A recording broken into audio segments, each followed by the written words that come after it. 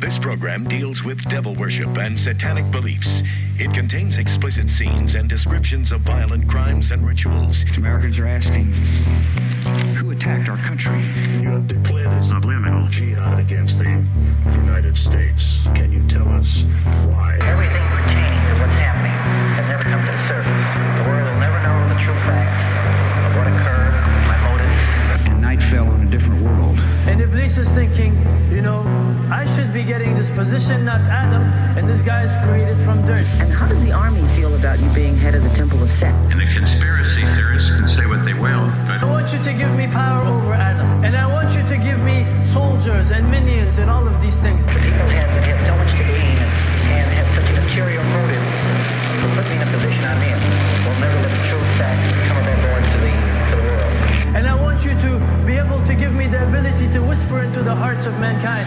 And who was the grotto leader? Don't remember his name.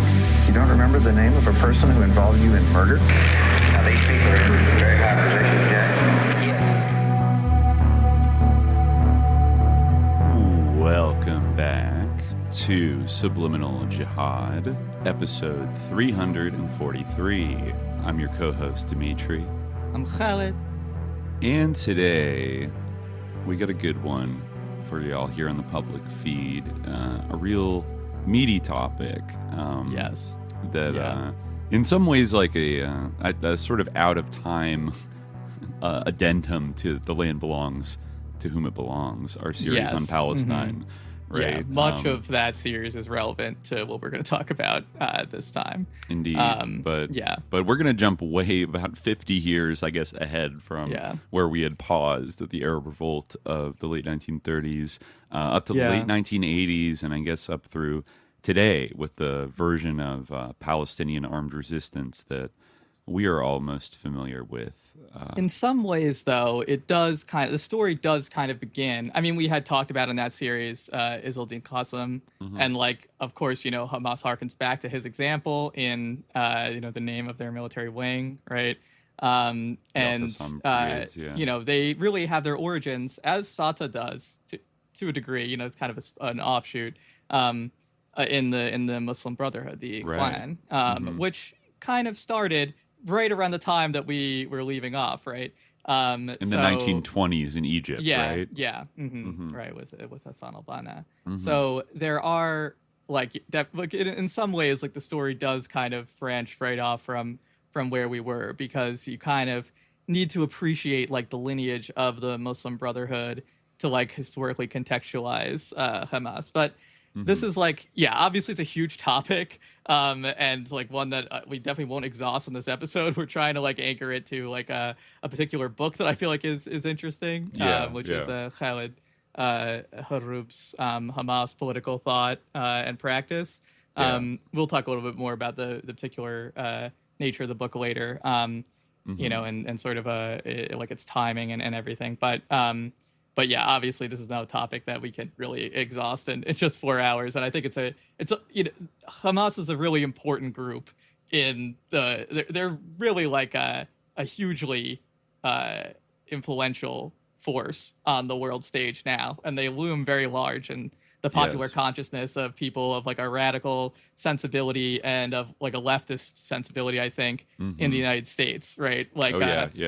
I mean, part of the genesis of this episode is kind of has to do with sort of little idiosyncrasies of recent American political developments. Actually, part of kind of our impetus to do this. There's a few things that do tie in, right? Some of which we talked about last week. I think about and even a little before, talking about Ali Shariati and stuff. But this idea of because. I'm forgetting the entire name of this DSA congressional candidate, Chevalier. I've since learned Chevalier. It, right, yes. Darlisa Chevalier, right? I'm not sure if I'm pronouncing it right, but that's her name, yeah. Right, and there were some comments, and I remember a few months ago a prominent leftist influencer saying something like, it's silly to convert to a religion as an adult. That's just stupid or something. Right. There's that kind of attitude around. It's a routine thing. They for whatever reason, certain prominent leftist commentators in the United States do feel the need to come forward and express their disdain for religious converts, and they always use the terminology of adult convert, which doesn't really make any sense because like child convert is like not really a phenomenon, but it's like kind of a way of saying that, you know, basically what they're talking about is that like religious believers are stupid and childish, and like in, you know, like believing in a religion is stupid and childish.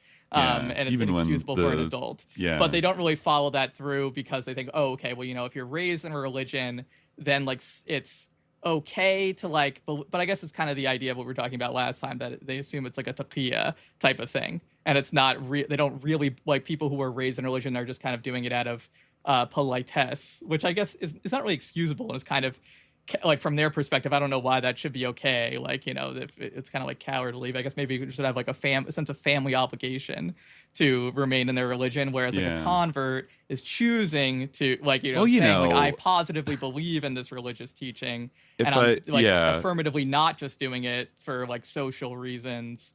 Although, you know, in some cases, obviously, like, those play a role as they do in all things. But, like, anyway, it's just like an incoherent idea. But really, it's just a way of saying that they hate religion. And, you know, it's especially interesting because, if I recall correctly, that specific prominent poster is, like, the son of a prominent, like, rabbi and has, like, made multiple trips to Israel, but is now maybe an anti-Zionist. I guess, you know, perform publicly an anti-Zionist, but also, like, you know, probably hasn't totally denounced their own religion, and, you know, which is fine. You don't have to be like ashamed of it, but to have that kind of like attitude about, anybody that affirmatively chooses a religious path is like a dummy and stupid. And then, and in particular, like Islam, I think, is really like kind of the like particular sort of target of a lot of these things. They don't like say it like because.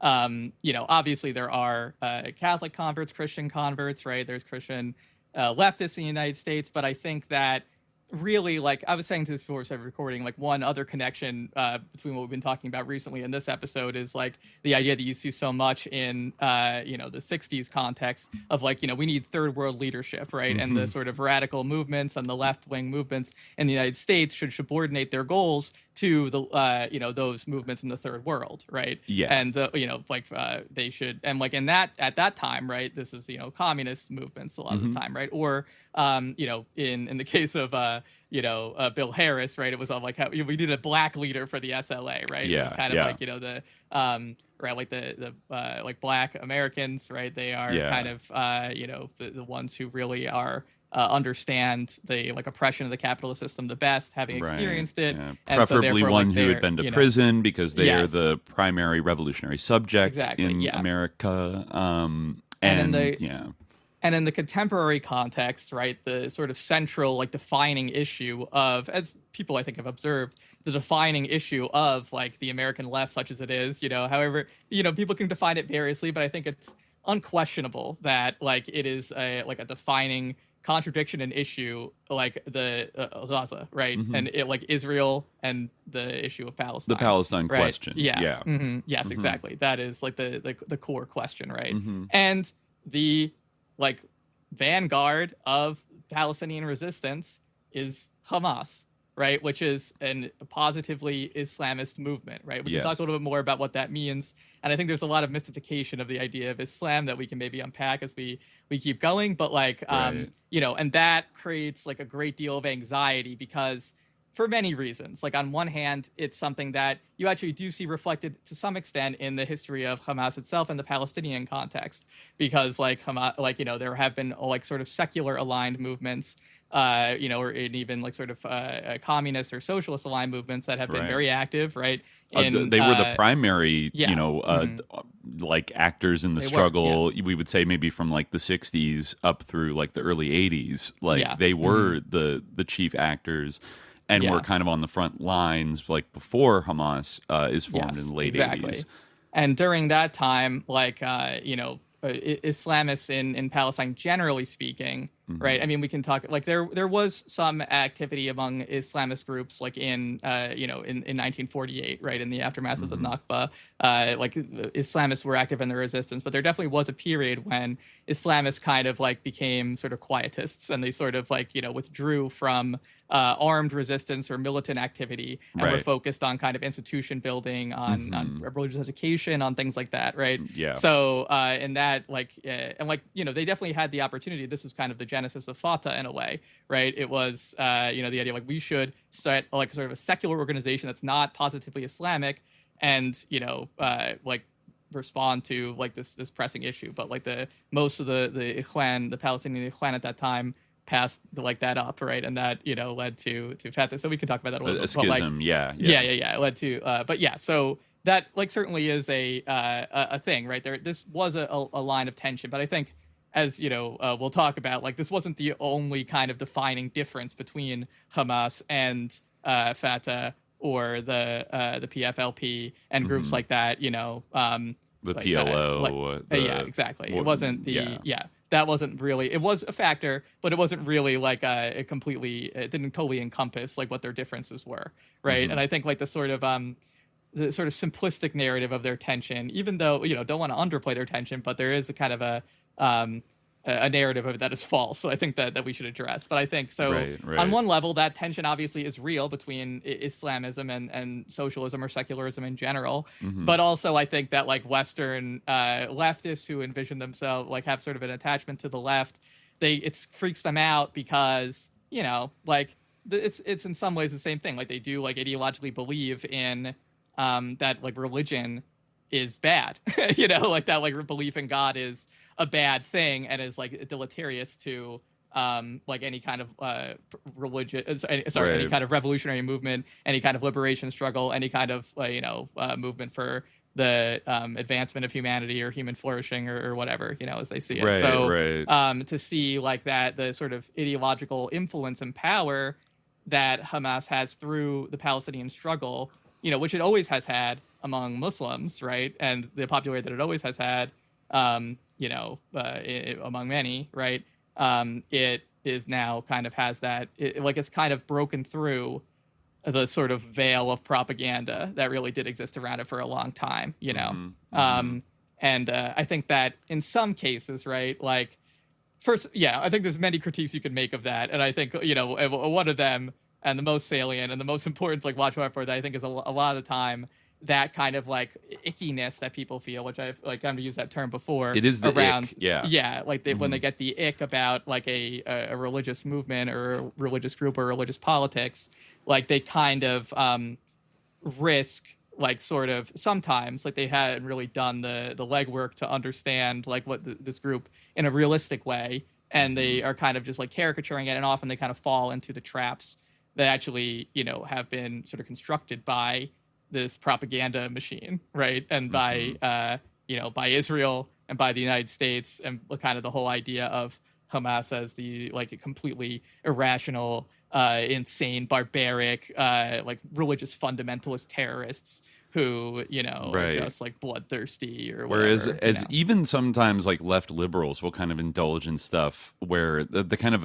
the implication is that, you know, if Hamas won, they actually don't even really care about Palestinian liberation per se. They're just using that as like a Trojan horse to establish an Islamic State and like do Islam stuff. Like, and like the Palestinian liberation is like, they're not really about that.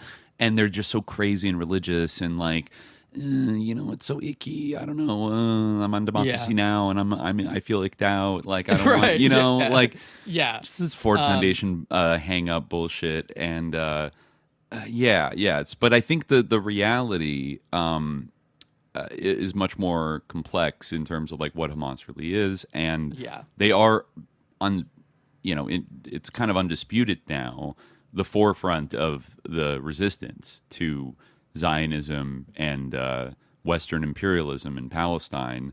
And today they do have, you know, we can talk about like the origins and the ups and downs of like their relationships, but they do have a relationship with some of these leftist and secular groups in Palestine, like the PFLP.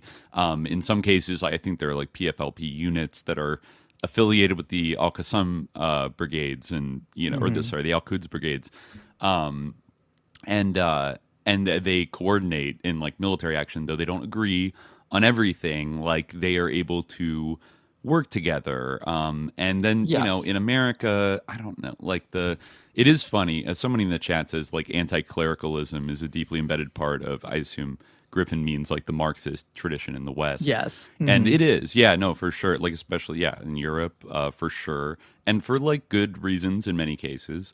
The various churches and I think in Europe the phrasing of anti-clericalism is like the use of the term anti-clericalism is illuminating, because like it is like Islam has no clergy, right? It never has, right? There is no actual like there's a clerisy. You could say there's a clerisy, right? There's ulama, right? But there isn't like I think that like organizational structure of there's Catholic priests and bishops and things like that. That is a very, very like crucial like frame of reference for like the understanding of religion as a phenomenon in Western Europe, is like the power of the Catholic Church as like a very particular organization, right? Yeah. The Catholic Church like could, you know, like say like they could get like, you know, the bishops and the Pope, they could get together and say like this book is prescribed by Catholicism, you know, by the Catholic Church. It is like definitively like this is the official doctrine of the Catholic Church, right? And like in terms of Islam, there is no like Muslim Pope, right?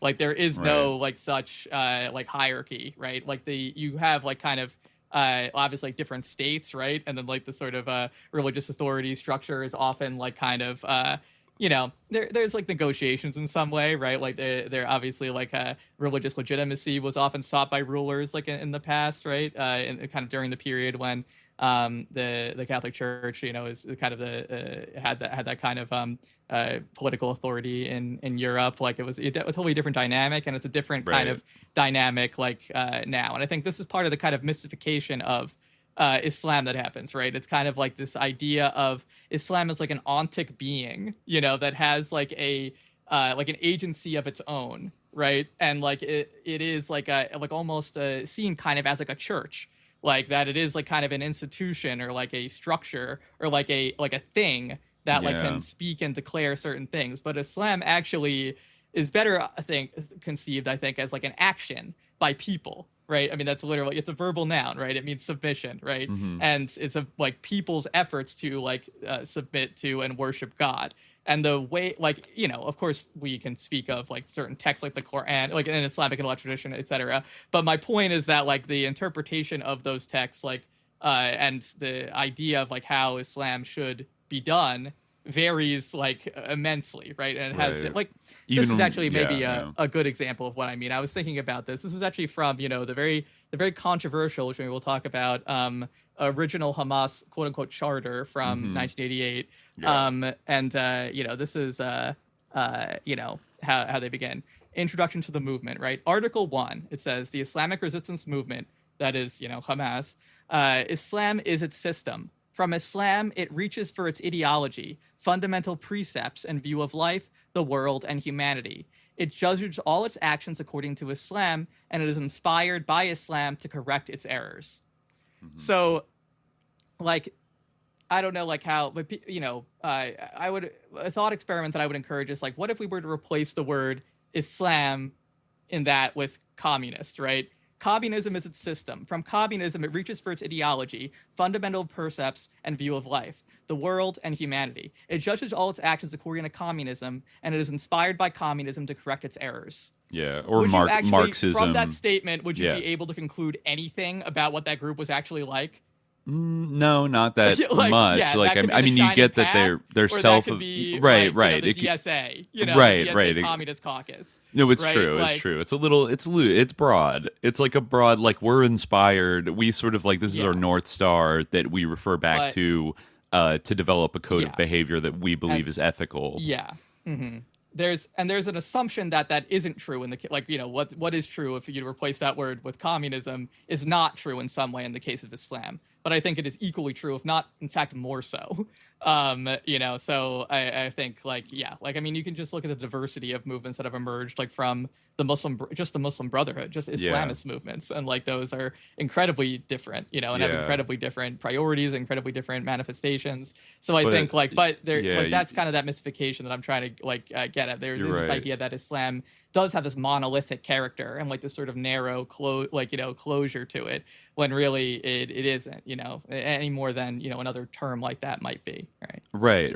Yeah, I think that if you're somebody with like leftist like sympathies or Marxist sympathies, I think if you read an opening statement like that and it said Marxism, it wouldn't like give you the ick or like concern. Exactly. You'd maybe want to know more specifics, but like it doesn't sound like they are quite similar in their broad like we're tying ourselves to kind of like an ethical structure and like a belief system that we believe in that's going to like guide our actions, broadly speaking, in a certain kind of way. Like it seems like there's nothing not sensible or like crazy, even when you get later into the manifesto, which I've seen over the last 2 years like described as a genocidal document, just an insane like screed of like kill every Jew, kill all the kuffars, but like it's really not no, that's not what the charter, and the group evolved from the charter as well.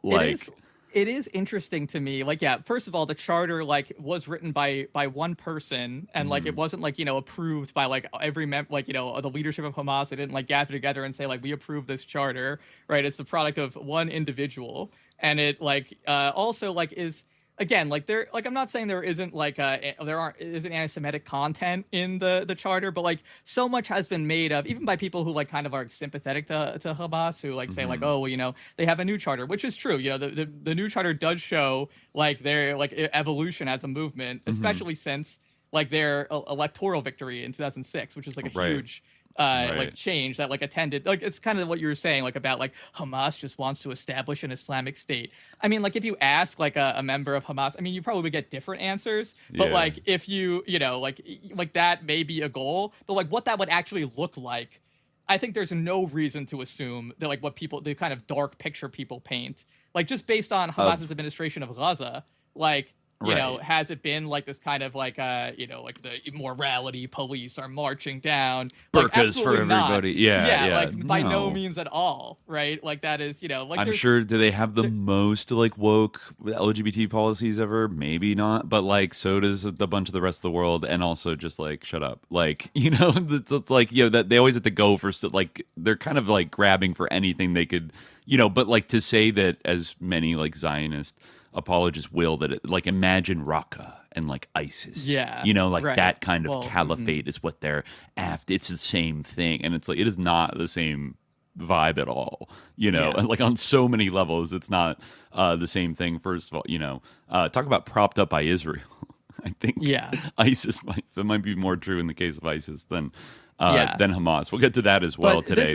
This is an a interesting statement. charge against them. This is a statement. This is Article 31 of the original Hamas charter, the one you always hear is so anti-Semitic and scary. Yeah.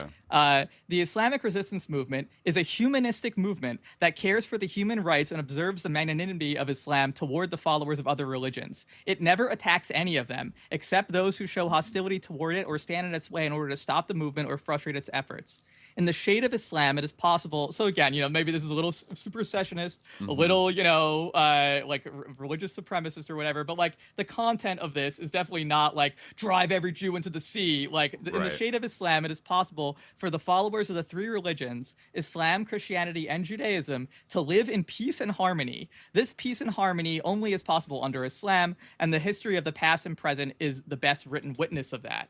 We've gone through that at length. That's a good argument. That's a strong argument to make that the most peaceful period in Palestine over 1,500, 2,000 years has been when Muslims were in charge of it and made special dispensations to protect the safety and the property of Christians and Jews who are already living there, and whereas the Christian Crusaders came in and tried to kill everybody and take over the place for themselves, and then the Zionists did what they did, so between the three, that gets glossed over, that the assumption that from the river to the sea, Palestine shall be free somehow implies like they're going to kill every single Jewish person, like throw them in the Mediterranean.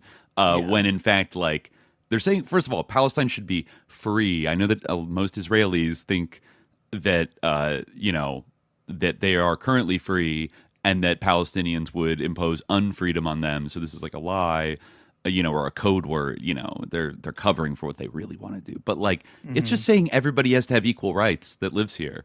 And you can't have an ethno-supremacist, like a supremacist ethno-state, basically, where half the population is subject to a police state, whatever. Yeah, I mean, obviously that like article of the original charter, which is no longer has any force and really wasn't like so determinative of Hamas's statements or politics, like even during that time, right? Again, I made all the qualifications about that, but like even obviously, yes, it's Islamist, it's like under the shade of Islam, but like in context, like.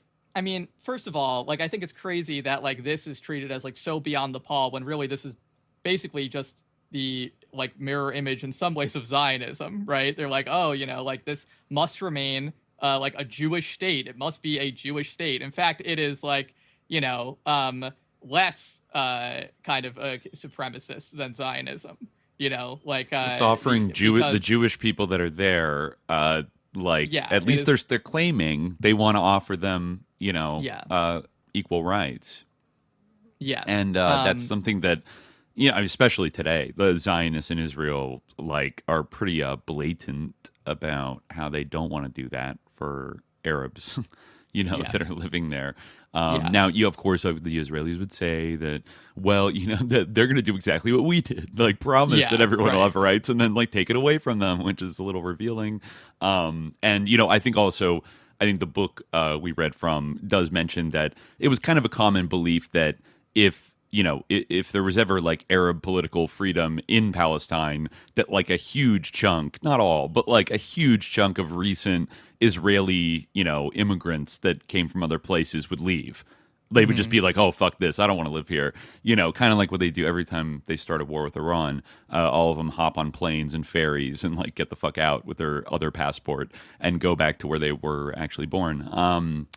But, and if you allowed the right of return of Palestinians, obviously the demographic, it would sort of revert back to what it historically was, where there is a historic Jewish minority that still, that was 4 or 5% of the population, a lot of it kind of around Jerusalem, and they would be protected and fine. But the vast majority of Ashkenazi Jews and others that came in more recent decades would decide to leave. And then, there'd be an Arab majority, a Muslim majority, and sure, in that case, yeah, sure, whatever Jews are left, if they decide to live peacefully, it seems to be yeah, sure, they can stay. But this situation is completely unbearable as it is, where, So, that's a far cry from kill every single Jew. No, definitely they not. Also, yeah. right? I mean, the book goes through very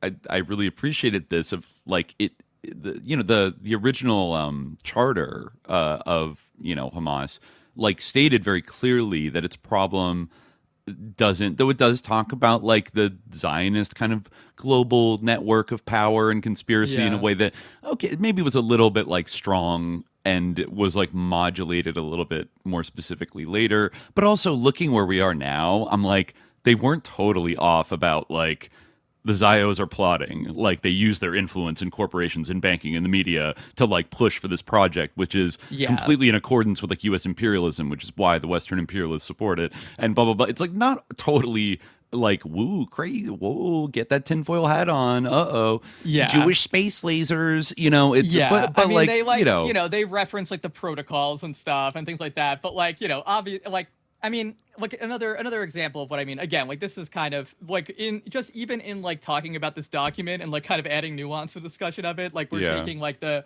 almost the weakest position in terms of nuancing like the discussion, the sort of the discourse around Hamas, because this is like, first of all, like, we gave all the qualifications, written by one person, not really determinative of their politics, et cetera, et cetera. But like, I was like, kind of struck by this part almost, where they talk about, hold on, let me bring it up. Yeah. This is from Article 15. Jihad for the liberation of Palestine is obligatory. When an enemy usurps a Muslim land, then jihad is an individual religious duty on every Muslim. And in confronting the unlawful seizure of Palestine by the Jews, it is necessary to raise the banner of jihad. That requires that Islamic education be given to the masses locally and in the Arab and Islamic spheres. The spirit of jihad, fighting, and joining the ranks must be broadcast to the Ummah.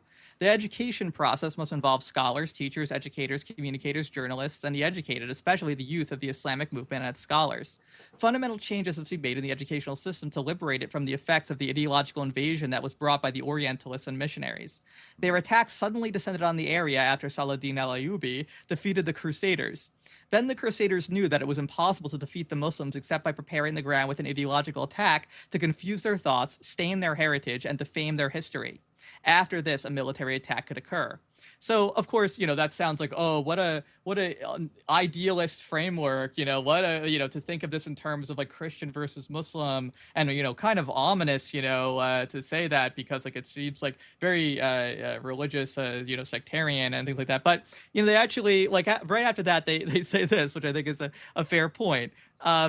That paved the way for the imperialist attack in which General Edmund Allaby, who we were talking about recently, in The Land Belongs to Whom It Belongs, claimed that when he entered Jerusalem, now the Crusades are over. And General Garud stood by the tomb of Saladin and said, "We have returned, O Saladin." Those are true stories, right? It might not have been Garud, it might have been a different like French general, but like those, are like actual quotes, right? Those are actual statements that those people made. Right? Yeah. And they framed their conquest in terms of a Christian crusade. Absolutely. So it's like, not really so this and they perception, again, it's not like crazy and harebrained and like, and like cultural infiltrations, that kind of soft power thing to, weaken the resistance of a country that you want to like exploit or dominate. Like there's hundreds of examples of that from places all around the world of empires doing that. So I think, that's not to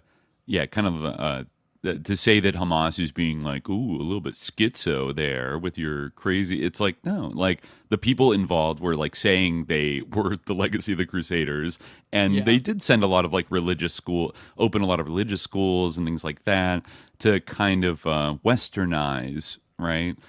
Like a Palestinian subject and the kind of soften. Now you could argue like, okay, like maybe in some cases, obviously this document is saying that like a proper Islamic education was like the proper way to teach people. But, even if you might particularly like not necessarily agree with that, that doesn't mean that, I don't know, that these Christian schools that were being set up were like bringing like just like Enlightenment books and like Marx and like teaching them how to be cool, like Enlightenment liberals. Like they were probably teaching them other things that were maybe didn't have the best effect on, that weren't guided toward just like a disinterested acquisition of knowledge and wisdom generally, or whatever. You know what I mean? I kind of think like, like in saying the ideological invasion that was brought by the Orientalists and the missionaries, like, it is true, like that they were like, we all know about Orientalism, right? We all know that like it kind of had like a deep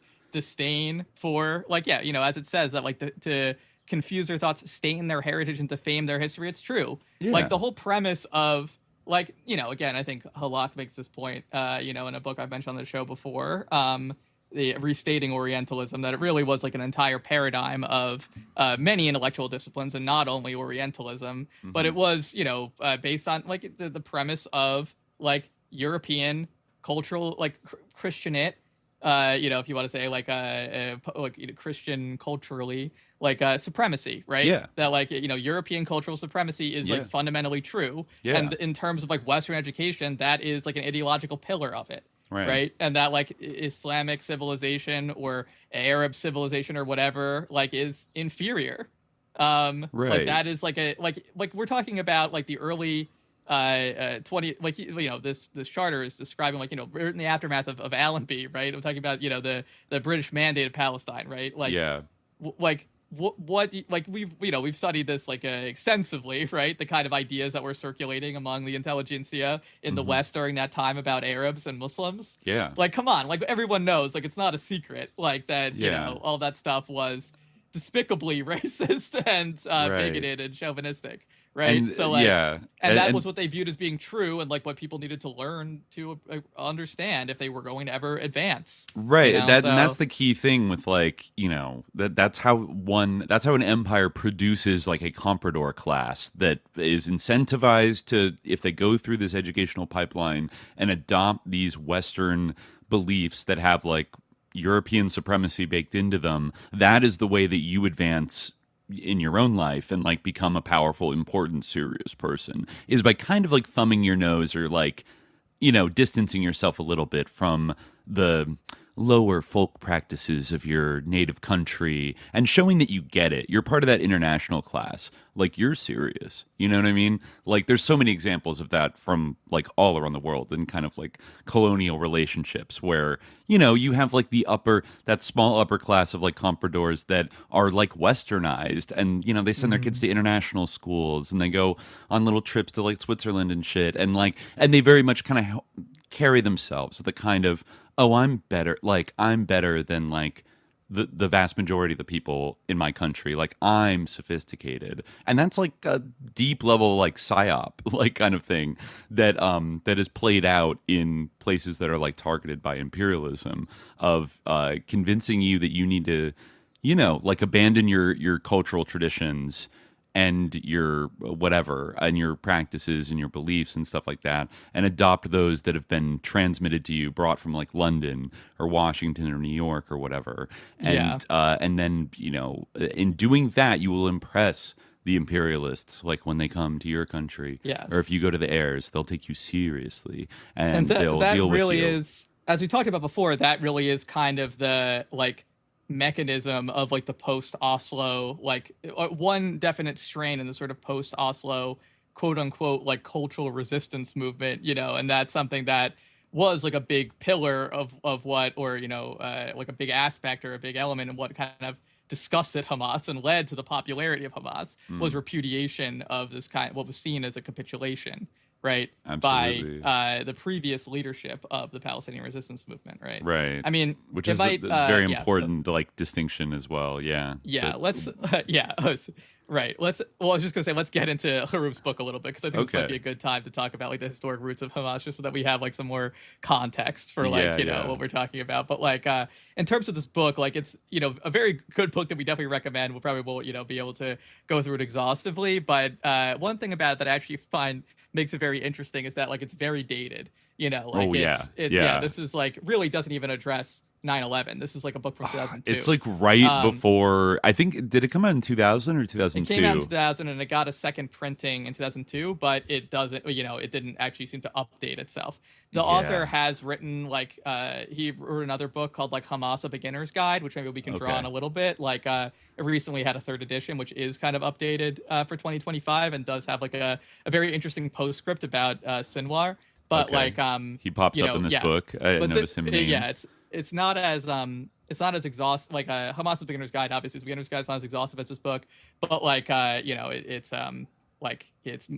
more recent. But yeah, this book I do actually find that interesting, because, you know, there are certain things about like kind of his speculation about like what Hamas's electoral prospects might be, you know, whether they underestimate their popular support and things like that. Right. Could they win an election? And then they did. What was it, in 2004, I think? 2006. 2006, that's right. Yeah. But yeah, like it is interesting in that way, because like, you know, to kind of think about it in the context of what happened, because and like, you know, I think that it is part of the reason why we're talking about this book is that, you know, it was at the time, and it is in some way now, like a very unique book in terms of the sort of English language books about Hamas, because as he notes in his introduction, a lot of those books, first of all, don't even use Arabic sources, and they just rely on Israel, you know, like on Israeli journalism, or like, you know, whatever the Israeli state says, or non-Arabic sources,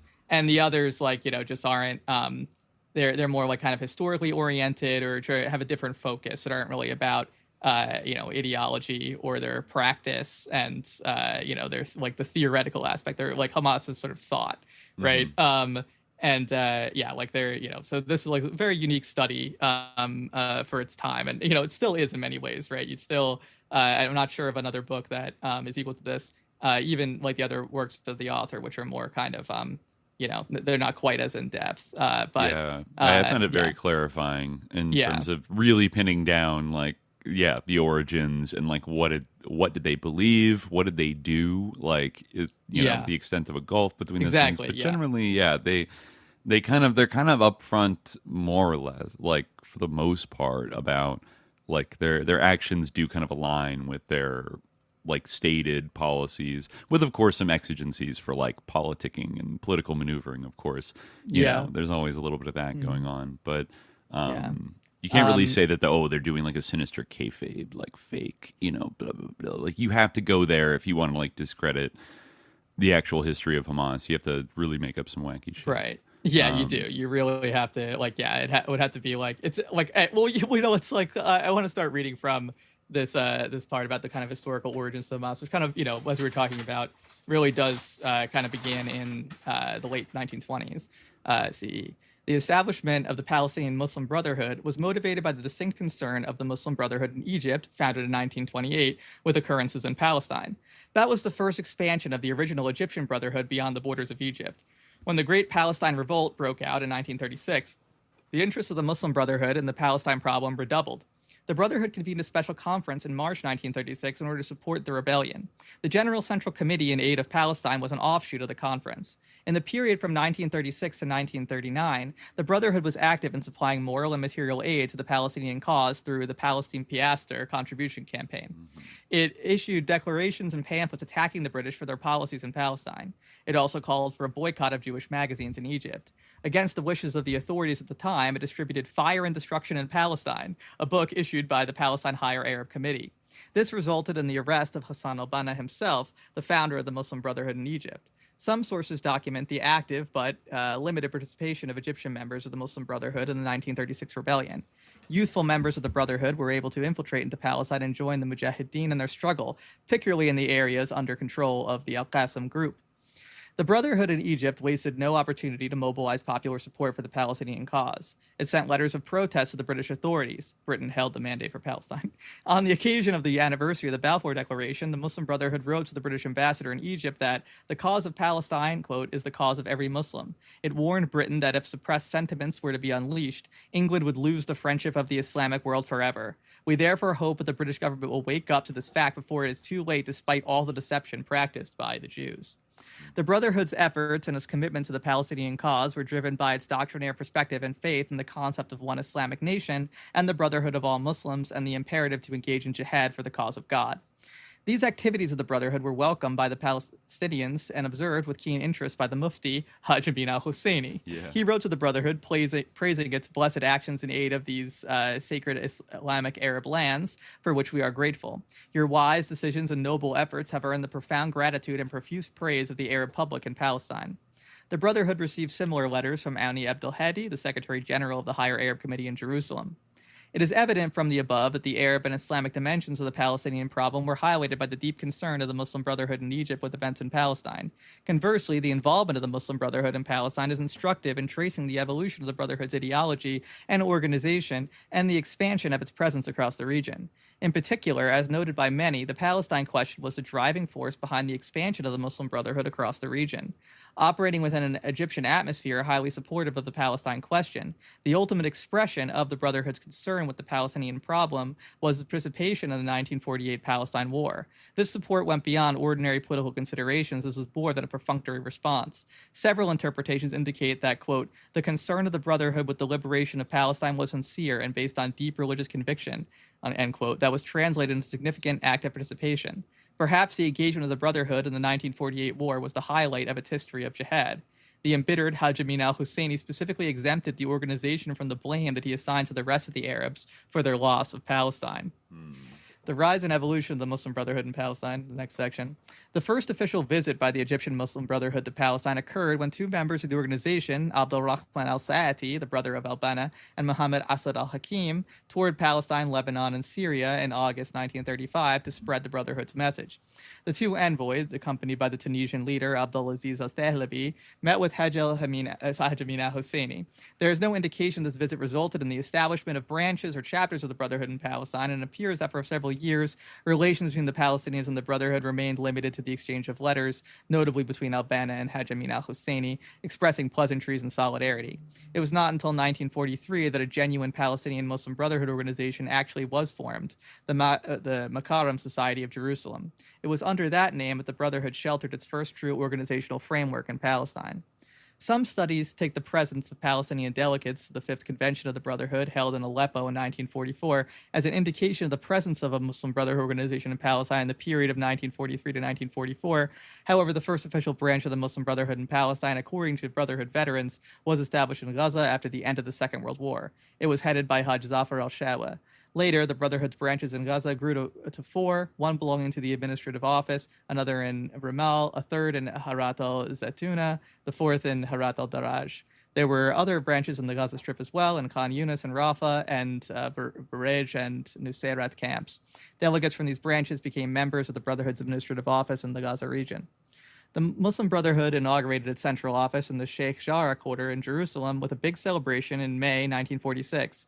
An official delegate of the Muslim Brotherhood in Egypt, Abdel Muiz Abdel Sattar, attended the celebration, as did Palestinian notables and prominent leaders such as Jamal al-Husseini, president of the Arab Party and vice president of the Higher Arab Committee in Palestine, Nasser al-Nashibi, Abdel Hamid al-Saya.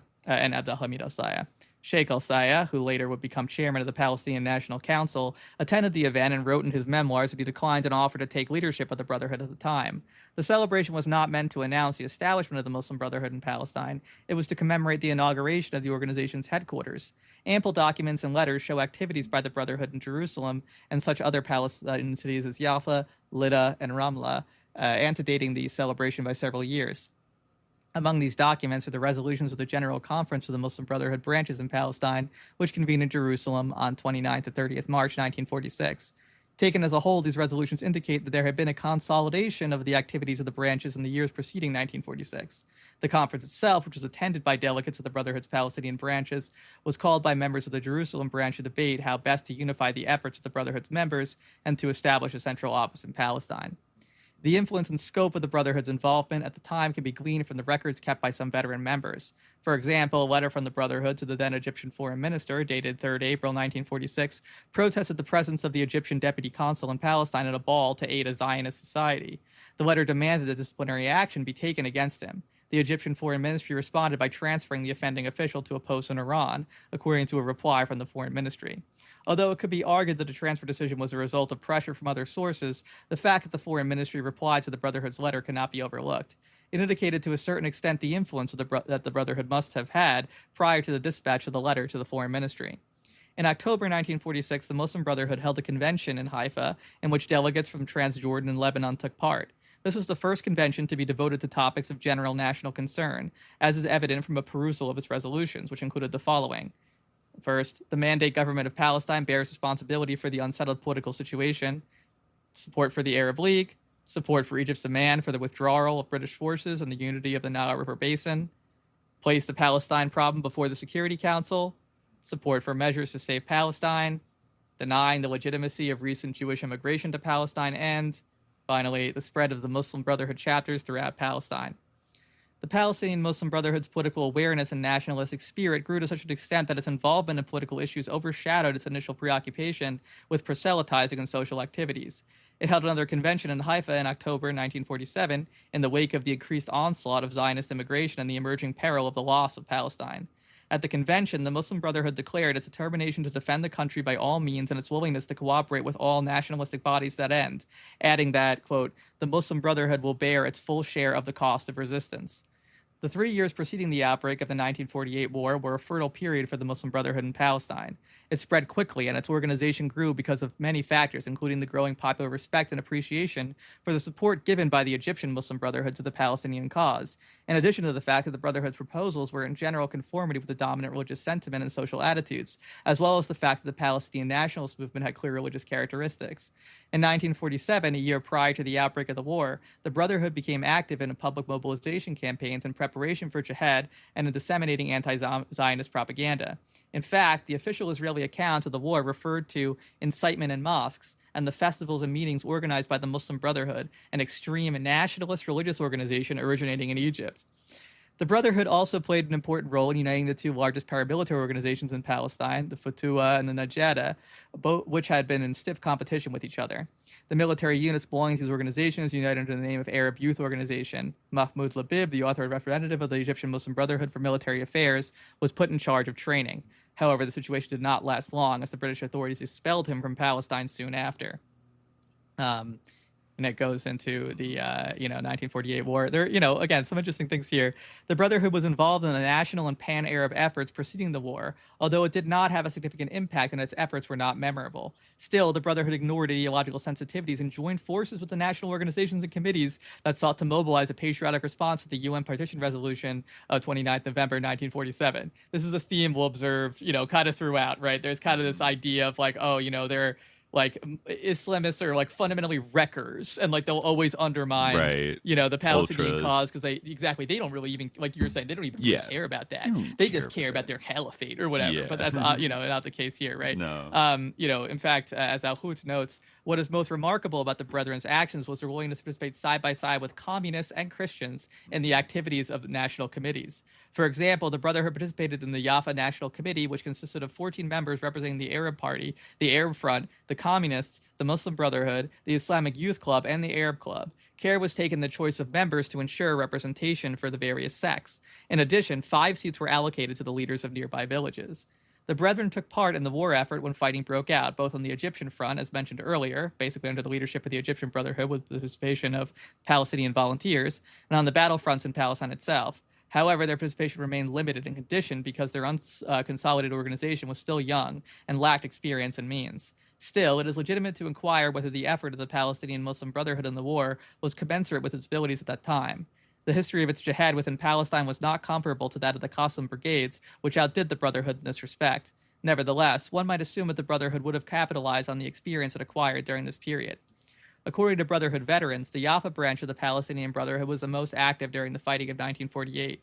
There existed within the branch a secret military organization that enlisted a limited number of men with the proper qualifications. The remaining members had no knowledge of this organization, which became active when the war broke out.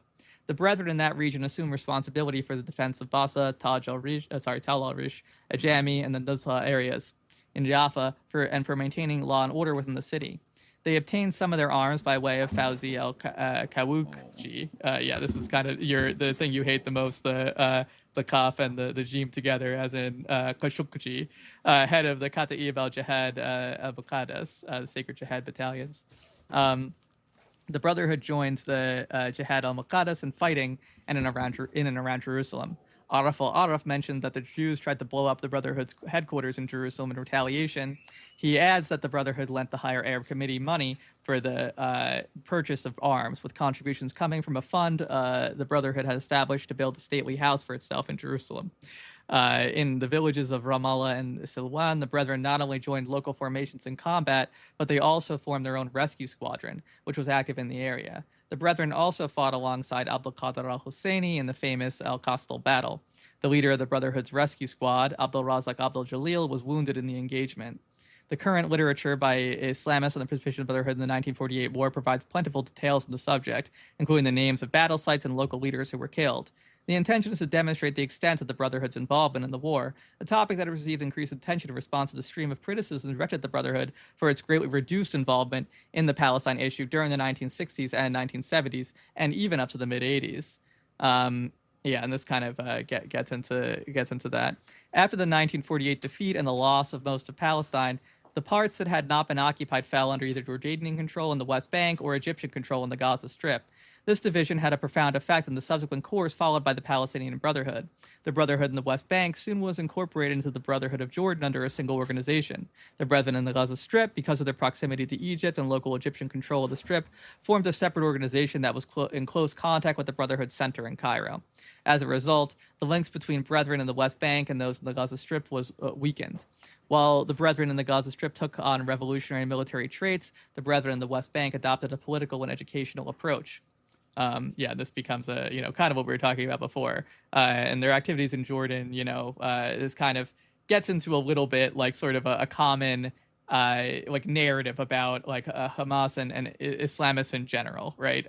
Which obviously, has some truth to it, as Hroub even acknowledges, right? So following the annexation of the West Bank to Jordan in 1950, the status of Palestinians there changed as they became Jordanian citizens. The Muslim Brotherhood organizations in the West Bank and the former Transjordan united under the name of the Muslim Brotherhood in Jordan. As mentioned above, the Brotherhood in the West Bank became a political, educational, and proselytizing organization that avoided any real military activities. It was roundly criticized for this behavior, which weakened its nationalistic credentials. What modest military formations the Brotherhood had prior to the 1948 war, notably in Hebron, Nablus, and Jaffa, were broken up and dispersed following the tragic outcome of the war. The Brotherhood, nevertheless, was able to consolidate its position in the hospitable environment of Jordan. The regime tolerated its activities in the hope that they would help to counterbalance nationalist and leftist trends that acquired increasing influence in both the East and West Banks. At the beginning of the new phase in the early 1950s, the Brethren busied themselves with educational and proselytizing activities, publishing and establishing chapters of the Brotherhood throughout the cities and towns of the West Bank. Their most significant political activity was to serve as a driving force behind the convening of the General Islamic Conference in Jerusalem in April 1953. This event was meant to be an Islamic pulpit for supporters of the Palestinian cause in the Arab and Islamic worlds, thereby keeping alive the issue in the consciousness of Muslims and mobilizing support for the cause. So this thing of Jordan was willing to sponsor the Muslim Brotherhood because they actually actively hoped that Islamic organizations or Islamist organizations would kind of counterbalance leftist or nationalist currents, right? And obviously this is an attitude that is held by some, right? But I think it kind of brings up something that I feel like we'll talk about in this episode, which is sort of the this sentiment we're kind of hinting at before, which is the idea. I mean, you even kind of see it there was a recent New York Times article that we were recently discussing in the Discord, actually, the GWOT Discord. How Israel propped up Hamas, right? Yeah. That article is particularly about post 2018. Really, it's about a negotiated ceasefire between the Israeli government and Hamas, which is somehow made to seem kind of somehow insidious, as if sinister backdoor payments from Qatar. When really it's kind of I don't know. But it's interesting because it's the article is kind of from an Israeli opposition perspective, kind of Netanyahu is really the problem, and this guy is so hungry for power that he actually made a ceasefire with Hamas, and it's kind of well, then what should he have done? And really, it seems the answer for most of the heroic Israeli opposition is that he should have done in 2016 what Israel did in 2023. And he just should have committed genocide. And that, and so this shows how, we really got to get rid of this guy Netanyahu because he's just a power-hungry Trumpian figure. Not to say that Netanyahu isn't evil or anything, but it's kind of, it just shows the kind of bankruptcy of the liberal Zionist opposition. I'm an Israeli leftist, and here's my political take. Exactly, yeah. That's the most disgusting that's shit kind of ever. the idea that he wanted Hamas to be strong so that he could stay Right. The article's called buying peace, or it has a title of buying peace or buying quiet or something like that. And it's he bought off Hamas just so that, to try to satisfy them, but you can't reason with these animals. Right. It's Bibi's such a little tricky dick, little crook kind of guy doing petty little crook things that he accidentally, through his own, petty whatever, certainly not, leaving the genocide thing completely out of it, decided, through his own avarice, he propped up our greatest enemy, Hamas. Exactly. And then it's it's like Trump. It's almost got a shade of Trump delivered this country to Putler, on a silver platter. No, it's exactly this. Or really, I think an even closer parallel is I'm really in favor of the war on Iran, of like, going to war with Iran. But the way Trump is doing it is just, he got 13 of our brave troops killed, when it could have just been done in a much smarter way. Right. That's basically what it is. Right. A lot of people like that running around right now. Yeah. But there's kind of like this, and Hroub is very much against this idea. And in fact, he has like a review of some other literature on the subject that might be worth reading later on, where he goes after it like directly, which is kind of this notion that you do see like kind of circulated around to kind of discredit Hamas, even by like American leftists and things like that, to say like, Israel like cultivated Hamas, because they wanted to undermine the more effective and better secular resistance, and like so. Some people have run with that. Yeah, it's like various shades of like even going up to, which might have been a thing of like Netanyahu, for whatever reason, kind of doing a stand down order on October 7th to like allow the attack to be to some extent like to allow the full devastation of it or whatever to go out, and then like Hannibal directive like all those psytrance ravers, and then say that like Hamas did it. There are there definitely are suspicious aspects of like the Israeli response on the day of October 7th, right. But I think, some people, I think, in my opinion, like take it a little too far as to like, somehow this was like completely masterminded by Israel to do to itself. And Hamas isn't really like a conscious actor. They're like a little pawn in a game that was just, and so you don't really need to think about them too seriously, and it gives you an easy out to kind of say, well, I totally I still hate Israel. They're so bad, blah blah blah. But these Hamas guys it's kind of like SLA jacketing them a little bit and like saying they're just like edgelords they're wackos who don't actually represent the real Palestinian opinion on it. Like so a lot of Palestinians hate Hamas. Like people always say like little caveats like that because they're still afraid of just kind of saying that it's like the free Palestine from Hamas thing, kind of, but leftistly. But it's like actually Israel's fault that Hamas even exists because they want that. And I think that evinces like that rests on a kind of simplistic reading of like what assumptions about religious like resistance groups and the secular ones, and just kind of putting them in like these clean categories. I think it does come from this like a priori kind of idea that like, fundament, like there's no real like evidence of that, but it is kind of like assumed to like, be the case that like Israel would prefer that Hamas really like, I mean, we could talk about it. It's obviously much like the reasons why like Hamas has become the sort of main force in the Palestinian liberation movement is like obviously not just that like Israel like funneled money to them and like supported them and like gave one of the things that like often actually like in terms of your point about the whole idea like, oh, Israel masterminded it. There's a Substack piece by a Substacker, UMMAH-GROUNDED. I think I posted this in the Discord as well. And he makes an important point that I think is very valid, that like it's interesting that like Israel, unlike the accusation that they killed Charlie Kirk, Israel isn't really stumbling over itself to like refute the idea that like it masterminded the rise of Hamas, right? Because it feeds into this idea of the sort of omnipotence or omniscience and the kind of superpower of Israel, right? That they have total control over the situation, right? And that they're their enemies, like they're incapable of being surprised or caught off guard, or they like everything is completely dominated by them, right? They could never actually make a mistake. Everything is by their design. Right. They're just waiting for the next, wait till the next pager bomb thing goes off, and then you'll realize Israel was playing 5D chess the whole time. And they kind of like, they broadcast that with a little smirk, like, which you could see the psychological warfare application of that.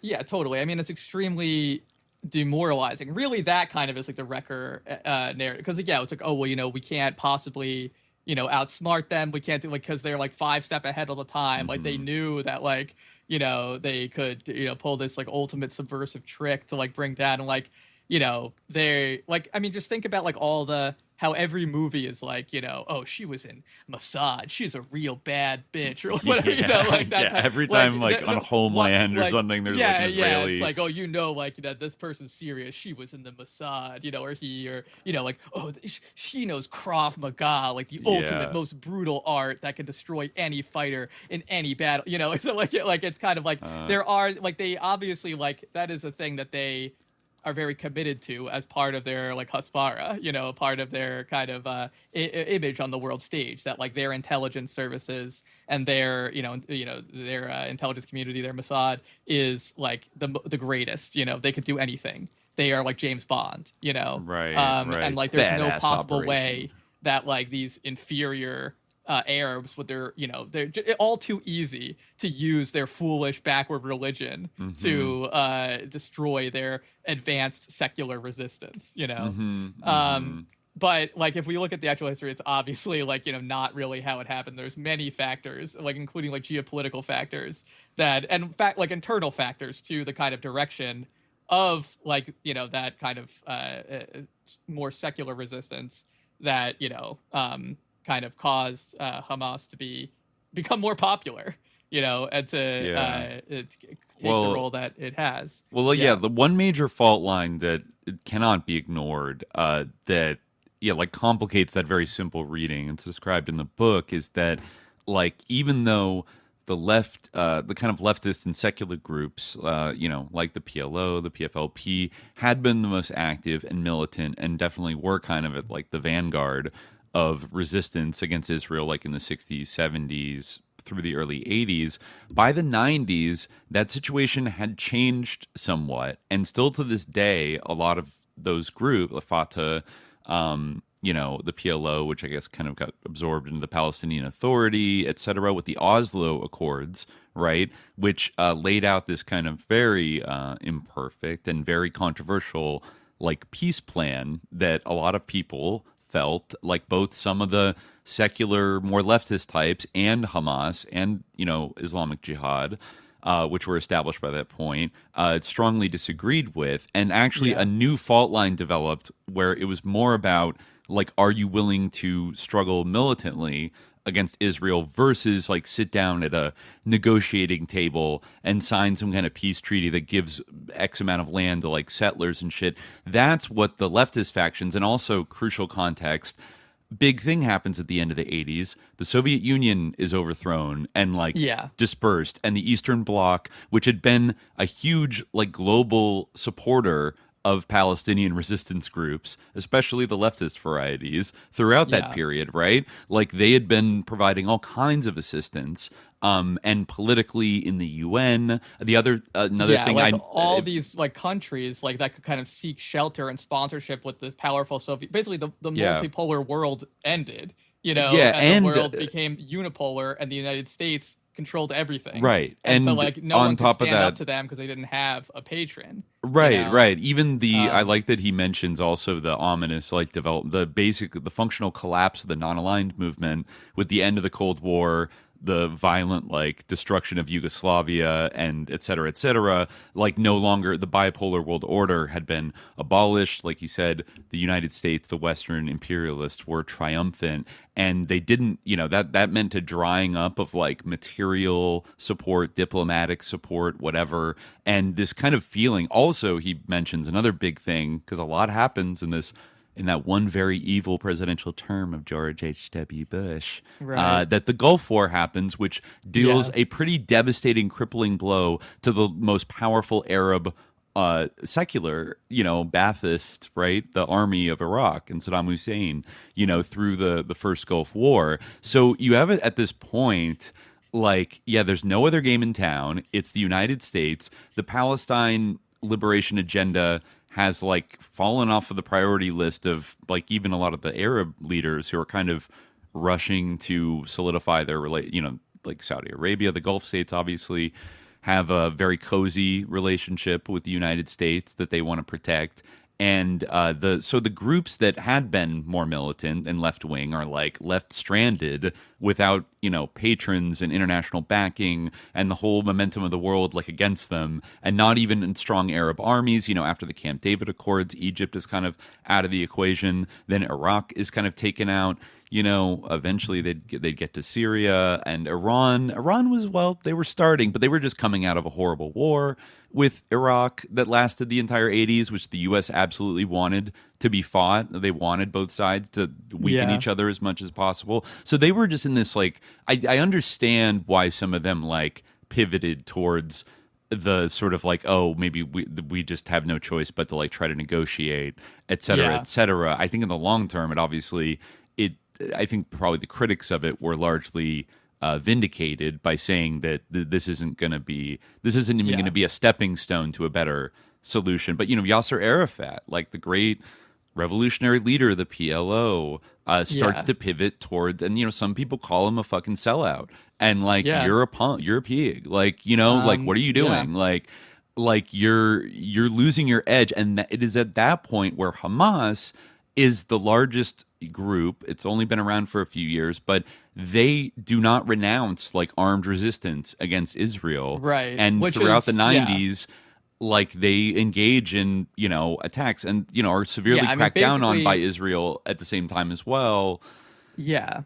I mean, that led to them becoming, for people that wanted armed resistance, whether Islamic or Marxist or what, it seems like they met the population kind of where it was at after the disappointment of the Oslo Accords, and were the biggest group being we will keep resisting. And I think that explains a lot of their popularity, and it complicates the kind of leftists pick up the gun and fight, and Muslims the Islamists kind of do that. They either don't, or they only do it to do Muslim stuff and establish an Islamic State, but they're not really about. Right. It's not really like that. It's they stepped into the void and we're the group now, and people were okay.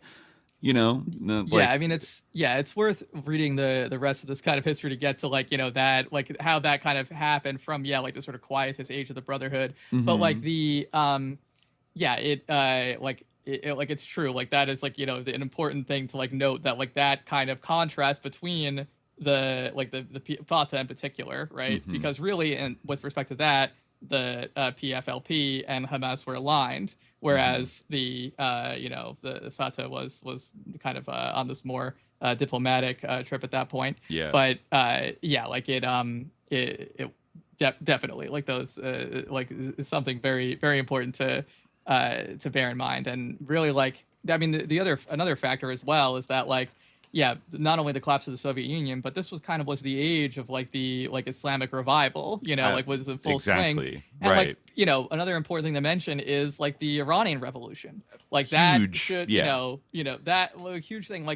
People kind of may read it through this kind of the Sunnis and the Shia. They're Shias. It doesn't. It's not. Yeah. No one cared about that. Not true at all. It was a huge inspiration to Islamists, the Muslim Brothers. Right. Right. Right. And, you could harness popular outrage and channel it in such a way that you could kick the United States, the Western imperialists, out of your country. In a popular uprising. Yeah, and in fact, at first, Iranian, among sort of the line of Khomeini, his faction in Iran, they loved the PLO. They revered the PLO, and they were but their actual experience with them, the PLO was dispatched by the U.S. to mediate during the hostage crisis, and they were you're snakes, you're, and also, and then there's also, again, it's not irrelevant, but it's kind of something that is read into a different the particular context, the political context, right? They were oh, you're not Islamic enough, that's the real problem here, that's why you're selling out, and then they're oh, hey, this group Hamas, they're really about it, and they're standing on business. Yeah, exactly. That's the kind of thing. And just as when the Marxists were all about we're doing armed resistance, they were standing on business, and it's more of a standing on business kind of thing than suddenly there was still this super viable and vibrant left wing kind of network of groups that were willing to fight, and then Hamas pops up and everyone kind of gets like convinced to follow them instead. It's not as much like that. It's like those people they had lost a lot of the capacity for armed struggle, but also were abandoning it consciously and going into a negotiating kind of track. Yeah, they're going on that kind of trip. And a lot of people didn't agree with that, and Hamas kept going.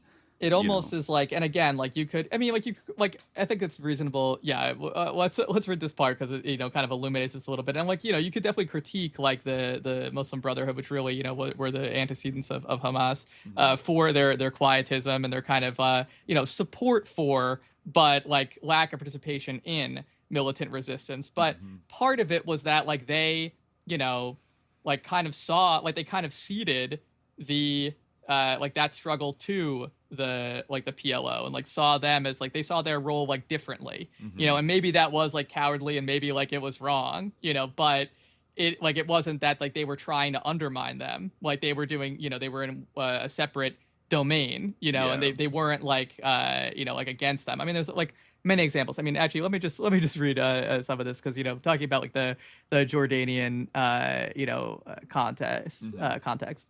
The other area of activity for the Muslim Brotherhood in the West Bank during the 50s and 60s was in contesting parliamentary elections.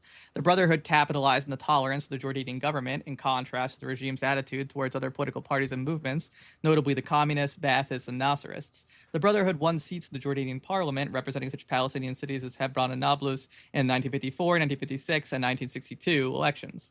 The Brotherhood candidate, Sheikh Mashur al-Daman, won the highest number of votes in Nablus in 1962. In view of the organic ties in the organization in both banks, I guess between both, the relationship between the Brotherhood and the East Bank and the Jordanian regime also determined the course of the relationship between the Brotherhood and the government in the West Bank.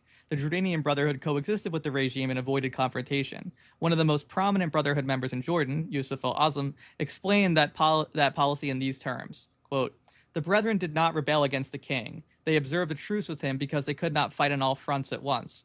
We stood by the king because Abdel Nasser's attacks on him were not rational, and we were suspicious of Abdel Nasser's ties with the United States.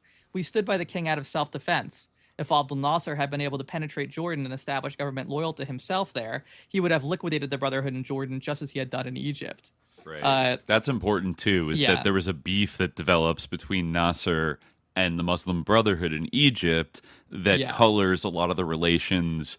It kind of makes like the Islamists kind of critical of Arab nationalism, like sort of Nasserism, and a lot of the other left-wing kind of groups as well, like suspicious of Islamism because it was cracked down on by Nasser, so maybe it's sus, but they both thought the other might be working for like Western interests, like covertly, and might be sus. Like, I mean, it's important. Yeah, it's important to remember that a lot of like Nasser's like legacy, like kind of remembers him as being, and it's true, like he was supported by like many Marxist Leninists and communists and leftists. Tito, they were BFFs. Critically, he was critically supported though because he did like suppress and crack down heavily on communism, and he was anti-communist in his rhetoric. I think he described himself as a white socialist, right, as opposed to a red socialist. Makes sense. Right? He was best friends with Tito, actually. Yeah. A little heterodox like, there. There's kind of this, like sort of this idea, like, the Nasser tried to crack down, and again, like you could criticize either side of that beef, right, about saying that the Ikhwan are great in every way, right, but I just think that kind of like the demonization maybe is like again we're talking about a more nuanced view of the history here. I think like it's interesting. I do feel like maybe it is because of like the legacy of Nasser, like which I think also like requires nuance. I'm not like an anti-Nasser, I don't take the Klan's line on him either, but like the Ramparts magazine line, he's worse than Hitler. Exactly. Right. Between Fatah too. They also call that as being like Hitler. Oh my God. But which it's funny, another thing I didn't mention about the Hamas charter is that like they constantly refer to Nazis as being like the epitome of evil. The Zionists are committing Nazi-like crimes against the Palestinian people, and it's like, I thought they like loved like died in the wool anti-Semitic. Yeah, wouldn't they be like, we need to revive the ways of Hitler or something? Like, no, they use Nazis as like basically a short shorthand for evil throughout the entire thing. Funny. Yeah, which is like, not necessarily like Western facing or trying to like trick anybody. It's meant for the pretty accurate. It's a pretty accurate description and prophetic in a dark way. Yeah. But yeah, so I think I don't take the Clanton's line on Nasser either, but it's it's a more complex situation, Hroub goes on.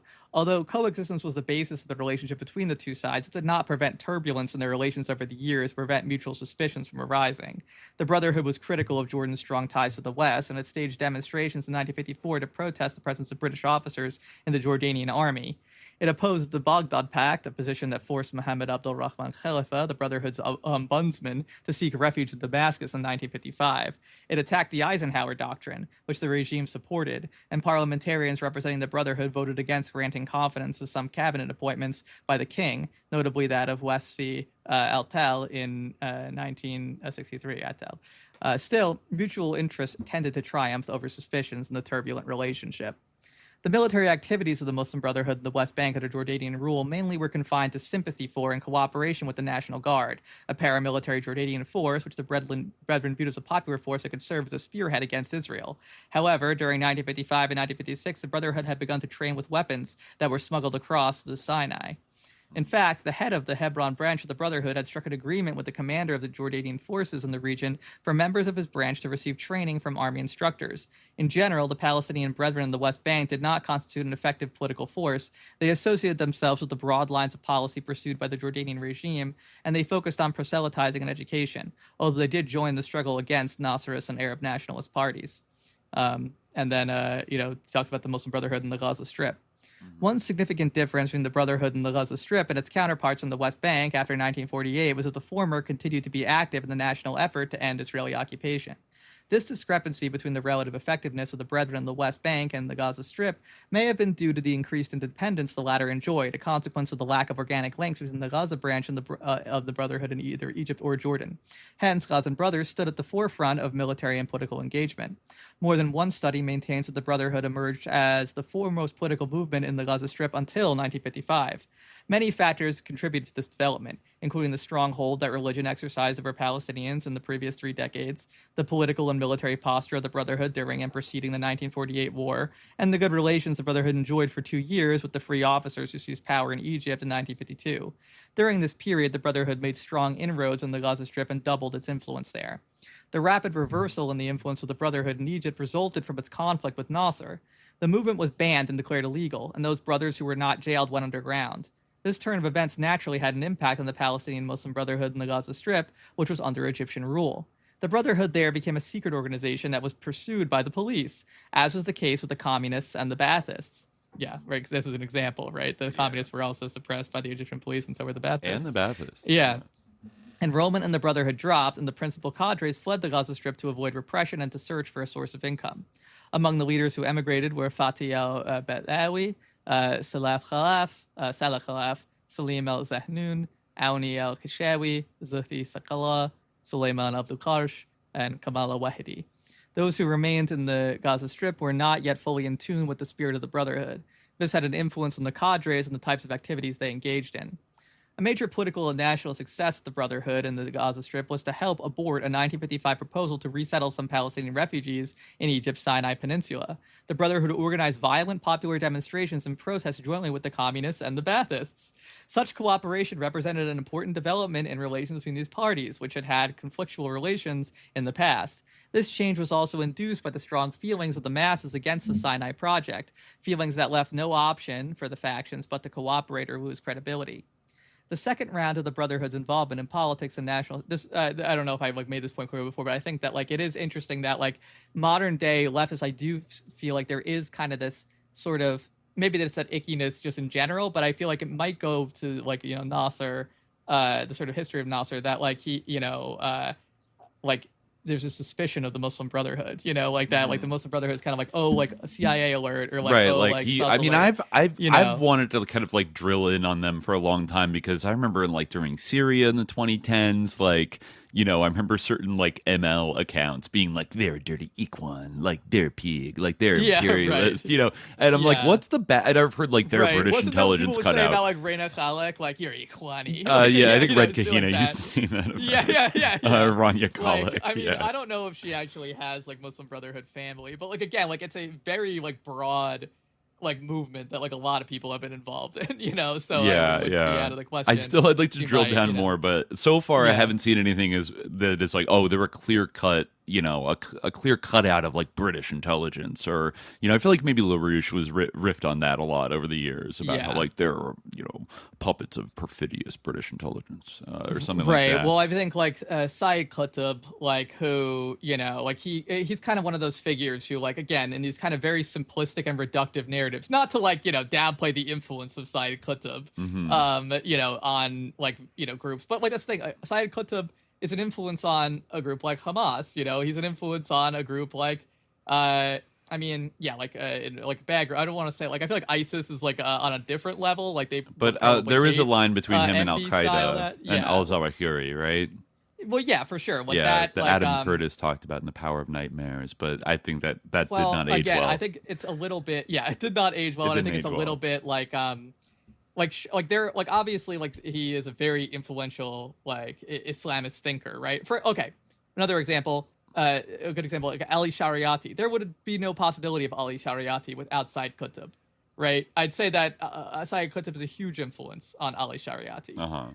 You know, so his intellectual is huge, you know, and like that doesn't mean that like every group that's taken inspiration from him or everything that he said, right? Which like some of which is like, you know, that's the thing about Islamism in general. And, you know, it's kind of true of some of communism or some communist theory. Like the ideas are like very broad, right? Kind of famously, right? Like what it's going to look like when we win.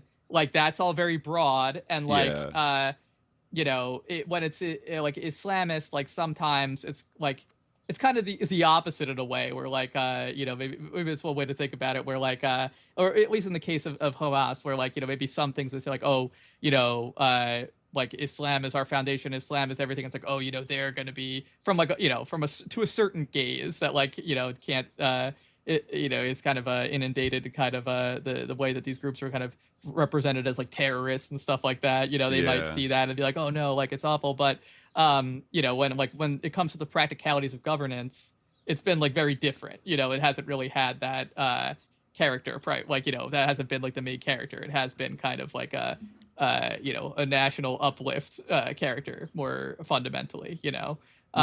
So yeah, like I think like I think like there's this you know, like it just runs the gamut is my point, right? Like it's sort of you know, the sort of vision point of like Saeed Qutb, like when you read some of it, it's like what? Like that's kind of ridiculous, but like you could like an Islamist group that's inspired by Saeed Qutb because he portrays a sort of rosy utopian picture of an Islamic state. You know, they could either be good or really bad, you know, depending on how they implement it. The same thing with communists, to be honest. A lot of like different thinkers within that tradition, you know, you could see people are, you know, you could smear it as some very simplistic thing. And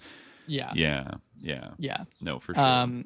No, yeah, like I definitely like, and yeah, that's the kind of I haven't seen The Power of Nightmares like in some time, but yeah, I feel like it's very like kind of it's one of his weakest, I think, and one of his most like sus. Like it's one of the ones where it's like, ooh, you really whiffed on this one, Chief. Like, I mean, he's got kind of fuzzy, weird like politics, and like the vibes of his films are interesting, and he gets good footage and plays post punk over it, and it's great. But like, you know, sometimes he shows his ass, but with like being a little bit, I think a lot of time when he talks about the Soviet Union, though I thought Trauma Zone, mostly because he stays the fuck out of it and just like plays like videos, you know, and doesn't like narrate too much. That's maybe not as bad, but The Power of Nightmares was really, he was going for like, I have a hot take that like the neocons and Al Qaeda are kind of like the same type of people that were influenced by like similar kind of like philosophies, and he you know, he goes through Saeed Qutb's like experience in America, you know, which is true, and then how it influenced al-Zawahiri. But it's like, and then the neocons I forget exactly, but like I get like when it came out in 2004, it was like, damn, they're really sticking it to old Shrub and Dick Cheney and these like assholes by saying that they're more like the terrorists than they would like to admit, and that they're kind of like postmodern, philosophical, and they're like postmodern so extremists, like in a way, or whatever. Yeah, I mean, I think like to me, what it is like there is a very certain type of like talking about Islam in particular. Like Islamic terrorism, right? Because it's such a prominent like theme in American popular discourse post 9/11, obviously. Yeah. And it's like this kind of like the geopolitics understander like persona where they know like a couple of facts that they know like, the difference between a Sunni and a Shia and which countries are Sunni and which are Shia. Mm-hmm. They know the word Wahhabi and they know who Sayyid Qutb was. And then they think that like this has made them like levitate, and like that they like know it, like, and they understand, like then it becomes like this very simplistic thing where like they kind of make these big conflations of different things and they don't really like, and also they separate things that really do have like, connections between them. Well, I feel I could be wrong, but like I seem to recall that he doesn't even go as hard as like Fahrenheit 9/11 in like I was just thinking about there's an Fahrenheit easy 9/11. layup. There's an easy I had layup. the same thought of like, right. Fahrenheit 9/11 is kind of better. It kind of like it actually went a little bit hard. Sort of a soft truther movie. It is. It was like it was like kind of they took the edgiest stuff out, but it asks some questions. Like why was the entire Bin Laden family like privately flown out of the U.S. when all flights were grounded right after 9/11 at the request of the Bush administration? It's funny because like Michael Moore has like this sort of reputation to be like dumb lib or whatever. Yeah. It's like I remember when he was like booed by like everyone in Hollywood for saying that like Bush is evil. Meanwhile, Adam Curtis like is like, oh, the epic leftoid or something, but whatever. Yeah, when he's like, like what has he done? Except for, I feel like Michael Moore did lib out once Obama, like it took the edge off him. I know. I'm not actually defending Michael Moore. But Curtis got, I think relatively speaking. I think Curtis, it felt much like more of a real one. It felt much edgier, even though like he has said like I might be a neoconservative. I don't really know. Like he's kind of like I'm like a centrist. Like he's not like really a radical leftist and oftentimes it's just kind of like, I don't know, institutions be controlling the individual. That's what like the modern age is all about. And they be doing this on, both sides of the Cold War, blah, blah, blah. And it's like, we're kind of bad too. And also our society has no meaning. Like, it was kind of an early critique of like the sort of the empty dead end of neoliberalism. Like at the time, but he doesn't even do the kind of, they funded like the CIA, the Reagan Bush administration, like funded Osama bin Laden in the 80s in Afghanistan and, kind of like pumped a lot of resources into propping up this version of like, Mujahideen to like attack the Soviets. And then, oh no, blowback. Like then it attacked us. Isn't that ironic? I don't even think he goes there. It's just kind of like, or that Bush sort of like the Bush crowd kind of wanted 9/11 to happen. And maybe in a kind of ambient, poetic way, but like he keeps it it's about Chicago school economics or something. Like, it's not. I remember kind of being slightly offended by it when I rewatched it sometime in the last couple of years. Yeah, and was like I don't know. Yeah. But I mean, this is like to go on here a little bit. So the second round of the Brotherhood's involvement in politics and national struggle in the Gaza Strip occurred during the Israeli occupation in 1956 to 1957, which lasted 4 months. Two different approaches emerged among the national forces for dealing with the occupation. While the communists called for a strategy of passive resistance, the Brotherhood and the Baathists formed a national resistance front, which adopted a strategy of engagement in armed struggle against the Israelis. In the first half of the 1950s, certain groups of the Brotherhood in the Gaza Strip organized military cells that were to have a great impact in the next few years and help chart the future of the Brotherhood itself.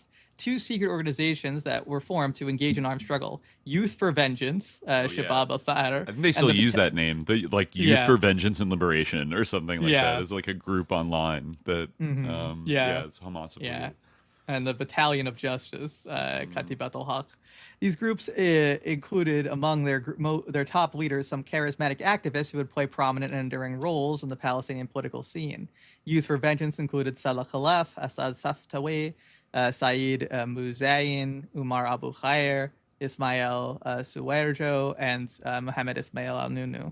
The membership in the second group, Battalion of Justice, comprised Khalil al-Wazir, Hassan Abdul Hamid, Abdabu Marahil, and Hamad al-Aidi.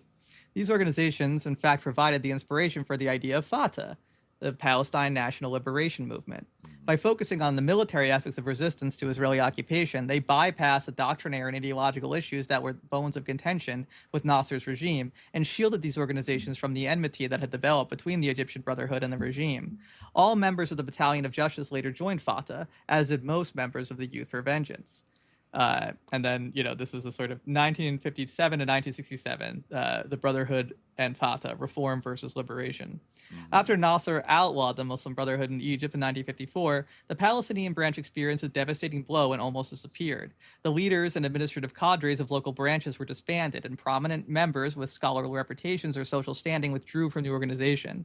The membership reduced to only a small number of students, teachers, and workers went completely underground. This development represented a setback in the effort to resist Israeli occupation and liberate Palestine, which was the main objective in the Brotherhood's platform. After 3 years, it became apparent to the active members that carrying on under the old formula would be extremely difficult, if not impossible, particularly since the conflict in Egypt between the Brotherhood and Nasser was escalating. Even under the best circumstances, the ultimate goal would have been unattainable. This analysis led to the conclusion that a new vision was needed to extricate the Brotherhood from the impasse and put it back on the road to the liberation of Palestine. These ideas were embodied in a July 1957 memorandum from Khalil al-Wazir to the leadership of the Brotherhood in the Gaza Strip. According to Abu Azza, the recommendation for a new approach included a specific proposal that, quote, the Palestinian Brotherhood establish a special organization alongside their own, which has no visible Islamic coloration or agenda, but which has a stated goal of liberating Palestine through armed struggle. The new organization should have the responsibility of preparing for that struggle and should engage in armed struggle once the required capabilities are acquired. This basically would become Fatah, and this is sort of a key point about the Muslim Brotherhood. Whatever, even if you're like, I don't know, I don't really like Hamas, and I prefer the PLO. They actually are both the offspring of the Muslim Brotherhood. That's an important point for sure. But the Palestinian Muslim Brotherhood did not take Khalil al-Wazir's memorandum seriously. Consequently, the idea was not discussed as one might expect from studying later developments. However, the brothers behind the idea went ahead with the project on their own initiative. They engaged actively in convincing and eventually recruiting individual members of the Brotherhood behind the backs of their leadership, arguing that the new idea was more workable than that of traditional Brotherhood thinking. Their perseverance in this endeavor created dissent within the ranks that preoccupied the Brethren for 3 years. Finally, in 1958 to 59, the project came to fruition with the establishment of the Palestine National Liberation Movement, Fatah, which attracted some prominent Brethren who initially had remained loyal to the Brotherhood. Rather than adopt the Fatah option for the liberation of Palestine, which depended on securing support from Arab countries in the struggle with Israel, the mainstream Brotherhood chose the alternative of consolidating the power of its existing organization in the expectation that, when it succeeded in its mission, it would liberate Palestine with the support of the entire Islamic world. The Brotherhood felt that it could appeal to the fact that Muslims everywhere had a sacred duty to save Jerusalem, which is the first Qibla in Islam, and to liberate the land of Al-Isra wal-Miraj. That is Muhammad's night journey, right? Because Muhammad, traveled to Jerusalem and then ascended to heaven, from the site of Masjid al-Aqsa. So that's, important, right?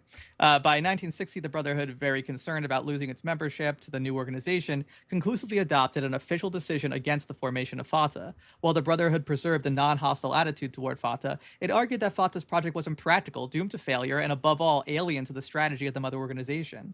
In fact, the decision to distance the Brotherhood from Fatah marked a historical turn, whereby for the first time since the 1930s, the Palestinian armed resistance movement and the Palestinian Islamists split, thus originating a rift that would continue to grow over the course of the following years. It is noteworthy that the Brotherhood's later writings pass over rather glibly this phase of the emergence of Fatah from under its wing. In fact, the Brotherhood's failure to assess seriously the 1960 decision to oppose the formation of Fatah and to distance itself from it represents an implicit condemnation of that decision. However, they regret it, basically, is what he's saying. Yeah. However, the indebtedness of Fatah to the Brotherhood, the initial Islamic coloration of Fatah and its early institutions are discussed. Many Brotherhood texts offer justification for refraining from engagement in the struggle for liberation during the 1960s and 1970s on the basis of preparing the liberation generation. It was nearly 30 years before the Muslim Brotherhood acknowledged that its plan to shape the liberation generation was unworkable and adopted a new strategy. From Khalil al-Wazir's memorandum of 1957, which the Brotherhood ignored until the early 1980s when the foundation for the 1987 emergence of Hamas was laid, the Brotherhood withdrew from the political national effort to liberate the homeland. It avoided direct resistance to Israel, except for a brief effort during the 1968 to 70 when the Brotherhood established camps in the Jordan Valley under the banner of Fatah and engaged in some significant military operations across the border with Israel. Even that effort was at the instigation of the general headquarters of the Muslim Brotherhood in the Arab world and was not an initiative of the Palestinian brothers themselves, according to Abu Azza. In the second half of the 1960s provided a sharp contrast of the Brotherhood mother organization and its offshoot, Fatah, moving in opposite directions. Fatah came to represent a Palestinian nationalism that had forsaken the grandiose slogans that had cast the responsibility for the liberation of Palestine on the shoulders of Arab regimes. Instead, Fatah decided that Palestinians had to seize the military initiative as a national liberation movement in order later to drag regular Arab armies into the battle.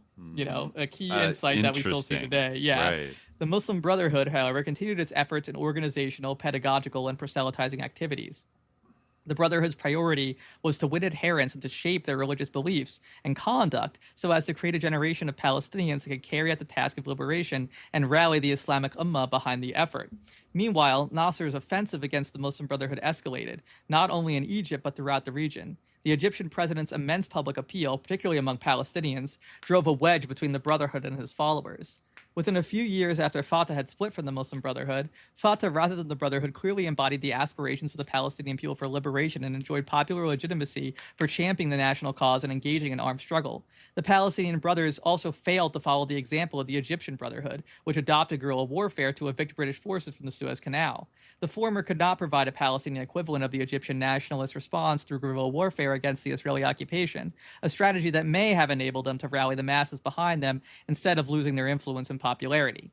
The Palestinian Brotherhood continued to maintain that mobilization for the war of liberation had to have a proper Islamic foundation. A generation of Muslims committed to their faith and prepared for sacrifice had to be raised by shaping the character of the individual members of that generation in a true Islamic mold. This was the Brotherhood's position. The split with Fatah was portrayed as reflecting a choice between two alternatives, either to launch guerrilla warfare against Israel, as the PLO had done, using the same individuals who had grown up under regimes and ideologies distant from Islam, so that one is doomed to repeat the errors of the past, or to launch a comprehensive effort at cultural renaissance designed to instill true Islam in the soul of the individual and, following that renaissance, to embark on the path of liberation. So I think there's a couple things to say about this. It's first of all, it's interesting how it was partially vindicated in a way, because Fatah did kind of go astray eventually. They did kind of repeat some of the mistakes of Arab regimes in the past vis-a-vis Israel. But that's not the main point I want to make. The main point I want to make is that it is kind of wrong-headed, but it's not really because of. I don't think it's primarily because of Islam that Fatah, it was people who were in the Muslim Brotherhood who believed in that vision and were we got to do this. And the leadership was nah, it's, we have to focus on raising the liberation generation. Right. Yeah.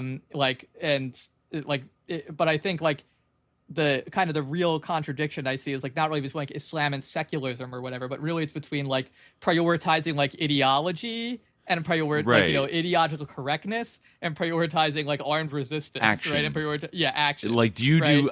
In Marxist terms, this would be consciousness raising. You could totally look at it you're trying to instill revolutionary consciousness in the next generation that you're raising and give them a coherent kind of world of Weltanschauung. And a feeling of being a part of a revolutionary movement and fighting for these principles, being willing to die for these principles. You could say in a lot of ways, Stalin's efforts, in between the world wars to build up political education and all these other things, so that when the time came to fight the Nazis, there would be a sense of national unity and that you were fighting for something. Or, Mao and the Cultural Revolution, prioritizing we need to focus on education and like the way that we're like teaching young people, blah blah blah. Like you don't just kind of like pop out as an adult and then somebody says, "Hey, do you want to do a socialism?" And you're like, "Heck yeah!" It's like people are raised in certain cultural contexts with like certain assumptions. People are guided certain things, and so I think it's totally like it's valid. I mean, for them to kind of focus on that. Yeah. Like, I mean, another thing I was going to, like to compare it with like kind of a communist framework, I think is like apt. And like, I was going to say that it's kind of like it's sort of almost a mirror. Like, and again, Hroub is criticizing it, and I think, it's like wrongheaded in many ways, but like, it kind of is a mirror of the idea that like, Hamas is like flawed as like resistance because like they're not ideologically correct. Like, and when they win, like, they're gonna do something bad, like Islamically. So like, it would be better if we had like a secular, right? It's not like, it's kind of the same sort of thinking. It's like, we can't, we can't really support this because, or like we have to like be kind of like, or like keep ourselves at arm's length from like an Islamist group because like they're not ideologically correct. And like, what really matters, like, Palestine won't be free until, which, not only like American like armchair commentators, but like some Palestinian leftists also felt that like the priority is like the, and also some like post-Oslo kind of like cultural resistor liberals, like I remember, we were talking about the sort of the Freedom Theater Company, right? And kind of the whole thing of like, resisting against, like, how can I fight Israel until I like fight against like tradition or like stuff like like that. It's kind of like a similar idea where like, how can I actually resist until I fight against until I have the correct ideological line like instilled in the population. And like you would see later on the PLO groups like kind of refusing to form like a coalition with Hamas. Basically they would also kind of have that sort of hardline stance. It's like, unless you like repudiate, like I remember there's like this one example. I think after 2006, I read about this in the Hamas: A Beginner's Guide, the 2025 edition. Let me see if I can bring it up.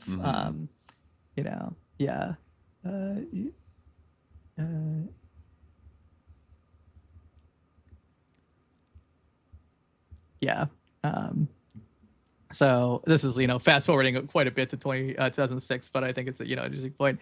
One of the major issues that have kept Hamas and the Palestinian left apart has always been Hamas's unreserved refusal to recognize the PLO as the sole representative of the Palestinian people. The leftist organizations thought that this constant rejection revealed Hamas's future intention to exclusively control the Palestinian leadership. For its part, Hamas despaired of the left because whenever and wherever Hamas clashed on the ground with Fatah, the left would either stay neutral or implicitly support Fatah. Hamas has felt that the left have been hypocritical, only paying lip service to an alliance with Hamas against the political capitulation of Fatah. For its part, the left has always accused Hamas of short-sightedness and engaging in unnecessary political battles or field provocations. After the elections of January 2006, Hamas's relationship with the Palestinian left have further deteriorated. None of the three small leftist groups, PFLP, DFLP, and the Initiative, which won 7 seats in total in the PLC, agreed to join Hamas's government.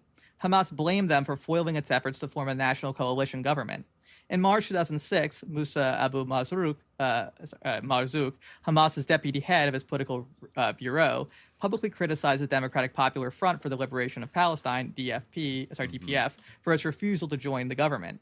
He also predicted that this group would disappear completely from the Palestinian political scene if it did not acknowledge the, quote, new realities. One of the new realities that Abu Marzouk was pointing out to the DPF was the Islamic choice that the Palestinian people had made when they elected Hamas, a choice which contradicted the DPF demand that Hamas state clearly that one of its government's objectives would be to, quote, secularize Palestinian society. Abu Marzouk insisted that it was illogical of the DPF to put forward this demand when it had managed to get only one member elected to the parliament out of 132, particularly in light of the fact that Hamas itself, with its vast majority in parliament, had not called for the Islamization of Palestinian society. I mean, I don't know about the granular political beefs there, but I would generally agree with the author that you're not arguing really from a big position of strength when they've won like a super majority and they're not calling for the complete. They're not like bringing down that Sharia law and blah blah blah and oh my God, the caliphate. They're not doing that. And you're demanding that they basically abandon the core of their philosophy in order to like to have like a several representatives join the government from a tiny and say, party. That your goal, like, it's one thing to say like we will be exactly to do what they did and say like that we are not that we not calling for the Islamization of the society, and that they're not but to say like our mission is to secularize society after being elected, like, and you're called the Islamic Resistance Movement, like, I mean it's like at that point you're going against what is currently the most like successful group resisting, and the choice of like the majority of voters there who have and Hamas has always like said that that if they were outvoted in an election, in like a future election, because that was one of their original kind of demands, is that like the Palestinian areas be put under like UN protection, and they should be able to have like a free and fair vote to decide what Palestinian party they want to be like their leadership. And they're like, what, if a secular party wins, like, we'll accept it as the will of the Palestinian people,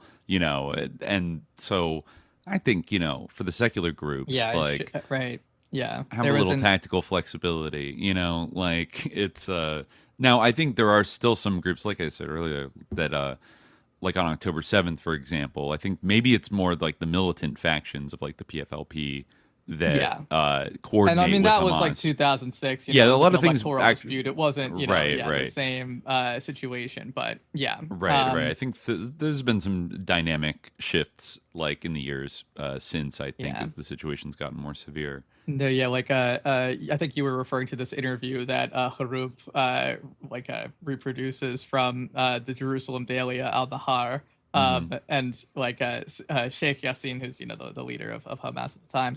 I want a multi-party democrat. He says, I want a multi-party democratic state, and I want whomever wins these elections to assume power. On Nahar, what would your position be if the Communist Party were to win? And Sheikh Yassin replies, I would respect the wishes of the Palestinian people, even if the Communist Party won. On Nahar says, if it becomes clear from the elections that the Palestinian people want a multi-party democratic state, what would your position be? Sheikh Yassin in exasperation, according to the newspaper. By God, we have dignity and we have rights as a people. If the Palestinian people were to express their rejection of an Islamic state, I would respect their will and honor their wishes. It's okay. Yeah. It's funny that he said, I want a multi-party democratic state. And they're like, well, what would you say if voters said they wanted a multi-party democratic state? It's like,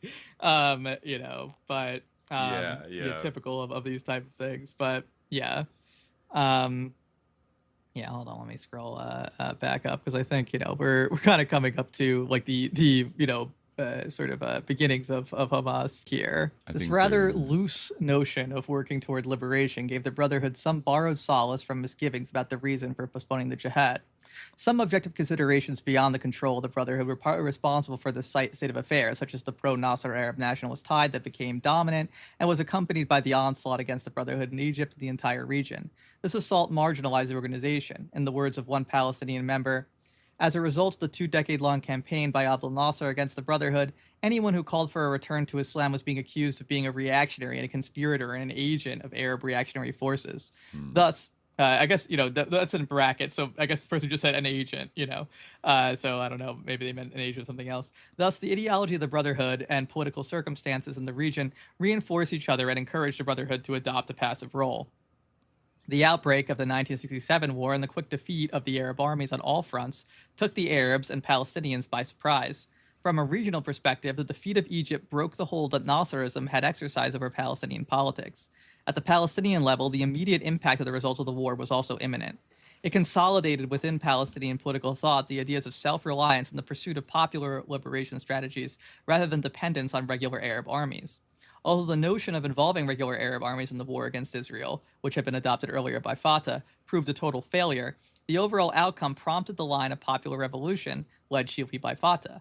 For the Muslim Brotherhood, the war was a landmark in the ideological competition between the Islamic position and the Nasserist Arab nationalist position, because the latter had been soundly defeated. Nevertheless, the Brethren, overshadowed by the war and its result, were trapped by the dilemma of mixed feelings and thoughts. On the one hand, their foremost enemy, Nasser, had been weakened as a result of the failure, a fact that should have entailed some kind of satisfaction on their part. On the other hand, the loss of more Palestinian territory and other Arab land to Israel was by no means an end they liked to see. This is how I felt when Hassan Piker was being targeted by the FBI. No, I'm kidding. The outcome of the 1967 war did not shift the Palestinian Brotherhood away from its long-term preoccupation with educational and non-confrontational passive activities and toward the track of armed resistance. The organization continued its pre-war out of the mainstream preoccupation, thus making it easier for Fatah to lead the next phase of the Palestinian national movement. However, the Islamists did benefit from the situation and set out between 1967 and 1975 on a campaign to build mosques and to mobilize, unite, reorient, and consolidate the faith of a new generation so as to prepare it for the confrontation with Zionism. That's a quote. This period came to be dubbed, quote, the mosque-building phase. During the years of 1968 to 70, the Palestinian Brotherhood outside the Gaza Strip launched a significant campaign of guerrilla raids across the Jordan-Israel border. It set up 4 bases under the banner of Fatah in the northern Jordan Valley near the border. Apart from lending its name, Fatah had nothing to do with those bases. The decision to set up the bases had been taken by the overall leadership of the Muslim Brotherhood in the Arab world, not by the Gaza Strip Brethren, as mentioned above.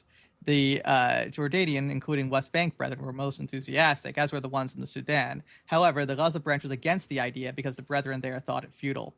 The series of military operations that the Brethren carried out across the border with Israel earned them accolades. Even Arafat is reported to have demanded repeatedly, "Give me operations like the ones carried out by the sheikhs." Thus, despite the brief and modest nature of this episode, it left an imprint on the subsequent literature about the contribution of Islamists to the Palestine cause. At that time, the Brethren were in political and ideological limbo due to the dominance of leftist ideas among the Fedayeen. The Brethren were harassed with charges of being part of the reactionary camp and with open displays of atheism and slurs against religious values by some groups within the Fedayeen. Looking at the footnote here, no, okay, never, I wanted to see if there was a longer footnote, but it's just a citation. The Brethren often mention these camps when they find themselves on the defensive with respect to the issue of their participation in resistance activities. The episode came to an end with the showdown between the Jordanian army and the PLO, which led to the eviction of the PLO from Jordan. The Brethren declared their neutrality in the confrontation, saying that, quote, the rifles of Muslims would be directed at neither Jordanian soldiers nor Fedayeen. When the PLO moved to Lebanon following the September 1970 clashes in Jordan, the Palestinian Brotherhood in the West Bank and Gaza Strip once again retreated back to its educational mission, keeping clear of quote-unquote hot confrontations, armed struggle or popular resistance, with the Israeli occupation forces. The Brotherhood avoided such activities until the early 1980s and busied itself with recruiting new members from among students and youth, still under the conviction that they were preparing a new generation. One Brotherhood leader, in a rare admission in their writings relating to Palestine, remarked in the late 1980s that the Brotherhood had fallen short in putting off jihad, which made it possible for secular nationalist and communist organizations to get ahead of it. It was the absence of the Islamic movement from the field that allowed revolutionary organizations to outstrip it. Organizations which the Brotherhood berates for their leftist leanings, their deviation, their bungling, and for brainwashing the youth. Despite the serious political and strategic costs of the Brotherhood of avoiding resistance activities, its persistent and dedicated effort during the 1970s to shape a new generation bore fruit. A wide stratum of university and high school students was mobilized, and Islamic student societies were formed and quickly proliferated so as to represent real competition for student groups affiliated with the PLO and its member organization. Thus, the years from 1967 to 1975 represented, according to Palestinian Islamists, the phase of mosque building. The second half of the 1970s through the late 1980s came to be dubbed the phase of social institution building, reflecting the formation of Islamic student societies, clubs, and charitable societies that became the meeting point for the new Islamic youth. One thing you'll often hear as part of this, and Hroub does directly address this later on in this book, one thing you'll often hear as part of the Israel propped up Hamas or created Hamas thing is they got permission for, their a mosque or some kind of student society or something, Israel signed off on it. It's every equivalent institution with PLO associations or secular and nationalist associations also had that endorsement of the Israeli occupation. That's how an occupation it wasn't works. Something specific Everything to Hamas had to be signed off on. Yeah, exactly. Yeah. But somehow that is swept under the rug when these accusations are made. So it's kind of yeah. Right. But as the decade of the 1970s drew to a close, the Islamic tide was making headway among the new generation. The development was facilitated by the failure of leftist and Marxist movements to meet their objectives, the success of the Islamic Revolution in Iran in 1979, and the Islamic awakening throughout the region. However, it is difficult to find evidence for the thesis that the victory of the Likud and right-wing parties in Israel elicited the corresponding support for Islamists among the Palestinians. It also is hard to refute the view that the same line of development among Palestinian Islamists would have taken place even if the Labour Party continued to dominate the political scene in Israel. Rather than perceiving the rise of Palestinian Islamism as a reaction to developments within the Israeli domestic arena and their consequences for the Palestinians, this movement's rise should be viewed as an outcome of two long, intertwined processes. A, the internal dynamics of Palestinian politics as it developed in light of the struggle against Israel and the position of the Islamists within this dynamism, and B, the phenomenon of political Islam, which swept the region by the late 1970s and remained at the heart of socio-political change and tension, Palestinian Islamism being the local manifestation of a much wider tide. By the beginning of the 1980s, the exclusive hegemony of the Brotherhood over Muslim activists was shaken. This was due to the emergence of Saraya al-Jihad al-Islami, Islamic Jihad, which embraced armed resistance to the occupation. Islamic Jihad was formed in the Gaza Strip by Brotherhood leaders who broke off from the organization in protest against its unwillingness to take on the Israeli occupation. This appeared to be a replay of the discourse launched by the founders of Fatah at the time they had split from the Brotherhood. However, the Brotherhood faced a more critical situation this time because activists did not have to forsake their Islamic identity in joining Islamic Jihad. Islamic Jihad constituted a marriage between Islam and the gun. The gun. He actually uses the term gun, the gun. The gun. It was It was a way of engaging in resistance activities in the armor of an Islamic identity. The organizers of Islamic Jihad in the early 1980s paid due attention to ideology and theorizing. Some of them have been impressed by the ideas, methods, and organization of the Islamic groups Jihad and Jama'at in Egypt, and even more so by the Islamic Revolution in Iran, which overthrew the Shah in 1979 through mass mobilization. Fatah el-Shakaki, one of the founders of Islamic Jihad, wrote about the Iranian Revolution, as did other early figures close to the movement, drawing inspiration from it and recommending a similar approach in Palestine. The Muslim Brotherhood once again found itself face-to-face with the question of what ought to be their role in resisting the occupation. The recruitment of some zealous members of the Brotherhood into cells belonging to Islamic Jihad reactivated a tense internal dialogue concerning whether priority should go to social change and Islamic reform or to the liberation of Palestine.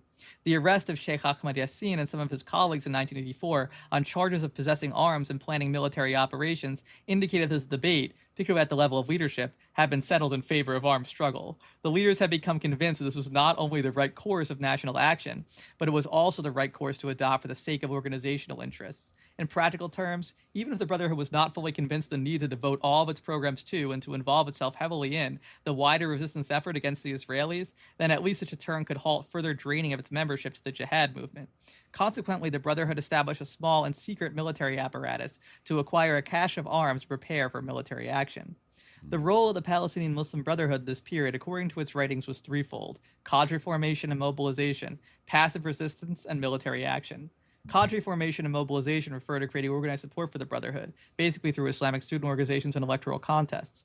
Passive resistance refers to Islamic participation in some mass demonstrations and political protests. This is the strike by the Medical Society in the Gaza Strip in 26 November 1981, which coincided with a comprehensive 20-day general strike in the entire Gaza Strip.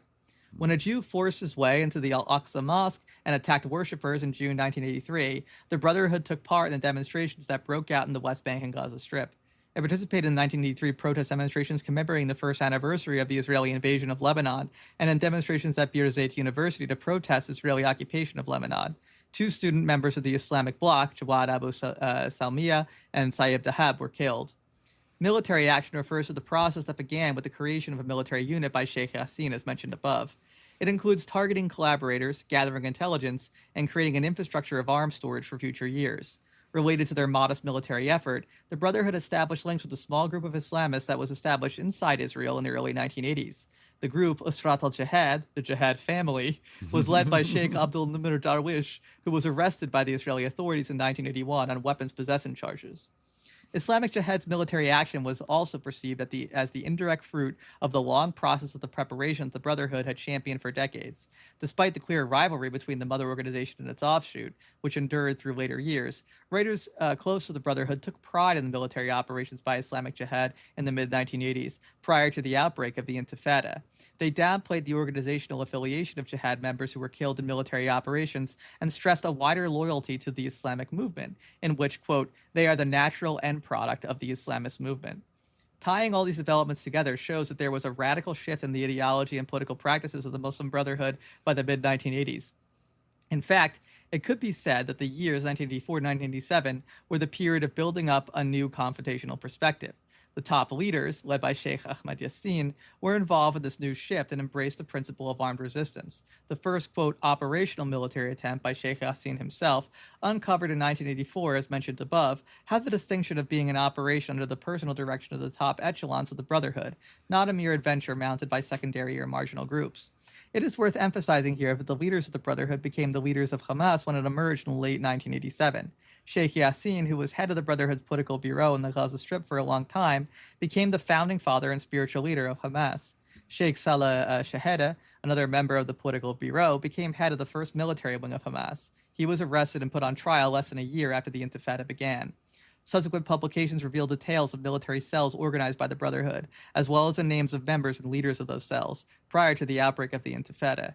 These cells carried out such operations as planting explosives, firing on Israeli patrols, and liquidating Israeli agents. They included, for example, the Mujahideen of Mifraq group, led by Yahya al-Ghul, which attacked an Israeli army truck. Interesting last name, al-Ghul. Like, yeah, like the jinn kind of, the Ghoul, yeah, like the graveyard demon. Maybe it's, I don't know, the graveyard demon, the graveyard jinn, yeah. It's like is that it's like John the Devil kind of, which attacked an Israeli army truck in June 1985. Group number 44, organized by Salah Shaheda in 1986, and group number 101, led by Mohammed Shahrata, was at work months before the Intifada began and attacked cars belonging to Israeli settlers in September 1987. However, these operations had a modest impact and were not well known as the famous operations of Islamic Jihad during the same period. The new line of strategy, adopted in a major decision by the leadership of the Brotherhood in Palestine the summer of 1985, quote, called on all members of the Brotherhood, wherever they may be in occupied Palestine, to take demonstrations against and clashes with the enemy occupying our land, and even to organize such demonstrations and clashes. This gave the green light for students affiliated with the Brotherhood to participate in the Birzeit University demonstrations mentioned earlier, in which 2 young brethren were killed. The literature by sources close to the Brotherhood and published following the birth of Hamas indicates that, quote, in the second half of the 80s, the Brotherhood had acquired the organizational capacity and sufficient following to engage in jihad. The theoretical perspective on the long-ranging debate concerning the priority to be accorded to the armed struggle thesis versus the social change thesis had arrived at an organic synthesis of the two. It was a dialectic. Yeah. The Brotherhood tried to resolve the conflict between the two priorities by arguing that it was possible and necessary to try to achieve them simultaneously and not to delay one for the sake of the other, on the grounds that objective circumstances determine the timing. The Brotherhood reached this conclusion, equating the two priorities and even effectively giving precedence to the need to resist the occupation at about the same time that the Intifada broke out in December 1987, a development that also saw the birth of Hamas.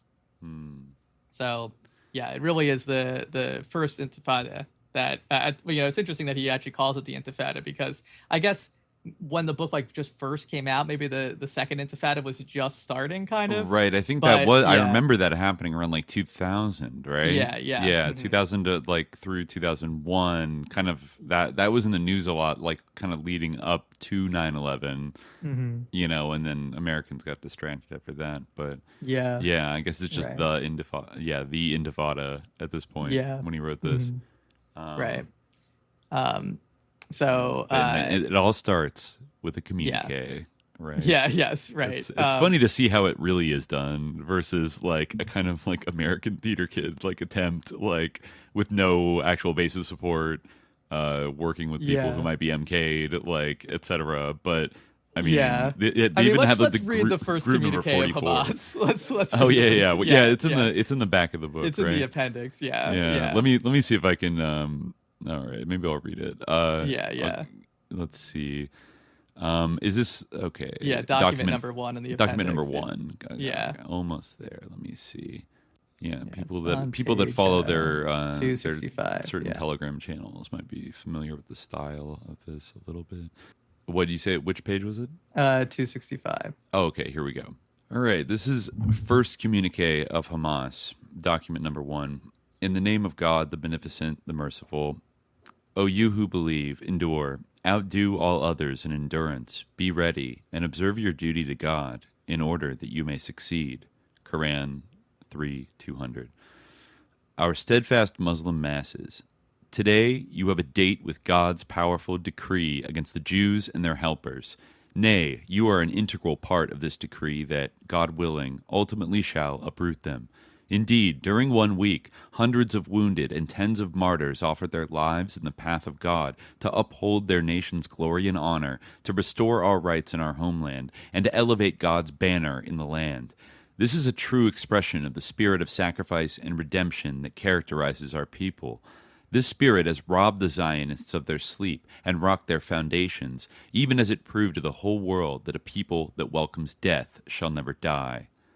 Let the Jews understand that despite the chains, prisons, and detention centers, despite the suffering of our people under their criminal occupation, despite the blood and tears, our people's perseverance and steadfastness shall overcome their oppression and arrogance. Let them know that their policy of violence shall beget naught but a more powerful counter-policy by our sons and youths who love the eternal life in heaven more than our enemies love this life. The intifada of our vigilant people in the occupied territories comes as a resounding rejection of the occupation and its pressures, land confiscation, and the planting of settlements, and the policy of subjugation by the Zionists. It also comes to awaken the consciences of those among us who are gasping after a sick peace, after empty international conferences, after treasonous partial settlements like Camp David. The Intifada is here to convince them that Islam is the solution and the alternative. Let the reckless settlers beware. Our people know the way of sacrifice and martyrdom and are generous in this regard. Their military and settlement policies shall avail them nothing, and all their attempts at dissolving and exterminating our people shall crumble despite their bullets, agents, and infamy. Let them understand that violence breeds nothing but violence, and that death bestows but death. How true is the adage, quote, I am drowning, why would I fear being wet? That's hard. That goes hard. Yeah. Lift your hands off our people, our cities, our refugee camps, and our villages. Our battle with you is a battle of belief, of existence, of destiny. Let the world know that the Jews are committing Nazi crimes against our people and that they will drink from the same cup. And you shall know its news. This is a quote. And you shall know its news after a time. Signed, the Islamic Resistance Movement, Hamas, 14th December, 1987. And you shall know its news after a time. Yes. Wow. Yeah. Calling them out for committing Nazi-style crimes. Notice that. Yeah. It's funny that they don't say that Jews were going to do to you what the Nazis did to you. They say, what the victorious powers of World War II did to the Nazis, you're going to drink from that same cup.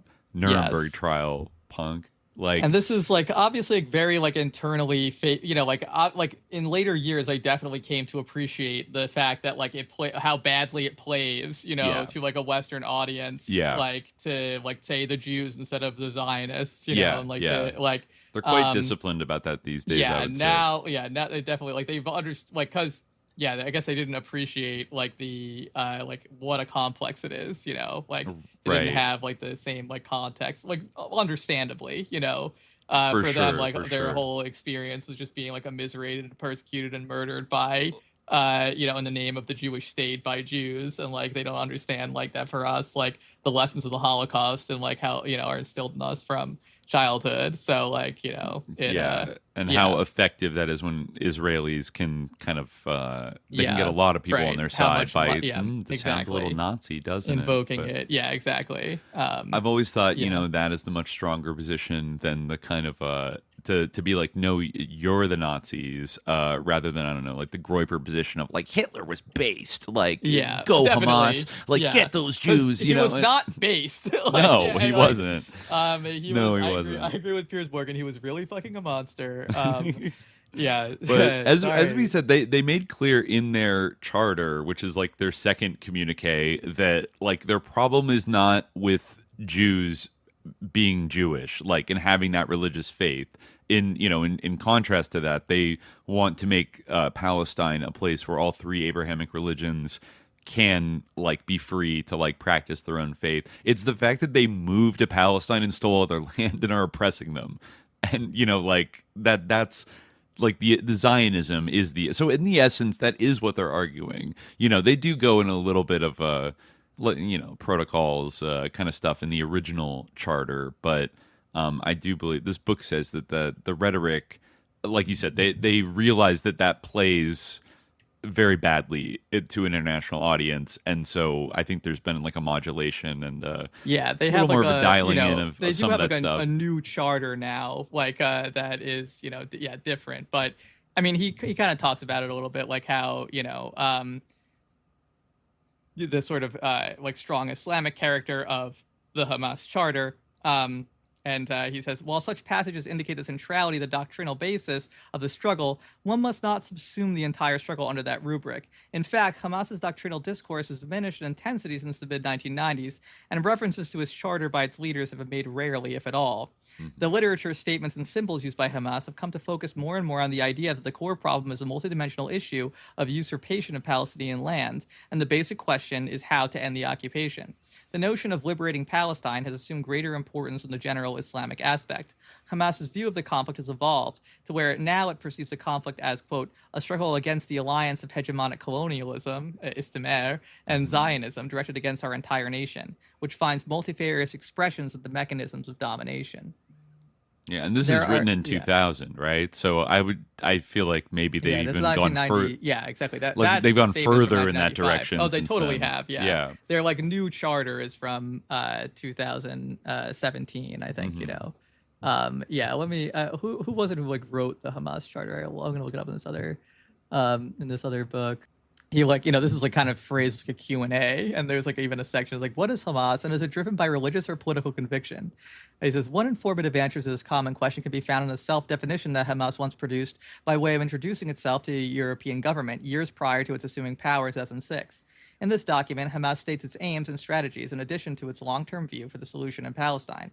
In this lengthy but worthy of quoting statement, Hamas describes itself as follows, quote, the Islamic Resistance Movement, Hamas, is a Palestinian national liberation movement that struggles for the liberation of Palestinian-occupied territories and for the recognition of the legitimate rights of Palestinians. Although it came into existence soon after the eruption of the First Palestinian Intifada in December 1987, as an expression of the Palestinian people's anger at the continuation of the Israeli occupation of Palestinian land and persecution of the Palestinian people, Hamas's roots extend much deeper in history. The movement's motivation for resistance has been expressed by its founder and leader, Sheikh Ahmad Yassin. The movement struggles against Israel because it is the aggressing, usurping, and oppressing state that day and night hoists the rifle in the face of our sons and daughters. Hamas considers itself to be an extension of an old tradition that goes back to the early 20th century struggle against British and Zionist colonialism in Palestine. The fundamentals from which it derives its legitimacy are mirrored in the very name it chose for itself. Hamas in the Islamic language means that it derives its guiding principles from the doctrines and values of Islam. Islam is completely Hamas's ideological frame of reference. It is from the values of Islam that the movement seeks its inspiration in its mobilization effort, and particularly in seeking to address the huge difference in material resources between the Palestinian people and their supporters on the one hand, and Israel and its supporters on the other.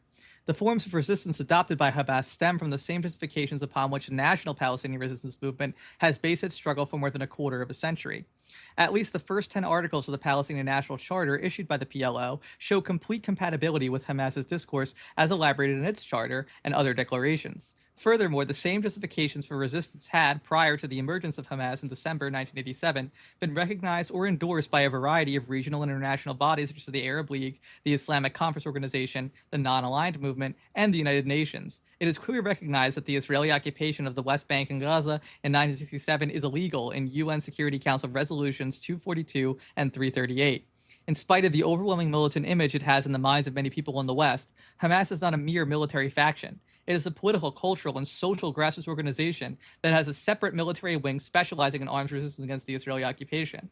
Apart from the strategically secretive military wing, all other sections within Hamas function through overt public platforms. The military wing has its own leadership and recruiting mechanism. Hamas's social and educational activities in the occupied territories have become so interwoven within the Palestinian community that neither the Israelis nor their peace partners in the Palestinian Authority have been able to extricate them from one another. The fact of the matter is that Hamas, contrary to the Israeli assessment, acts as an infrastructure to the numerous cultural, educational, and social institutions in Gaza and the West Bank that render invaluable and irreplaceable services to the public. In other words, it is Hamas that gives life to the institutions and not the reverse. The Israelis have repeatedly told the PA to close them down. The PA has tried but failed. A crackdown on these institutions amounts to a declaration of war, not against Hamas, but against the Palestinian community as a whole. And this is Hroub coming back in. It must be pointed out that the above text identifies Hamas with the Palestinian struggle to liberate their land only. There is no implication, either explicit or tacit, of any intention to establish an Islamic State in Palestine in the future, or any similar goals advocated by other Islamist organizations. There is further discussion of this below. The next question is, is Hamas's goal to establish, an Islamic State, et cetera, it goes on. But, obviously kind of like it's a Western-facing statement, but it is an interesting one and very true. Like, that is part of the reason for the growing popularity of Hamas is that when, the PA police came in and basically one of their greatest mandates. It's a very interesting discussion of this in Hroub's book. They treated them well initially, right? Yeah, well, Hamas welcomed them with fraternity and brotherhood, know, and they're like because actually what they say about the PLO and the Hamas charter is very it's very loving, they are very they very it's not kind of cold at all. They literally say hold on, let me see if I could bring it up. Yeah, I see. It's on Article 27. I'm going through it now. It says the Palestinian Liberation Organ. This is from 1988 charter. The PLO is closer than any other group to the Islamic resistance movement. It includes the fathers, brothers, relatives, and friends of our members. How can a good Muslim turn a cold shoulder to his father, his brother, his relative, or his friend? We have but one homeland, one affliction, one shared destiny, and one shared enemy. Being affected by the situation that surrounded the formation of the organization and that overwhelms the Arab world with chaotic ideologies due to the ideological invasion which has swept the Arab world since the defeat of the Crusades and the ongoing consolidation of Orientalism, missionary work, and imperialism, the organization adopted the idea of a secular state, and as such, we considered it. Secular ideology is diametrically opposed to religious thought. It is on ideology that positions, actions, and decisions are made. Therefore, despite our respect for the PLO and what it might become, and not reducing its role in the Arab-Israeli struggle, we cannot exchange the Islamic nature of Palestine to adopt a secular ideology because the Islamic nature of the Palestinian issue is part and parcel of our religion, and whoever neglects part of his religion is surely lost. And then there's a Q&A style here. It's a Quran quote. It's a Surah quote. Yeah. Who forsakes the religion of Abraham, but such as debase their souls with folly? Surah 2, Al-Baqarah. The day that the PLO embraces Islam as a way of life, we shall be its soldiers. We shall be the fuel for its fire, which consumes the enemies. Until that happens, and we pray to God that it will happen soon, the position of the Islamic resistance movement toward the PLO is the position of a son toward his father, a brother toward his brother, and a relative toward his relatives. He will suffer if a thorn pricks him, support him in confronting the enemy, and wishes guidance for him. And another quote in italics, your brother, he who has no brother is like a fighter going to battle without weapons. And know that your cousin is like your wings. And does the falcon fly without wings? That is not fuck you no. I will flag because I've been kind of going through this. One of the few things that I would say I kind of disagree with as inaccurate is they basically kind of weave this globalist vision of history where both the communist West and the communist East are controlled by global elites that and they're behind every single war, and but they a few times they conspired that they orchestrated the French Revolution and the Bolshevik Revolution, right? They get a little Professor Zhang, and they're like, well, Marxism is all just based on Kabbalah and blah blah blah. The globalists they wanted the don't Russian say it's Revolution. Based on Kabbalah. No, they don't. They don't. They do. I mean, stuff like that. Yes, it is it is not a good political analysis. I mean, they even do kind of cite as said in the Protocols of the Others of Zion or something right. Was a popular book in the Arab world. Obviously, it. I mean, it shows that their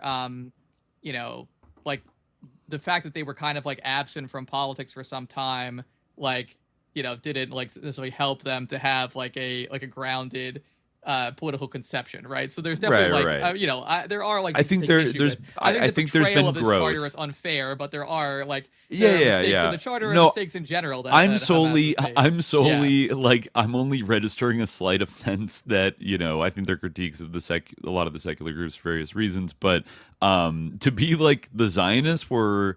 And I don't care about the Zionist part, but saying that the communist East is conspiring with Western imperialism to oppress Palestine is all right. I'm sorry, but one side is more supportive of Palestinian liberation. Side definitely is more supportive. Lumping them in is just they're just all globalist pigs. Kind of is all right. It's not the biggest deal in the world. But I think they're addressing the other Palestinians, right, and trying to say that they don't hold the answer, right, that's what they're trying to get at, and I think. You can understand it in the context. I mean, it is true that it obviously there is a long history and things change, but there was religious persecution under the Soviet Union, That's true too. So I think they did take a hard line against religious institutions and that sort of. I also wonder Afghanistan. Afghanistan was happening at this time, and I do wonder if that was very not popular. I think across the Muslim world, it did not make Soviets look good, even though they were technically defending, a secular government that was probably predominantly Muslim, but obviously.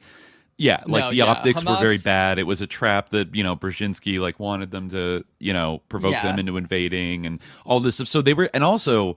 We're also at 1987-88. We are in the New Dawn period of Gorby, where I feel a lot of the, even with the Afghanistan shit, the Soviet Union up through the early 80s was still supporting third world liberation movements and was supporting Palestine. But I'm not so sure. Even by 88, I think the Soviets kind of Gorbachev started to pull the plug on a lot of supporting foreign liberation movements and things like that as part of his grand, bargaining with Reagan and all this other shit. And the Soviet Union was kind of abandoning socialism, abandoning international struggle completely, and was about to collapse. So that I could see that from the view of 1988 being the Soviets, they ain't shit. They're, and mixed with kind of some of this a little, it talks about the Rotary and Lions clubs and the Freemasons and stuff. Yeah. I don't want to throw it all out because he's not,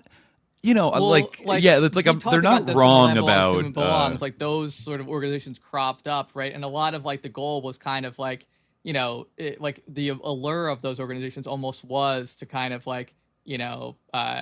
gain some of this power that the West had, right? To sort of imitate the West, right? It was kind of they kind of had this aura around them because they were because Western powers, powerful people in the West belong to these organizations, right? So if we have them, then we'll be able to, right? And this is a common sort of problem, the sort of the idea of losing your way of life, losing your culture, right? To these sort through this imitation and this chasing after the West, right? It's a complicated thing because on one hand, that attitude is can be retrograde fundamentally on some level because it's we need to have everything stay the same, right? It's because this is how it's always been, and we don't want to move forward, and then can make you weak and make you unable to stand up against your enemies. But on the other hand,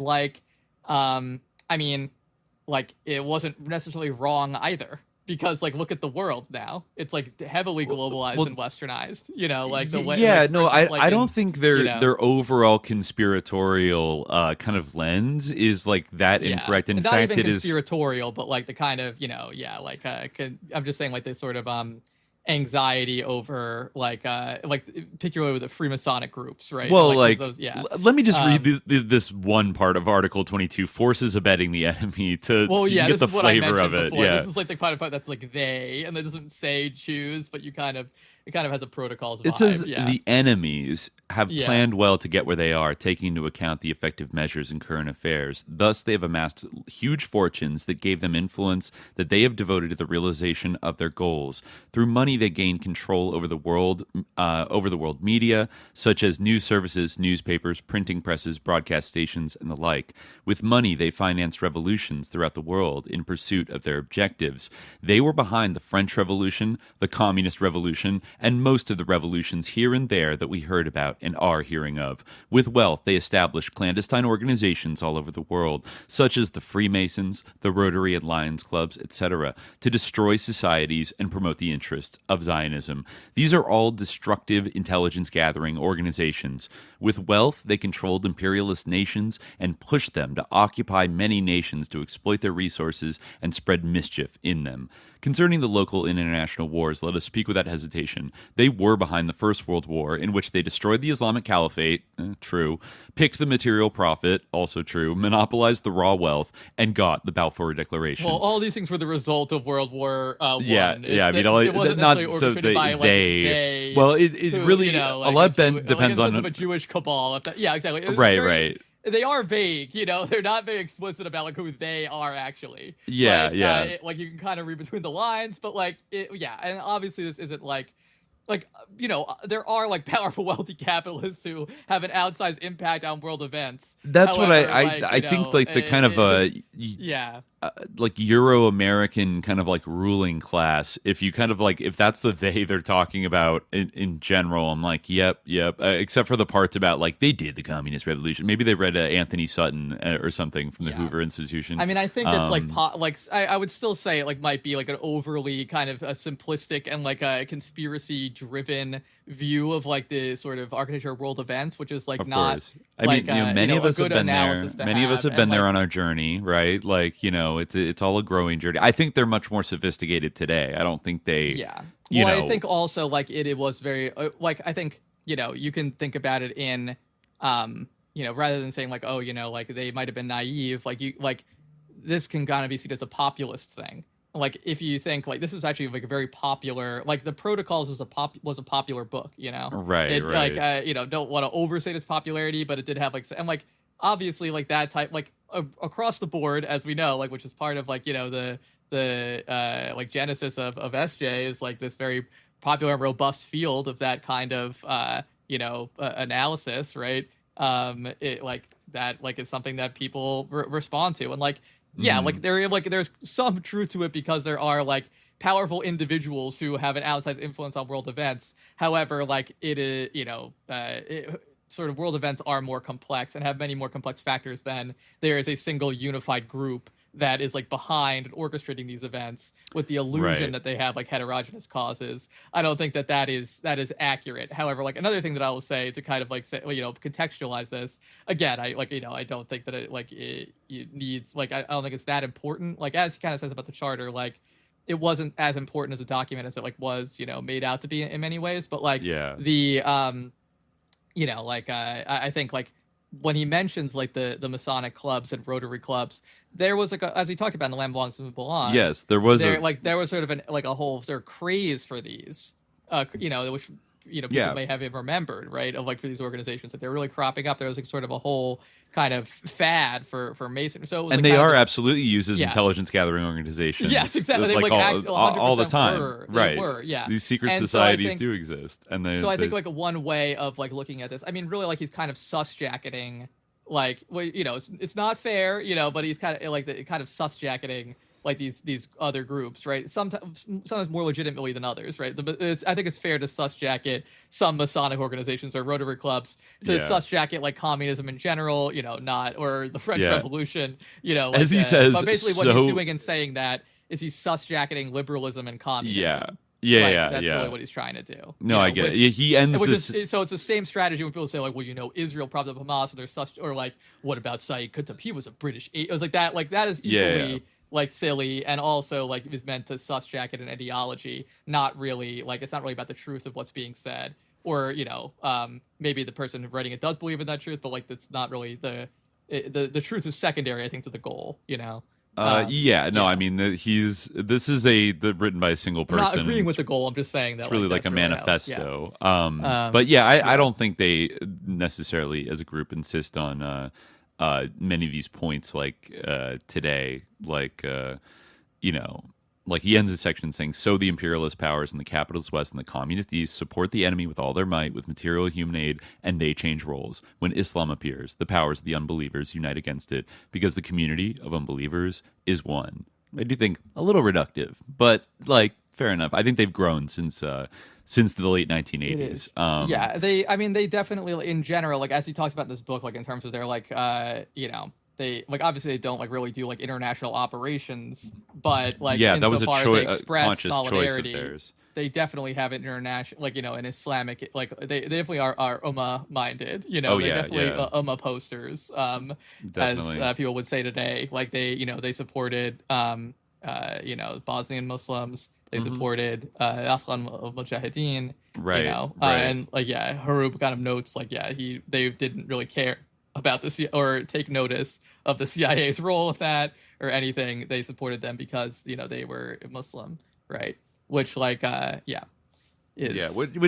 speaks to like why the CIA would want to kind of engineer like a jihad situation, that because it would have some popular, like genuine that's the thing, like what other character would it have, almost, right? Because like that's the thing, like the popular sort of popular resistance movements, is almost natural that, especially like fighting against the Soviet Union, right? Or like in a context where like Soviet Union no longer exists, that kind of is like the character that or like has kind of retreated. But I think you're right to say that like by the time of the First Intifada, those kind of Third World Liberation movement was on the wane, so as you see this kind of new form of popular resistance emerging, the fact that like that coincides with, I think like Hroub even has a quote that like says this like very precisely, like that they let me see if like I can find it. I won't. It's the formation of Hamas almost coincided with the outbreak of the Intifada. This is why Hamas made 8 December 1987 the official date for its emergence, though its first communique was not released until several days later. This temporal coincidence really indicates a remarkable degree of prior causal interaction of the two events. This is not to imply that the turn by the Muslim Brotherhood's active resistance against Israeli occupation precipitated the Intifada, but it was an auxiliary causal factor for popular rebellion. In a sense, the joint eruption of the Intifada and the emergence of Hamas was the culmination of two parallel but not separate curves of changes, one national and one partisan. While the first reflected the general Palestinian mood toward the deadlock that was facing their national cause, the second represented the increasing consciousness of resistance and confrontation among the Palestinian Islamists, as shown above. With regard to the curve of changes at the national level, a number of major developments counted heavily in making the conditions ripe for the Intifada. Outside Palestine, several major and frustrating developments led to a general sense of despair among Palestinians under occupation. Foremost of these were the eviction of the PLO from Lebanon in 1982 and a shift from military to political action. The decreasing Arab interest in the Palestinian cause was evident in the 1986 Arab Summit in Amman. Within Palestine, the increasing socioeconomic and political pressures caused by the conditions of the Israeli occupation were tremendous and pushed the situation to the boiling point. On the eve of the outbreak of the Intifada, Israel's policy regarding the Gaza Strip and West Bank was remarkably arrogant and high-handed, formulated in the full flush of victory, and indicating that Israel believed that it had acquired a firm grip on Palestinian civil society in addition to its political and military control over the land of Palestine. However, as Palestinians sensed that their political options had been foreclosed and their economic situation had deteriorated quite precipitously, I mean, you can see the parallels with October 7th, there was a built-up sense of resentment awaiting the spark of revolution. In addition, a new generation of Palestinians had grown up since the 1967 war. This generation had not directly experienced defeat as had their parents and was not cowed by it. These Palestinians constituted fertile soil for rebellion. I mean, I was gonna say this too when in the regard to that passage. I was like, they are our fathers, they are our brothers, right. Like we will view them as like a son views the father. Like that is like maybe in some respects like literal, because I mean look at like they an said example is people like this are relatives, like they're in our families and stuff. We're not gonna and, like, not support them. The sort of phenomenon of like Arab nationalist or like Arab socialist dad and like Islamist son is like a very common pattern. I mean, one example that comes to mind is the current president of Syria, al-Shara. Like his dad is an Arab nationalist writer, and he of course is I didn't know that Islamist. Actually. Interesting. Yeah. Oh yeah. I'll keep reading a little bit. Rashad al-Shawa, the mayor of Gaza, summed up the situation very accurately in an interview broadcast on Israeli radio, 10th December 1987, the third day of the Intifada. One must expect these things after 20 years of debilitating occupation. People have lost hope. They are frustrated and don't know what to do. They have turned to religious fundamentalism as their last hope. They have given up hoping Israel will give them their rights. The Arab states are unable to do anything, and they feel that the PLO, which is their representative, has also failed. A Hamas pamphlet justifying the creation of the organization and reflecting the perception of the Islamists and the situation at the time provides the following rationale. In the 70s, there were many indications that the PLO may be prepared to accept a lesser settlement than is indicated in the Palestinian National Charter. Then in the 80s, following the outbreak of the Iraq-Iran war, the Palestinian cause was marginalized at both the Arab and international levels, and the policies of the Zionist entity have become more obdurate and arrogant with the encouragement and support of the United States of America, which signed a strategic cooperation agreement with Israel in 1981. In this period, the Golan Heights have been annexed. Israel destroyed Iraq's nuclear reactor, and it then invaded Lebanon and laid siege to Beirut in 1982, which constitutes the greatest insult to the Arab Ummah since the 1967 war. The Islamic movement in Palestine perceives a great challenge stemming from two factors. First, the retreat of the Palestinian cause to the lower rung in the ladder of Arab priorities. Second, the retreat of the Palestinian revolution from pursuit, that is the PLO, from the pursuit of the strategy of armed struggle until Palestine is liberated to acceptance of the settlement that has been forced on the Palestinian people. In light of these two retreats and the accumulation of the negative effects of the tyrannical and repressive Zionist occupation of the Palestinian people, and the fact that the Palestinian people inside Palestine, but not outside it, were ripe for resistance, there arose a need for a Palestinian solution based on Islamic jihad, the first manifestations of which are found in Usrat al-Jihad in 1981 and Sheikh Ahmad Yassin's group in 1983. It's amazing the parallels to like the early 2020s as well, of a situation of like the Palestinian issue had been relatively marginalized. Yeah, the Abraham Accords were closing the Abraham Accords, the Saudi Arabia was going to normalize. Yeah. Yeah, and there was a feeling that like you had to do something because it was just deteriorating, and Israel was just becoming more fashed out and Nazi-like. It's funny. Yeah, this is Hamas's gamble that you have to do something. Yeah, definitely. I'm thinking. All right, I'm just being mindful of the time. Maybe it's like worth going to, because I flagged at the top of chapter 3 as like a very good one, which has to do with the political relations of Hamas with Palestinian groups. Oh yeah, their relationships with others. That is thought was important. Yeah, like because obviously I recommend people to read this book. We can't really, deal go through all with the whole thing, but we hit a lot of good points. I think. Yeah, but we still have time. But yeah. We got a little bit of time. Let's see. I think I'm going through chapter 2 right now. Yeah. While you do that. Here we go. I found chapter 3, page 87. Yeah.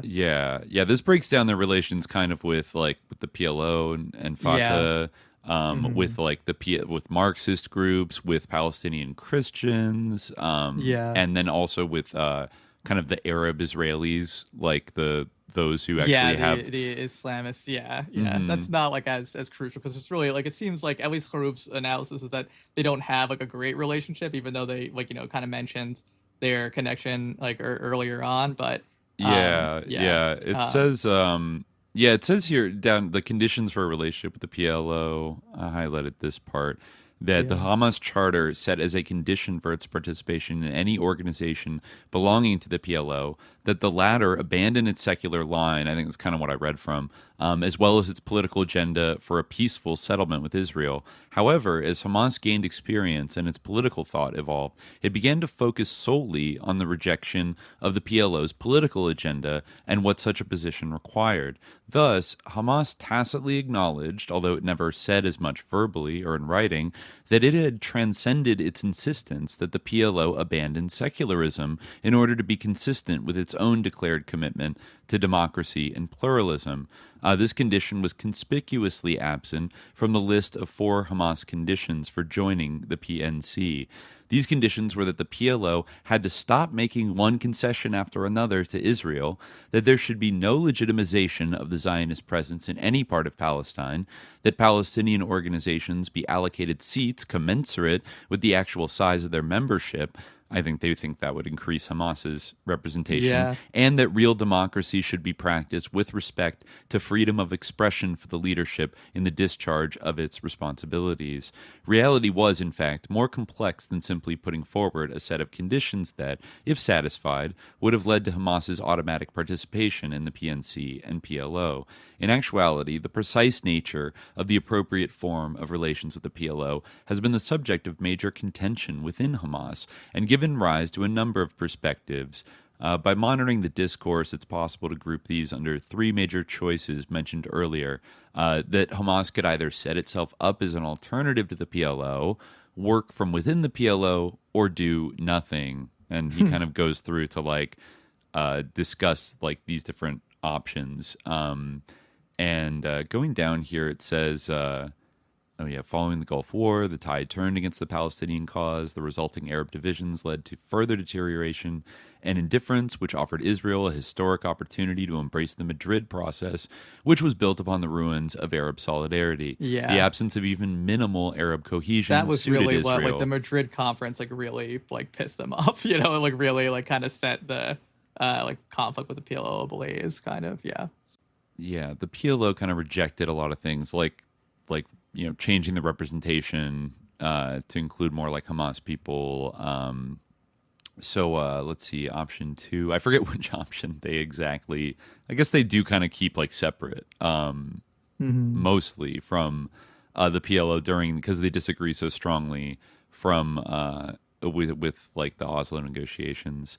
He does say that that while they were very verbally critical of the Palestinian Authority after the Oslo agreement, they could have gone harder and almost provoked an outright conflict with them, but they very carefully restrained themselves so that there wouldn't be a civil war situation happening. In fact, he kind of criticizes them for not being hard enough. Hold on, let me see if I can find the part.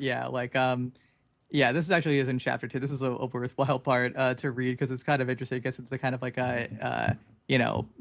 it's called politics. Actually, I'm going to read the sort of preceding part, but it goes in this issue of politics versus morality. So he says, a series of important changes at the international and regional levels have had an impact on the Palestinian problem since the birth of Hamas in 1987. These include the collapse of the Soviet Union and the Eastern Bloc at the end of the 1980s and the subsequent preponderant shift in the balance of power in favor of the United States and the Western Bloc. This development had the direct effect of weakening the Palestinian cause at the international level because the United States could deal as it pleased with the problem without fear of any significant opposition to its policy, which was biased towards Israel. You'd read this part about the collapse of the Nine Aligned movement. This new imbalance of power favoring Israel undermined the great surge of international support for the Palestinian cause resulting from the Intifada of 1987 and after. The Intifada had shown the world the brutal face of Israeli occupation, and had demonstrated the sweeping resistance to the occupation by the Palestinian people. However, the above-mentioned changes in the balance of power kept the leverage that could be gained from world sympathy to a minimum. Furthermore, the impact of the new balance of power in the Middle East was a weakening of the influence of regimes that had been dependent on the Soviet Union and a corresponding increase in the influence of the United States and its allies. All talk about an Arab military option in the struggle with Israel ceased, while plans for a peaceful or negotiated solution proliferated. The Gulf War later destroyed the most significant Arab military power, Iraq, and created new Arab divisions that had very negative consequences for the Palestinian cause. In the wake of that war, with the Arab world at its weakest, the Madrid Conference opened in October 1991. The strength of Hamas and its political clout increased just as international state support for the Palestinian cause was ebbing, and the Arab military option in the battle with Israel had virtually been eliminated. This state of affairs led to a sense of almost total political isolation on the part of Hamas just a few years after its birth.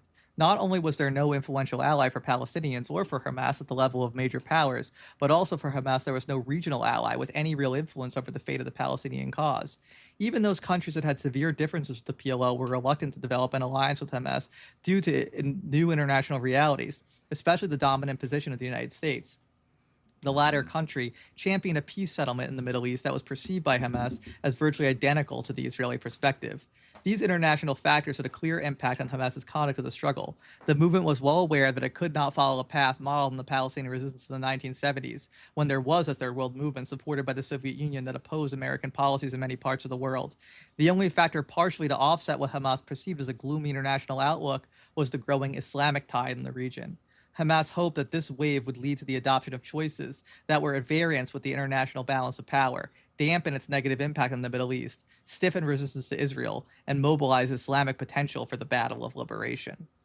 It makes sense. First of all, again, you can kind of see how obviously Hamas has its roots deep, in the Islamist movement and the Muslim Brotherhood. So, it's not like it adopted Islam for utilitarian reasons, but there were practical reasons for its rise. In a way, you could see how from their perspective, it would seem this is exactly what we had thought, would happen. We're in some ways being vindicated because we are the only standard bearers possible.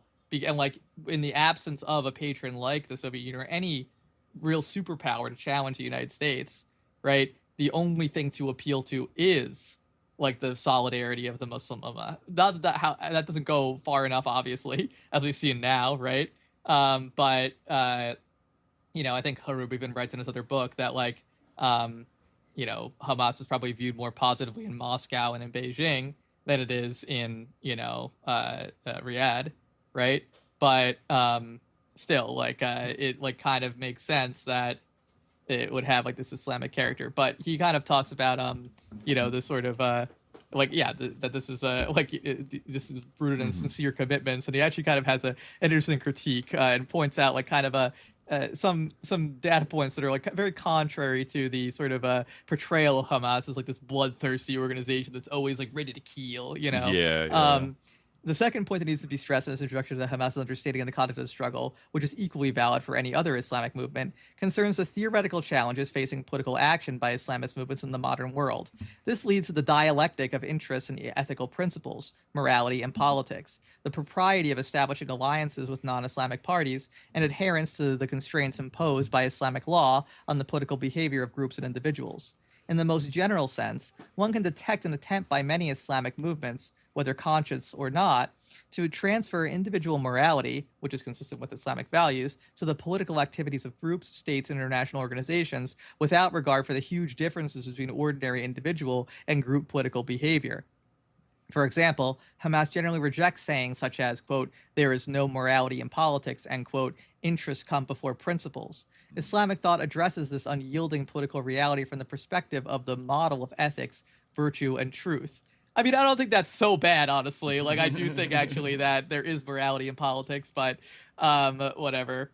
That's a very kind of Machiavellian take. A little bit, but, wow. These real politique pills. But Machiavelli, I guess, is, the founder of modern political theory. So, anyway, yeah. One can read in the behavior of Hamas and other Islamic movements that, as they acquire experience, the scales begin to tip in favor of interests. However, in general, Hamas's conduct seems to be haunted by the ghost of individual morality and the belief that the movement can engage in politics based on principles. This is such a funny take because, it's funny to read, because obviously this writer, it was deeply knowledgeable about the subject, having read all this literature. This is kind of a bone that he has to pick, that they're too principled, when really in the Western media the portrayal is actually he is, I think kind of sympathetic, or at least definitely unsympathetic to the incredibly dishonest smears of Hamas in the sort of Western media and the way that they tend to be written about. Right. But it is an interesting and a kind of amusing contrast to see this kind of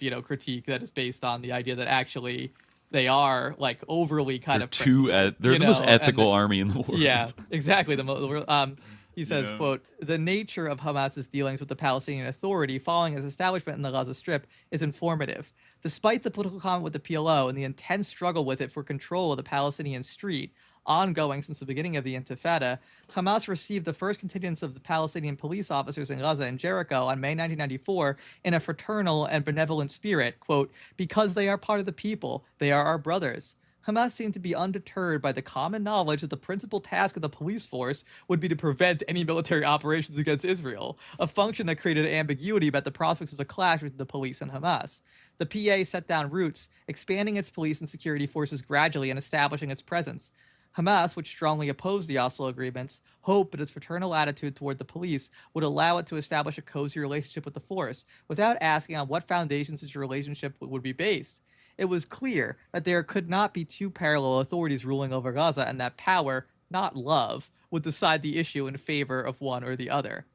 Once it had consolidated its position, the PA carried out a series of sweeping arrests within the ranks of Hamas. It established a state security court that passed long and severe sentences on leading figures in the movement, despite Hamas's policy of not turning its guns on the PA. In fact, Hamas protected the PA from public anger on extraordinary occasions, such as during the Palestine mosque incident in November 1994, when the police shot and killed 14 Palestinians. In an outpouring of anger, the crowd wanted to tear down Gaza prison, but leading figures in Hamas calmed the people. In another well-known incident, when Yasser Arafat came to pay his condolences to the family of Hani Abed, an Islamic Jihad leader whom Israel had assassinated in November 1994, the assembled crowd began to shout anti-Arafat slogans. Once again, Hamas leaders calmed down the crowd and prevented an attack on Arafat's motorcade. Asserting this ethical stance, Mahmoud al-Zahar, a Hamas leader in the Gaza Strip, said with respect to establishing good relations with the PA and Arafat, "I want to try to appeal to an emotion that is present in every human being, the emotion of love. I do not believe that there is a human who is totally bad, who is so consumed by rancor that he lives his whole life out in hatred. In brief, the conflict is not a personal one. We have spoken to him," that is Arafat. "He knows a lot about people, and he can tell if we are sincere in wanting to solve the problems or not." Arafat exploited this tendency in Hamas. He became increasingly confident that Hamas had placed restraints on itself and had drawn red lines it would not cross as a barrier to civil war. Indeed, Hamas seems to have forgotten that red lines are drawn to deter the enemy, not to immobilize oneself. The repeated assertion by Hamas that, quote, "we will not cross the red line to civil war," in fact gave the PA a green light to go as far as it pleased in chasing down members, particularly those in the Hamas armed wing, the Qassam brigades, putting them on trial and restricting Hamas's influence, whether in mosques, charitable societies, or in the media. As a result, Hamas's idealistic method of dealing with the PA came into conflict with the PA's realist approach to Hamas, a realism that consistently followed the prescription: amass as much power as possible and use it decisively. Wow. They opened themselves up to get attacked by the Palestinian Living Out organization, Yasser Arafat in the 90s. A little bit. And I forget if we mentioned, but he was one of the people in the early 90s that would throw around the, allegation that somehow Hamas had to be like an Israel. They were Zios somehow. Like they served the interest of their pawns of the Zionists or something like that. They were sus. I mean, he kind of like, it seems like he sus-jacketed them at various points. I think he might, like he was kind of, he kind of implied like, the PLO's statements focus on the idea that Hamas has been established to satisfy an Israeli aim, or at least that it had been established with the consent of Israel in order to weaken the PLO. This charge would evolve as Hamas's relations with Islamic parties, notably Iran, developed, and the PLO's statements, particularly those by Arafat, came to center on the accusation that foreign parties were meddling in Palestinian affairs through Hamas, which owed loyalty to foreigners. So so he's kind of shifted the goalposts a little Iran bit. with exactly, like, well, they work with those foreigners. Obviously, they're Israeli, it's like, well, they are arch enemies, but whatever. But doesn't feel like the most accurate thing there. But then because they were so critical of the PLO, making deals and capitulating, and then coming after them with their police force after they were very nice to them. If it does sound like there were some growing pains of like learning the hard way certain things of like, oh well, it's like if we just like stand on our principles, and like I think sometimes that works, but other times like trust but verify, as Ronnie Reagan would say, like people be people be sus and people be sellouts a little bit. No, and, I get the critique. I mean, he notes that like like during the very stiff competition, Hamas's Islamic restraints constituted red lines that the movement would not cross, including the prohibition on the use of deadly force, even in the event. This kind of has shades of like the what we were talking about in terms of the first fitna, like the ban on shedding Muslim blood, right? They kind of in some ways observed that, like they didn't want to kill Fatah members. Like, 4 members of Hamas died in clashes with Fatah, but no member of Fatah fell to the bullets of Hamas. Right. The big problem also that created tensions between Fatah and Hamas was when they would get arrested and sent to Israeli prisons. There was like a whole kind of ecosystem of like different groups, like on the inside, like the older groups, like PLO, PFLP, whatever, all had kind of like their organizations inside, but there wasn't one created for Hamas members. So then they all had to sort of join the secular groups, but then they were punished if they didn't, like if they refused to like go along with something because it violated their religious principles, they would be like punished. And so this created like tensions within the prisons between the two groups. Eventually that was like resolved, and like Hamas sort of had their own little inner prison organization thing established that because like people would rely on that for like support, various levels of support if they were they're in the jail, which many people were, and there were like some street fights and like little clashes and things like that. Eventually it was sort of like worked out, but Hamas, like not exactly the portrait of a bloodthirsty terrorist like organization that wants to kill like 24/7 and like blah blah blah. Like if anything, they're like almost like principled to a fault, like to the almost to the point of being like detrimental. Like it would advantage them more to be a little more ruthless, but right, it's got like it's an interesting contrast there in some ways. I mean, he goes on to talk about how like I mean, which I think actually is a true point. Like, as as a Muslim, like, someone interested in like the idea of Muslim politics, as scary as it might be to some, like, at least like kind of an interest, or like I kind of see the, I see the appeal, like from a certain perspective, even though I like, again, this is one big fault that I acknowledge, which is like, he talks about how like Hamas is like dependent on fatwas, and there aren't like, again, like this is exactly the kind of point I was making earlier about how about like Islam where the Catholic Church, the Catholic Church can still issue their version of fatwas. The ex cathedra is like you gotta follow this, right? I don't even think they need to do ex cathedra to give like a legal like a ruling on something, right? They can do like they can issue like if they wanted to. I guess I think maybe there's other levels. It's know, when the Pope says something that's like labeled ex cathedra, that's like taken as like official church, like basically the word of God, infallible. Like not everything he says is infallible, but when he speaks from the church, like right. And a fatwa, they do have a system where they can make like rulings that might be fallible, that could like be reversed, whereas like an ex cathedra is like truly infallible statement. But I mean, I don't really know too much about canon law, but I do know that like they can still, if they choose to, issue like a clear fatwa and it's like unambiguous for all Catholics, like that this, unless you're going to be in schism or whatever, like this is must. Whereas like there isn't any kind of like like authority, especially not now. Like in the past, you had caliphates that could kind of like authorize these things, but there's like various sheikhs and imams that do it. I think he said during the Gulf War there were like plenty of fatwas on both sides or something. Exactly. It there's didn't really a make a fatwa difference. exactly. That's exactly how it is, right? It's like Islam is, it's like it's kind of the thing of like same way you can have like communists on both sides of a conflict, right? The sign of Soviet split. They both might invoke like communism, say like,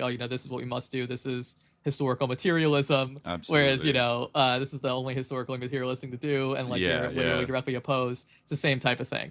But totally. when it talks about kind of like the issues of fiqh and like how like trying to apply fiqh in a modern context, the classic issue with Islamism that I think for instance, halak again in the Impossible State kind of critiques Islamism in some ways on these grounds. But I wanted to read this part on Hamas's view of the PLO as well, because this kind of gets into the sort of conference in Sudan, which I think actually came up in our recent conversation about Hamas in the Discord as like being an interesting point in history. I think, isn't it attended by like Carlos the Jackal? And I think it might have been portrayed in the movie series. I think we could do a mini series on just like the life of Carlos the Jackal. I think it would be a wild ride, because like I'm kind of like, he's like a very interesting, I'm kind of sussed out by him, but like also he was kind of about that shit. Like he was almost like SLA on like an international scale, but he actually did do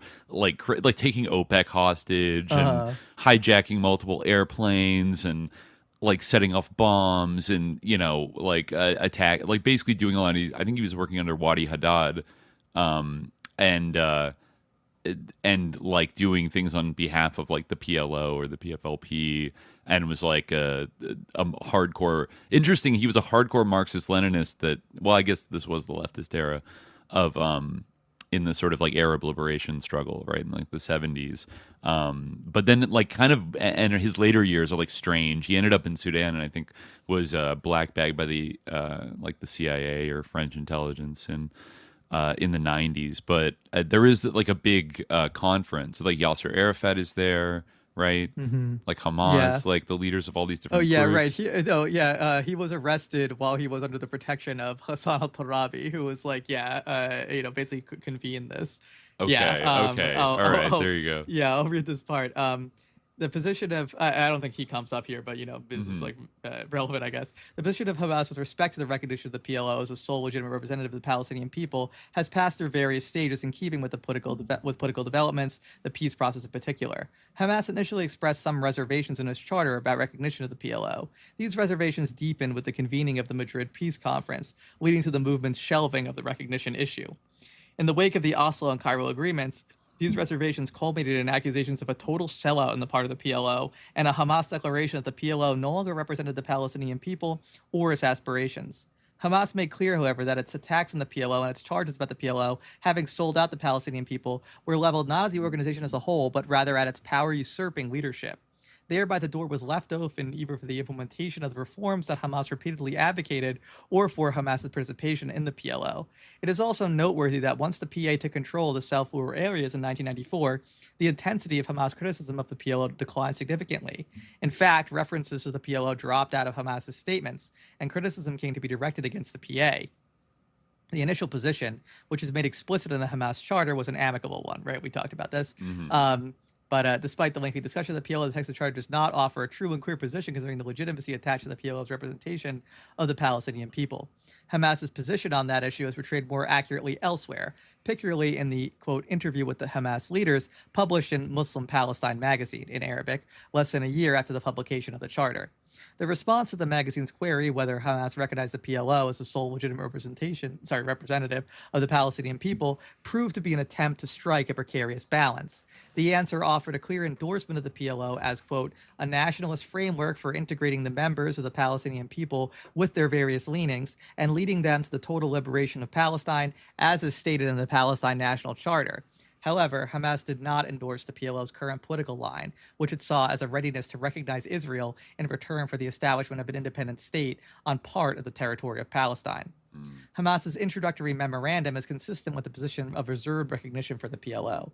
In it, Hamas stresses that it is not setting itself up as a substitute for anyone and expresses the view that the PLO represents a nationalist achievement that should be safeguarded. More significantly, Hamas declares that it has no objection to integrating itself into the PLO framework as long as the PLO remains committed to the liberation of Palestine and to non-recognition of Israel. It is significant that the three positions outlined above were very carefully formulated and fall into a different category than the impromptu statements by Hamas leaders and prominent figures, which are subject to the pressures of the need to issue a statement or to the pressures of the moment. When the Madrid conference convened with the participation of the PLO in 1991, Hamas stressed its reservations regarding the legitimacy of PLO representation and ignored its earlier recognition of the PLO as the sole representative of the Palestinian people. Hamas repeatedly declared at the PLO delegation, which had met with U.S. Secretary of State James Baker in preparation for the conference, quote, lacked legitimacy. Hamas subsequently refused to recognize the legitimacy of the resolutions of the Palestinian National Council meeting in Algeria in September 1991. Those resolutions endorsed participation in the Madrid conference. Hamas's position was that the PNC, as it was constituted at the time it made the endorsement, did not have the authority to adopt such a fateful decision on behalf of the Palestinian people. Consequently, Hamas held that any delegation forming the basis of the resolutions from the Algiers Conference was illegitimate and did not represent the Palestinian people. Non-recognition of the legitimacy of the delegation to the Madrid Conference developed into reservations concerning the legitimacy of the PLO and its role as the sole representative of the Palestinian people. These reservations clearly and prominently came out in the open at the January 1993 meeting between Hamas and the PLO arranged by Hassan al-Turabi in Khartoum. So I guess this was actually like after... Oh, no, wait, actually, it was. No, it wasn't 1993 that he was arrested, right? Carlos the Jackal. Okay, so it was right around the time of the meeting. Yeah, I guess it was like really, like very, very close, right? Because he was, in 1993, CIA contractor was tasked with finding Carlos. He and other members of his team searched for Sanchez almost about 4 months in Khartoum during 1993. So they got him in 1994, so it was after. Okay. But anyway, sorry, I lost my place here. So, the Hamas president irritated Yasser Arafat, who was taking part in the meeting and was one of the reasons why the meeting failed. Between the Madrid Conference in October 1991 and the Oslo Agreement in September 1993, Hamas's reservations concerning recognition of the legitimacy of the PLO strengthened. Following the announcement of the Oslo Accord, Hamas virtually denied the PLO any representative legitimacy, declaring that the PLO did not have a right to claim to represent the Palestinians because, quote, it had abandoned Palestinian fundamentals. Later, the PLO signed a second agreement with Israel at Cairo. The head of the Hamas political review at that time elaborated on the organization's views on this issue. This is a quote.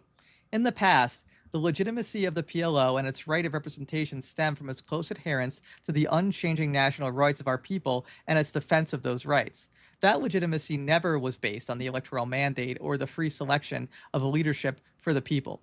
Nevertheless, it had been acceptable to regard the PLO as the sole legitimate representative of the people due to its close adherence in the past to the fundamental national aspirations of the Palestinian people and due to its well-appreciated struggle for liberation, self-determination, and the expulsion of the occupiers.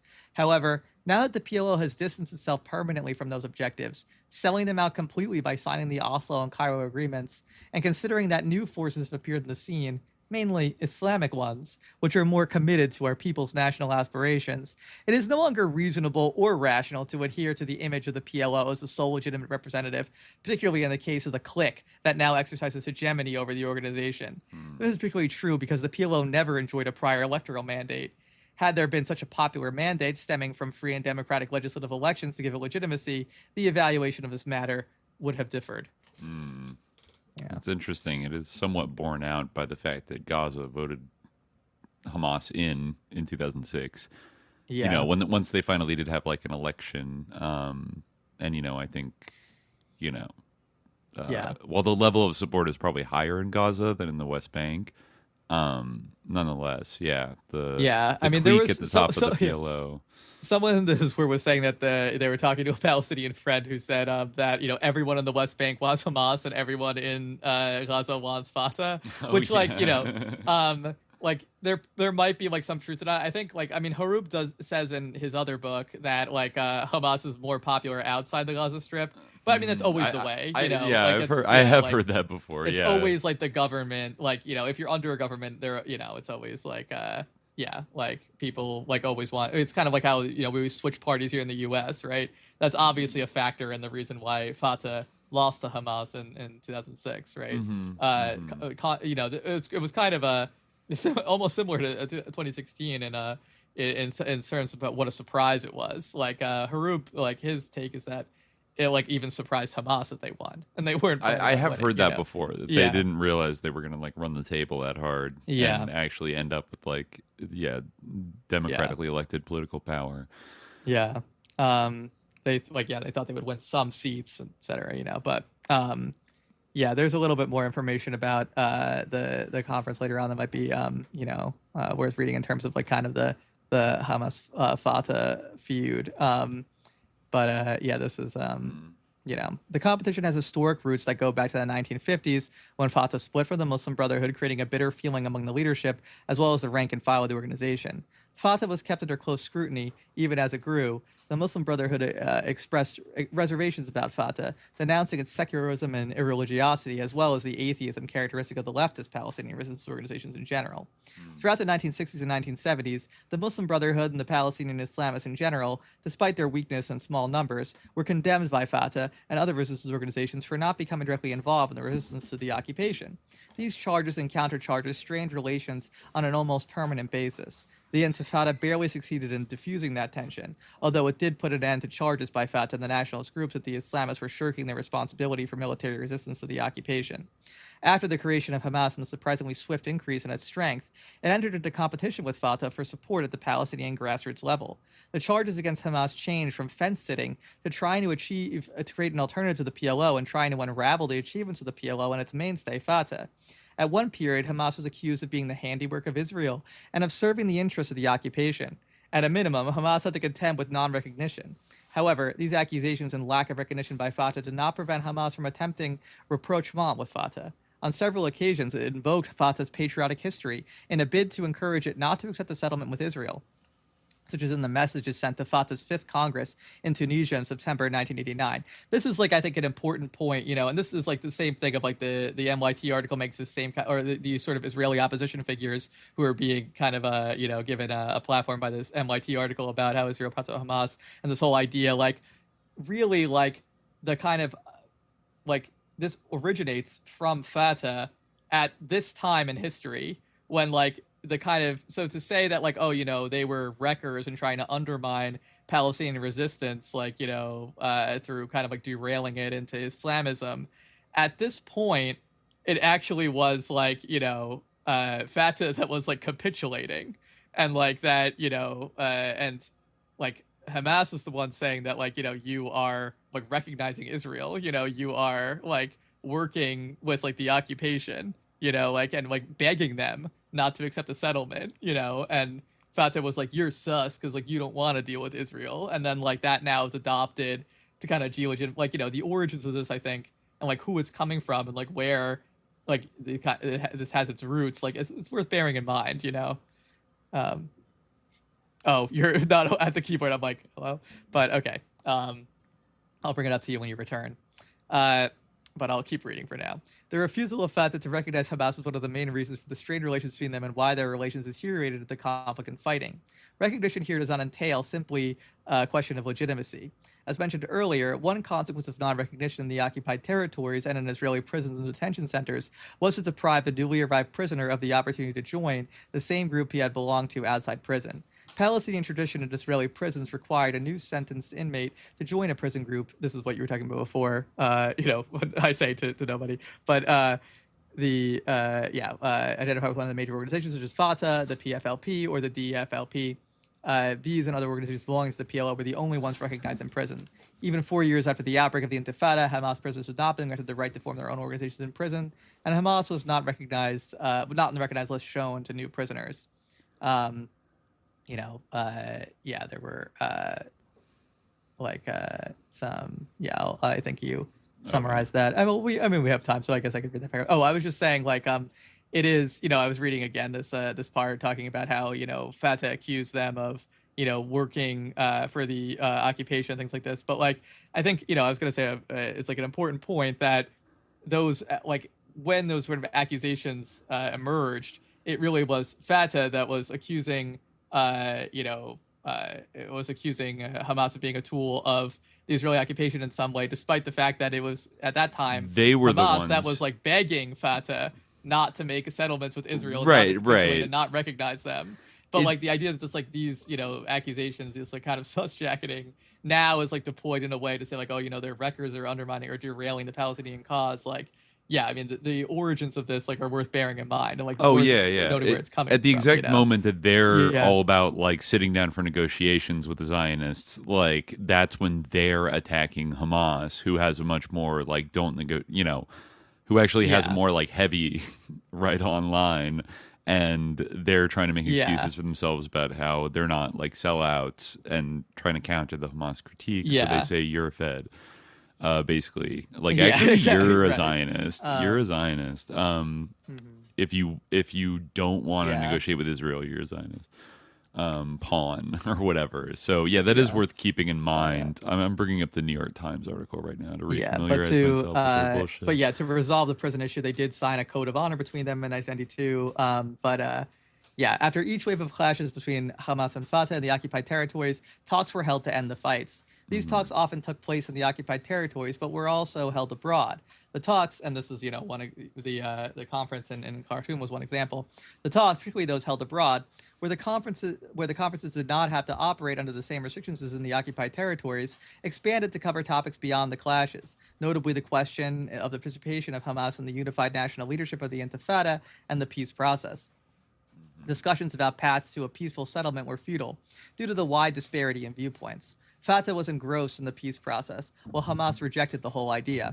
However, the talks about the participation of Hamas in the unified national leadership were more promising, with Hamas itself submitting a proposal to Fatah and the other resistance organizations containing a formula for joint leadership that would include all resistance organizations participating in the Intifada.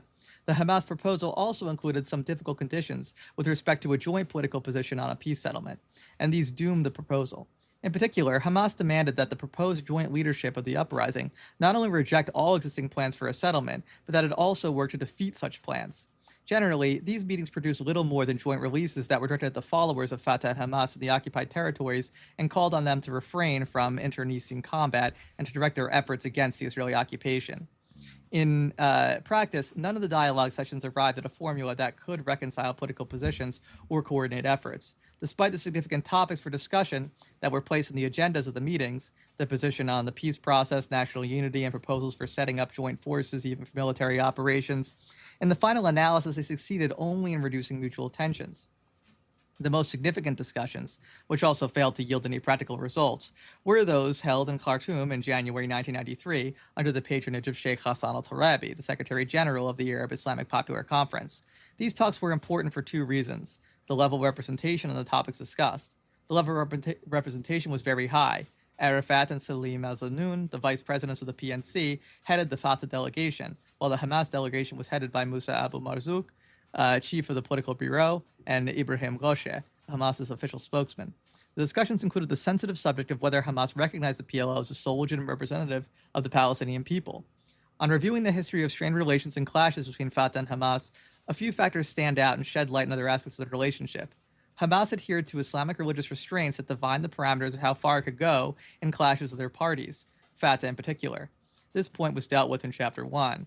To recapitulate here, that commitment decreased the intensity of the conflict and prevented it from getting out of hand. More specifically, it can be said that the conduct of Hamas toward Fatah never reached the same level of violence as did Fatah's conduct toward Hamas. A second observation pertains to the negative impact of the endless stream of accusations about Hamas made by Arafat. These accusations, which included charges as that Hamas had been created by Yitzhak Rabin, that it owed allegiance to Iran, and that it had deviated from the unity of Palestinian ranks, just like the Zulu tribe to oppose Nelson Mandela in South Africa, were an obstacle to rapprochement. Some assertions, such as the one by Arafat at the 7th October 1992 meeting with interesting date, with PNC members residing in Amman, that he would not go easy on Hamas as Mandela had done with the Zulus, but rather, unlike Mandela, would shoot at the Palestinian Zulus, caused scheduled talks to be canceled. Arafat himself devised a strategy for dealing with Hamas, and discussions with Hamas, at which he was not personally present, were ineffectual. The third observation is that the conflictual relationship between Hamas and Fatah pleased Israel, which indirectly fanned the flames of the dispute. A good indication of this was the way in which those quarrels and clashes were given prominent coverage and blown out of proportion in the Israeli media. Israeli correspondents also attempted to get prominent Fatah and Hamas leaders to condemn each other in the media. Wow, do you condemn Hamas? Has a deep history. Israel also went out of it. They were even asking Fatah questions. I know. Israel also went out of its way to torpedo any potential rapprochement by preventing Hamas leaders or prominent figures close to the movement from traveling abroad for meetings with Fatah and PLO leaders. Israel has remained wary of even minor improvements in relations between the two sides. The publication of an article in Philistine Al-Thawra, the organ of the PLO, demanding the release of Sheikh Yassin, prompted Israeli fears that this could be the beginning of a real rapprochement. A fourth, but by no means last observation, is that a number of the joint communiques in fact did succeed, at least partially, in halting the escalation of tensions and containing the brewing crises. In fact, one of those communiques released jointly by the military wing of Hamas, the Al-Qassam Brigades, and the military wing of Fatah, the Fatah Eagles, about a joint military operation, was an exceptional example of bilateral cooperation, and it aroused some concerns among the Israeli military. However, this example... Ding, ding. Like, look at that, too. That's what they're afraid of, is, like, the alliance between Hamas and the secular faction uniting. You know, they don't like solidarity.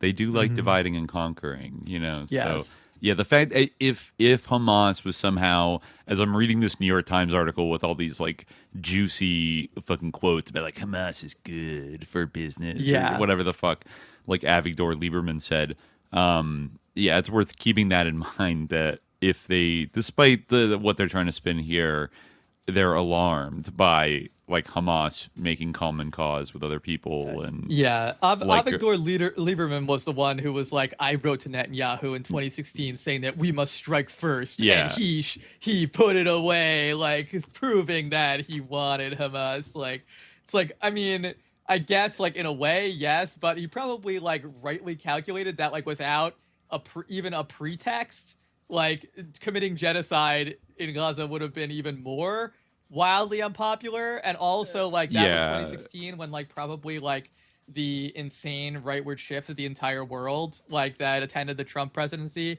hadn't, like that was still kind of in the Obama era, like where it's like probably like I couldn't get away with like that could really endanger us if I committed genocide in Gaza right now. So I'm gonna have to like wait a little bit, you know? And like, maybe he did kind of like think like, oh, well, maybe they'll do something that will justify it down the road. But it at that point, probably he rightly calculated that it would be harder to justify on the world stage, and like, you know, or maybe he overestimated, like not realizing that America was about to take a big step further towards like that kind of you know, genocidal politics. But just to back that up a little bit, in this article it quotes Bezalel Smotrich, you know, now much more of a notorious far right like genocidal maniac politician, who was in Netanyahu's cabinet after October 7th. But apparently he said in 2015, the year he was elected to parliament, quote, the Palestinian Authority is a burden.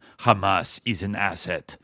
And it's like, okay, I know this article is trying to be like, oh, see, Hamas is fake and Netanyahu, dirty, corrupt little Netanyahu is like supporting him.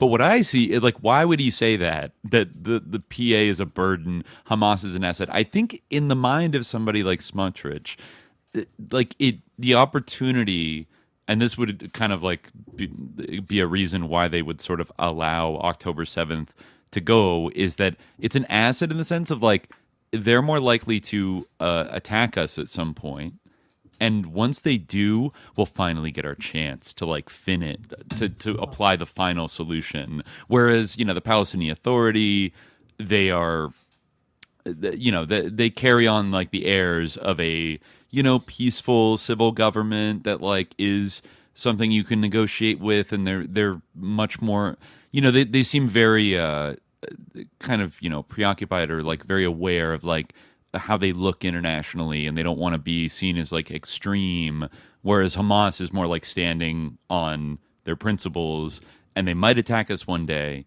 and if we let them attack, then you get your justification to go and like kill everybody. I mean, that's a more realistic analysis than the analysis of the article, which is basically that, like, you know, Hamas, like, or Netanyahu, like, is just like too, like, he wants power so badly, so he's like buying quiet on the border, you know, with like these payments that he authorized to Hamas, like, as part of like, you know, a ceasefire agreement, like hard-won ceasefire agreement, like not, you know, like a bribe by any means, you know, like Hamas had to like, you know, this is against, you know, again, that article. And if it was a bribe, it didn't seem to work, because then October 7th happened. And even if, you know, I think I also want to separate, like, even if there was a sort of like lie hop thing going on in the Israeli government with October 7th of like letting it happen so that you could get your green light, so you could spin it into this like trauma spectacle that will then like activate the entire population to like commit genocide, you know, once and for all. That doesn't mean that like, oh, that somehow the October 7th operation was like fake or like created by Israel, or that like Hamas didn't genuinely plan it for their own reasons and like do it, you know? These things can get a little thorny sometimes. With, I'll read from Mujahid Harakat's Substack, because I think he has a good kind of take on this. You know, Over the last year, it has been speculatively argued that Hamas's subsistence, particularly in the years preceding Tufan al-Aqsa, or the Al-Aqsa flood, have either lacked autonomy or been paternalistically supervised by Israel's security state at best, or been goaded/motivated by the Israeli security state's instrumentalism at worst. The crudest rendering of this narrative proffers that Hamas has, in fact, been a, quote, controlled opposition invention of the Israeli state. In light of Operation Al-Aqsa Flood, ongoing at the time of this paper's writing, this narrative has proliferated. This narrative, galvanized by Mark Mazzetti and Ronan Bergman. By the way, I mean, it's worth mentioning that one of the authors of this MIT article is like literally like an Israeli ex-IDF soldier, a journalist in the area of military intelligence, like. And Mazzetti is like the golden book, like Kill First, like the history of Israel's bind, torture, kill, the story of an IDF commando. Yeah, or something. exactly. Exactly. It's like kill, vanish, escape, or whatever the fuck. Something like that.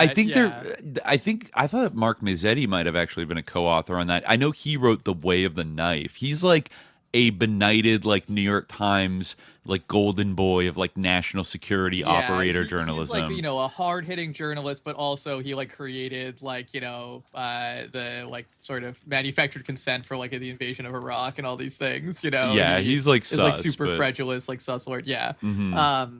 But super like credulous sus lord. Rise right. and Kill First: The Secret History of Israel's Targeted Assassinations. Oh my God. That's his book. Yeah.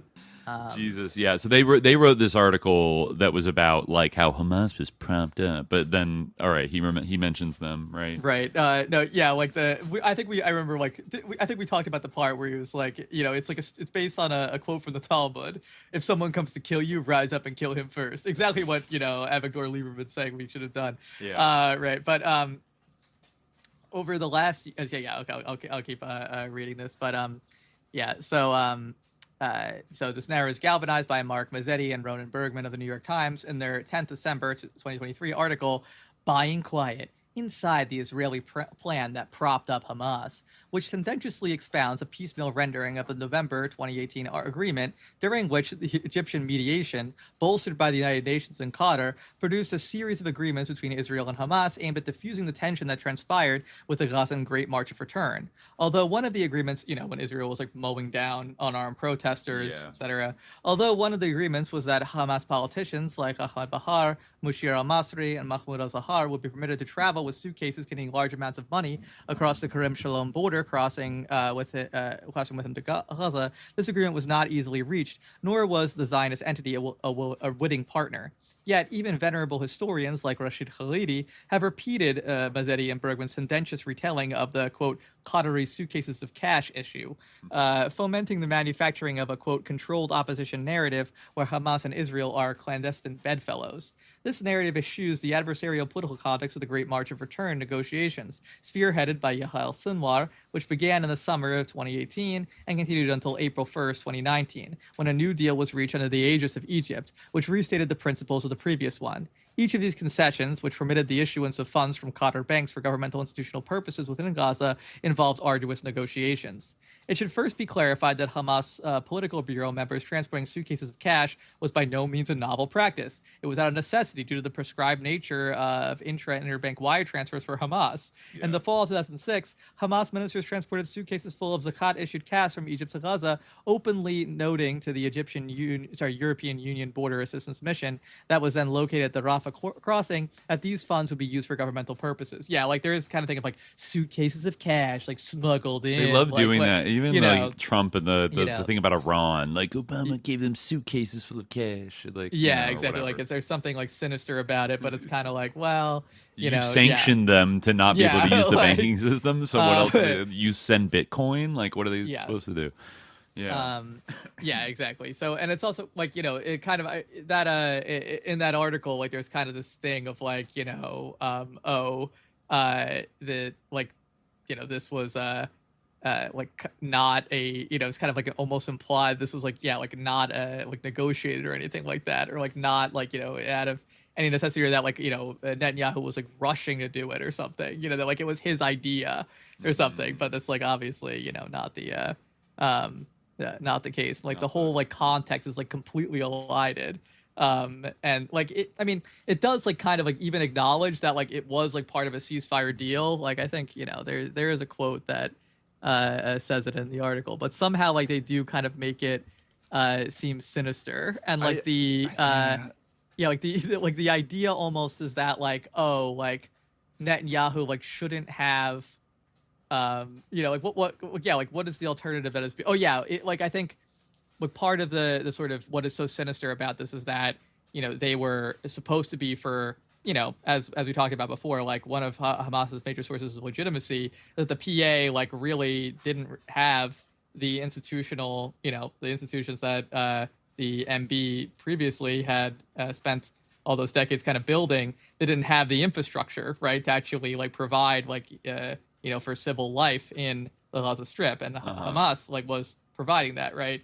And so that's what this Qatari money was mostly supposed to be for like healthcare and stuff like that, Of course, we know like for humanitarian purposes. 100% of it was used to build rockets. Exactly, and the heroic-based opposition that like Israel would be the most peaceful nation in the world if they could only get into power and get rid of the evil Trumpian Netanyahu.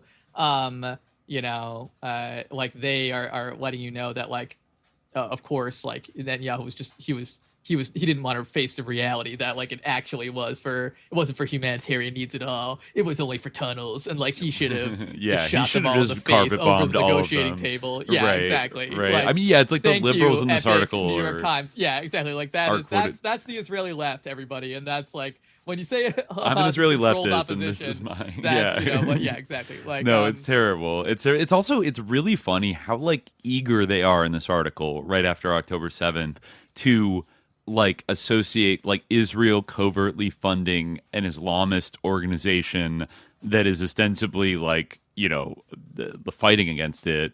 But I feel like these same exact like authors, if you ask them to look into I don't know, Israeli intelligence services like interactions with ISIS in like Syria or something like that, or I don't know, the YPG, but like let's just say ISIS, they would like freak out and call you like an anti-Semitic conspiracy theorist freak and like shut the fuck up. Like no. But I feel like that's more likely than that's actually more plausible than them like giving money to Hamas for some like now we control you reason.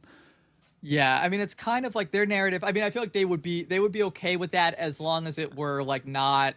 Like I feel like they don't really like assign, or it's only like very hesitantly implied, like the intentionality of it, like because it's kind of like a Charlie Wilson's War sort of angle that they take, where it's like blowback, like they like he thought he could buy quiet, exactly, and save his little political career, exactly, and like it's just it's such a tiny little. Petty drama of him. So he looked the other way when the evil terrorists told him that they were using it to like keep people, for hospitals. And as we all know, as any serious analyst knows, Hamas hospitals are actually just like terror centers for terrorist centers. Yeah, exactly. Like he expects us. Yeah, like and so I mean, like obviously, like I want to be clear and like. Deriding these people, that I'm not like in any way defending Netanyahu is one of the most evil people on the planet. But like, I think like the fact that their critique of him is that like he's not evil enough, basically, is like truly like kind of mind blowing, and like totally undermines like this whole idea. Like, and that's like where this like like that's the thing. Like when these kind of people like are like on posting online, like annoying us, like tutting like it's a shame that Hamas is like Islamist, and it kind of like Israel kind of like, like that's like kind of basically where they're getting this stuff from. Like that's where it comes from. Yeah. It doesn't come from anywhere else. Like Zionists lying their asses off to like smear an organization. Yeah. It's like, it'd be like one thing if like there was like evidence, but there like isn't really. Like other than like obviously, it should be like stated like it's obviously true that Israel tries to manipulate public opinion and to manipulate like groups, right? Like in Palestine, right? Like obviously they do. Like for instance, I think Hroub's example of how they give like all this play to the feud between Hamas and Fatah, things like saw like maybe you could compare it with to harken back to a recent episode, like the US organization and the Black Panthers, like the sort of sending like that one thing where they're kind of sending like the political cartoons, like back and forth saying like they said shit about you, like you know, they say like they're gonna do this, right? Like I'm sure that type of stuff goes on, and like the attempts to kind of you know, stoke tension like are certainly real. But the kind of, it is weird that like for whatever reason like that like centers on Hamas, when if anything, you know, I think Fatah is straight up collaborationist at this point, right? Like, right. They just it's exist like to like the other group is Islamic resistance, or you know, Palestinian resistance in general. Right. The PA obviously poses less of a threat to Israeli power than Hamas does. Totally. Like at the end of the day. Yeah. To go back to what you're saying, like the whole thing of like Hamas is an asset, I think that like, you know, you could read it in that way, but I think, you know, even a more mundane way to read it is that like in the context of like Israeli domestic politics, where like, you know, you have you gotta defend yourself against being the left punching, or sorry, the punches from the left about how you're not committing enough genocide, because like that guy probably was defending himself because they were like, well, why did you not go in and kill every single child in Gaza? He was probably saying like, well, you know, we don't want to have you know, our people in there, right? We don't want to have the like, because they might have, you know, said on that radio show like, why don't we go and install the like, you know, for like just destroy Hamas and put the Palestinian Authority in power, right? Like knowing what that would entail, you know, and he probably was like, well, you know, trying to make excuses for it and say like, actually Hamas helps us, right? So like you don't have to actually say, and again, like the idea that like they are like Hamas is 100% helpful, and like this is like something that I feel it comes up in various contexts, like the same sort of idea, like vis-a-vis. Again, I do kind of think like, you know, it comes up in many contexts where like it's hard for people to wrap their minds around why would Israel like portray, or why would it, you know, an Israeli official or an Israeli spokesperson or like, you know, a right-wing Israeli commentator or anything portray like, you know, the idea that they like approve of a certain group if like they act, you know, if like they weren't in some like an asset or they weren't sincere. But like that like totally undermines their legitimacy. One of the most effective like propaganda strategies against Hamas, like I mean, they're like Fed jacketing the way that the FBI would constantly like spread rumors that like such and such Black Panther was a Fed, he was a P, and like you should kill him, and like they got, you know, the Black Guerrilla family member that, you know, one killed Faye Stender, shot the leftist attorney, another one killed Huey Newton at the end of the 80s for some reason, and like spreading those kind of like poison pill things of like they're a Fed, like actually, and to do that like from your own mouth, like you're damning them with praise by an Israeli official being like, yeah, like they're useful for us, we do a lot of work with them, we help them actually, you know, they're kind of hoping somebody would like take the bait, or at the very least it would cause a little bit of an icky like, wait, what, like Hamas, like, and then you have all these other journalists and people coming out kind of reinforcing it, and then even on the left you have like people doing that, I don't know, my dude, like I heard that Israel props up Hamas because they're religious, and they know that is stupid for anybody to be religious, and it'll never result in any revolutionary victories at all because you're religious. So that's why Israel, it confirms some people's prior biases. It definitely that like does religion's have to do with, for like, dumb prior dumbs, biases. and I mean, like I also feel like almost in a way, because like the portrayal of Hamas has so much to do with like the kind of image of the terrorist. I mean, you know, like even though like, you know, there were definitely like, I mean, actually like Zohran's father, Mahmoud Mamdani, has written very much about this issue, right? Astutely. About like the nature of the suicide bomber, right, as a political tactic, right, or suicide bombing. Hamas used that strategy, right, and like that was on some level it was effective, right, because it showed, you know, like it was one of those things. It showed like, you know, that Hamas was willing to go past like its red lines, you know, like they, like Israel obviously for decades and decades has shown itself incredibly willing to murder Palestinian civilians nakedly, right, without apology. Hamas actually restrained itself from that for a long time, but they got to such a point of desperation. They're like, the only way that we can like actually exact costs on them is if we show willingness to kill their civilians. You know, which of course you could take issue with, definitely, right? And like, according to Hamas's own narrative, on October 7th, they gave the order not to kill civilians. I mean, Hroub actually has a whole narrative about October 7 in his beginner's guide, which is, interesting. I don't think we'll have time to read it, but like, but anyway, like, I think it is an interesting period where I remember that from being a kid, like the suicide bombings of like buses and cafes and stuff. And then they do seem to have like stopped that at a certain point. It seems like they abandoned that as a strategy. They did abandon it, but I mean, I think they keep it on the table possibly just to see in the future. But they moved away from it. But both in like deliberately sending suicide bomber like people to blow themselves up, and also targeting civilians like very specifically. Even though of course on October 7th they killed a bajillion zillion like civilian everybody they killed it, but they attacked 40 beheaded babies, etc., etc. But as far as I know, they attacked them. They attacked military installations along the Gaza border fence and armed settlements populated by armed like paramilitarized like basically land stealing settlers who, sorry, but maybe not an old lady in a nursing home, but like if you're doing that, if you're choosing to do that, like you're kind of putting yourself in like a combatant situation, like it's hard to really fault that classification, right? Of like you're not just like a person who's going to work and like has nothing to do with, even if they're indirectly implicated in being a member of the society, like they weren't actually doing any. It's like these people all have like local little kibbutzim defense committees and AR-15s and shit, and like some of them go out there, they're like cultish freaks that go out there and like violently harass the farmers and steal their land and cut down their olive trees and shit like and everyone does serve in the IDF, like except for the ultra orthodox, like most people serve in the IDF. So there is like, it's a very militarized society that kind of incorporates everybody into its like military apparatus and apparatus of repression. I mean, Hroub actually in his beginner's guide book, he quotes like an interview that it was Salah al-Aruri, Hamas senior leader, deputy the head of the Politburo until his assassination by Israel on 2nd January 2024 in Lebanon. He gave this interview in like very, very shortly after October 7th. Okay. And this is what he said. I think it's pretty worth reading.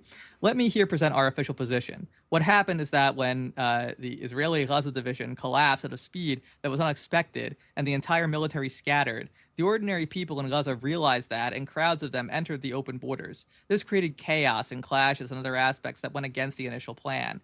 The access to the kibbutzes and settlements became easy, and there were Israeli guards and soldiers that engaged inside these places against Al-Qassam fighters, resulting in the killing of civilians. Another important point that must be clear here is that the Israeli army adopts what it calls the Hannibal Directive, according to which they would kill their own prisoners and those who captured them in the case of hostage-taking.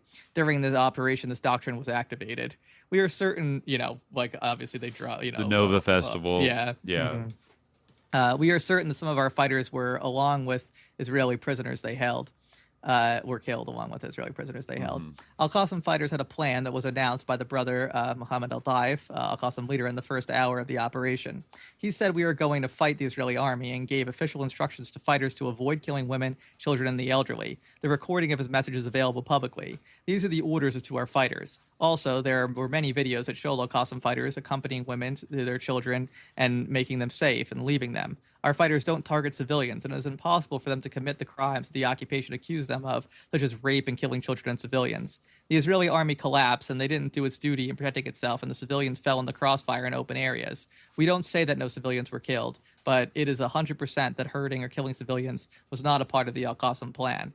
We are a responsible party, and we act according to our religion that prohibits us from hurting civilians or civilian life, and we act in accordance with international laws of war. We practice our resistance against the occupation in line with international legitimacy that gives us the right to fight this enemy until the world recognizes our right in life and freedom as the rest of other peoples. So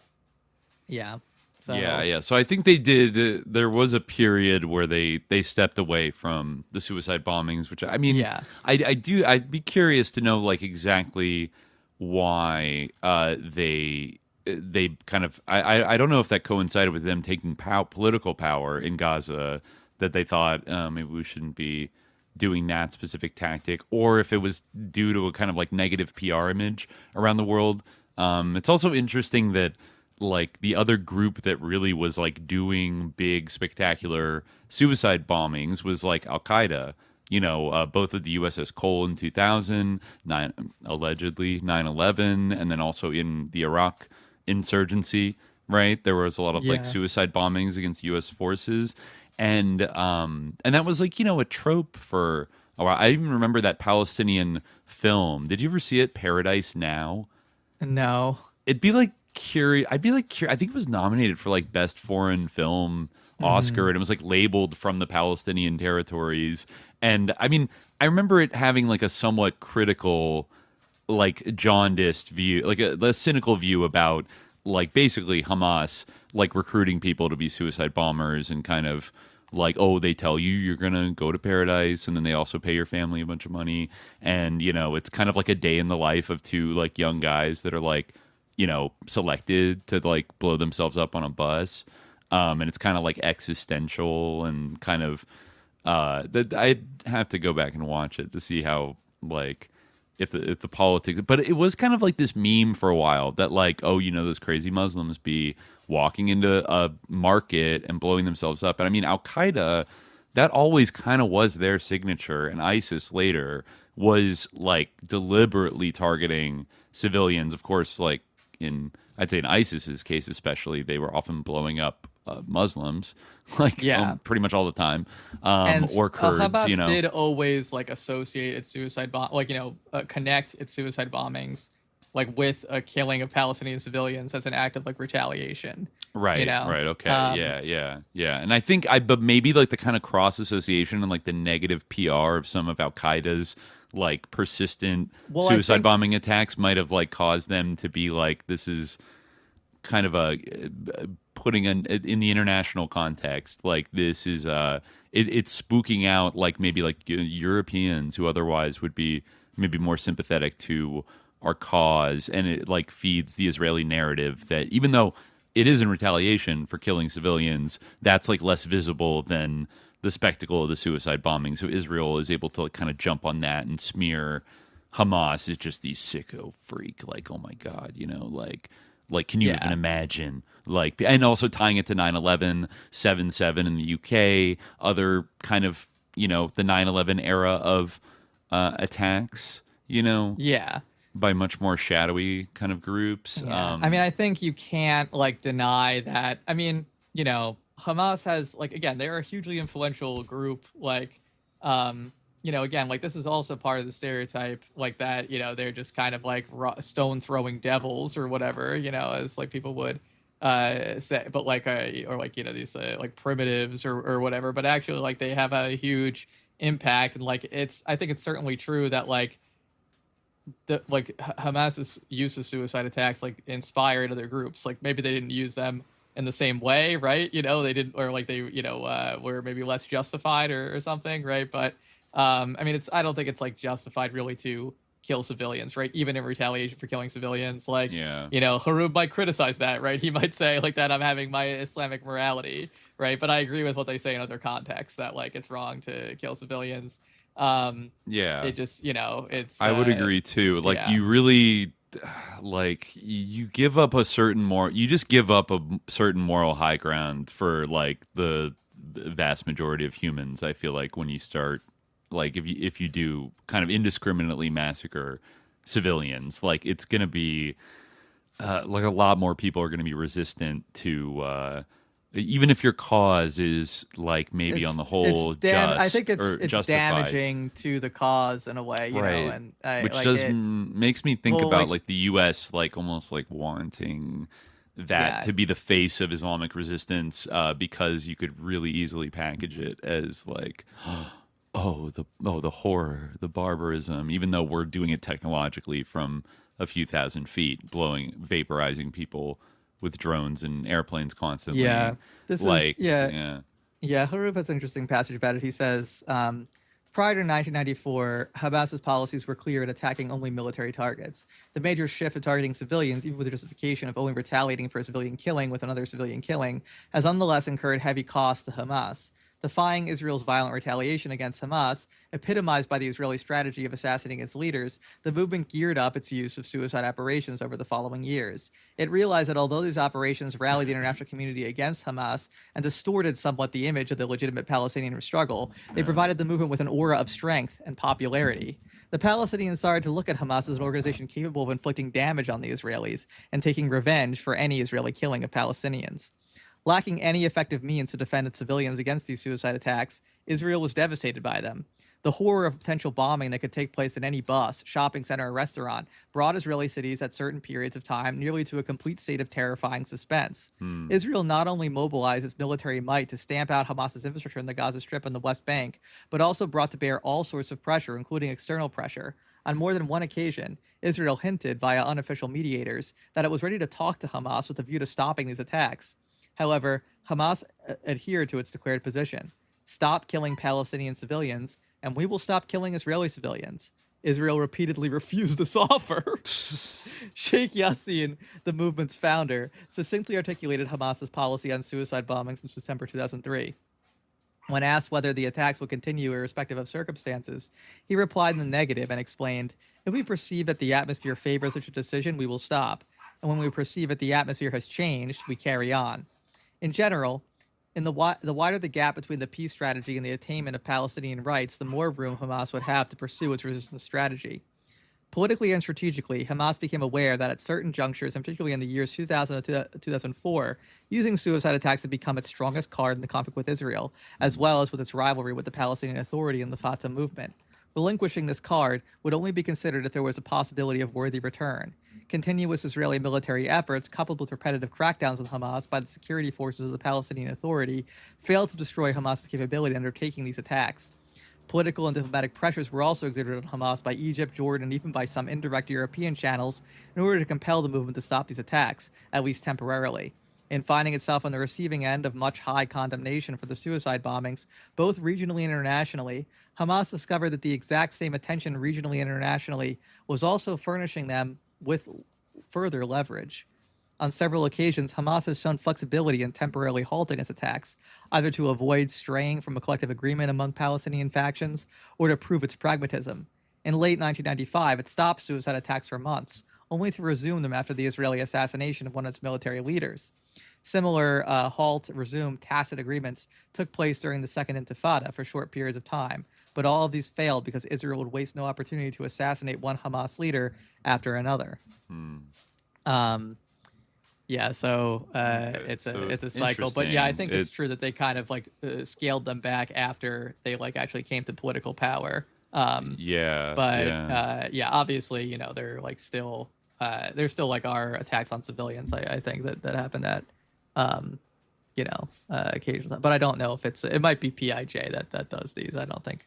I think Hamas. I know there are attacks, settlers get ambushed from time to time. Though again, I would put that on settlers are practically soldiers. At this, but they're actually more aggressive. They're more dangerous than soldiers in a lot of cases, which is saying something for the IDF. But yeah, I noticed from their original charter there was an interesting part here.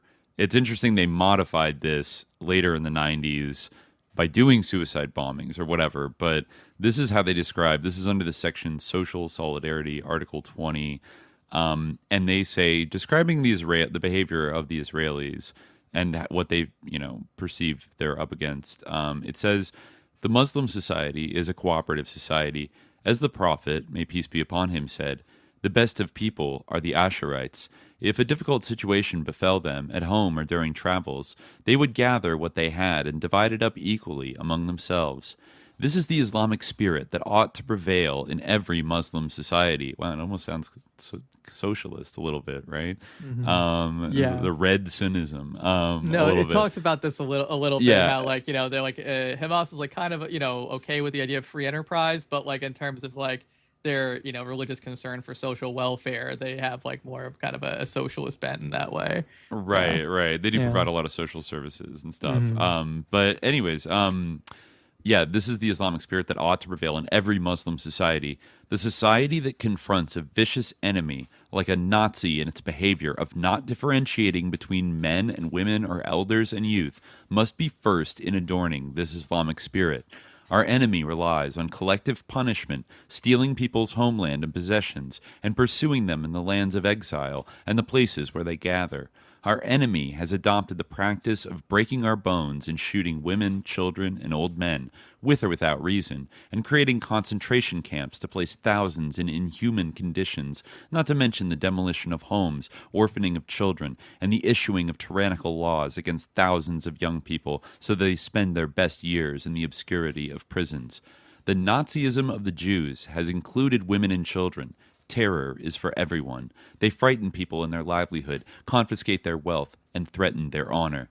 Their treatment of and terrible behavior toward people is more violent than would be that of war criminals. Deportation from one's homeland is a form of murder. To cope with this behavior, people need social solidarity. We must confront the enemy as one body. If one member suffers, the rest must be vigilant and come to his defense. And it goes on to talk about social welfare and this is very important to the process. But, that is a description of how Israel operates, and especially after October 7th. But, it's like they've always been pretty clear-eyed about what this is. I think history has kind of borne them out to be correct in their, in this perception of Israeli behavior, right?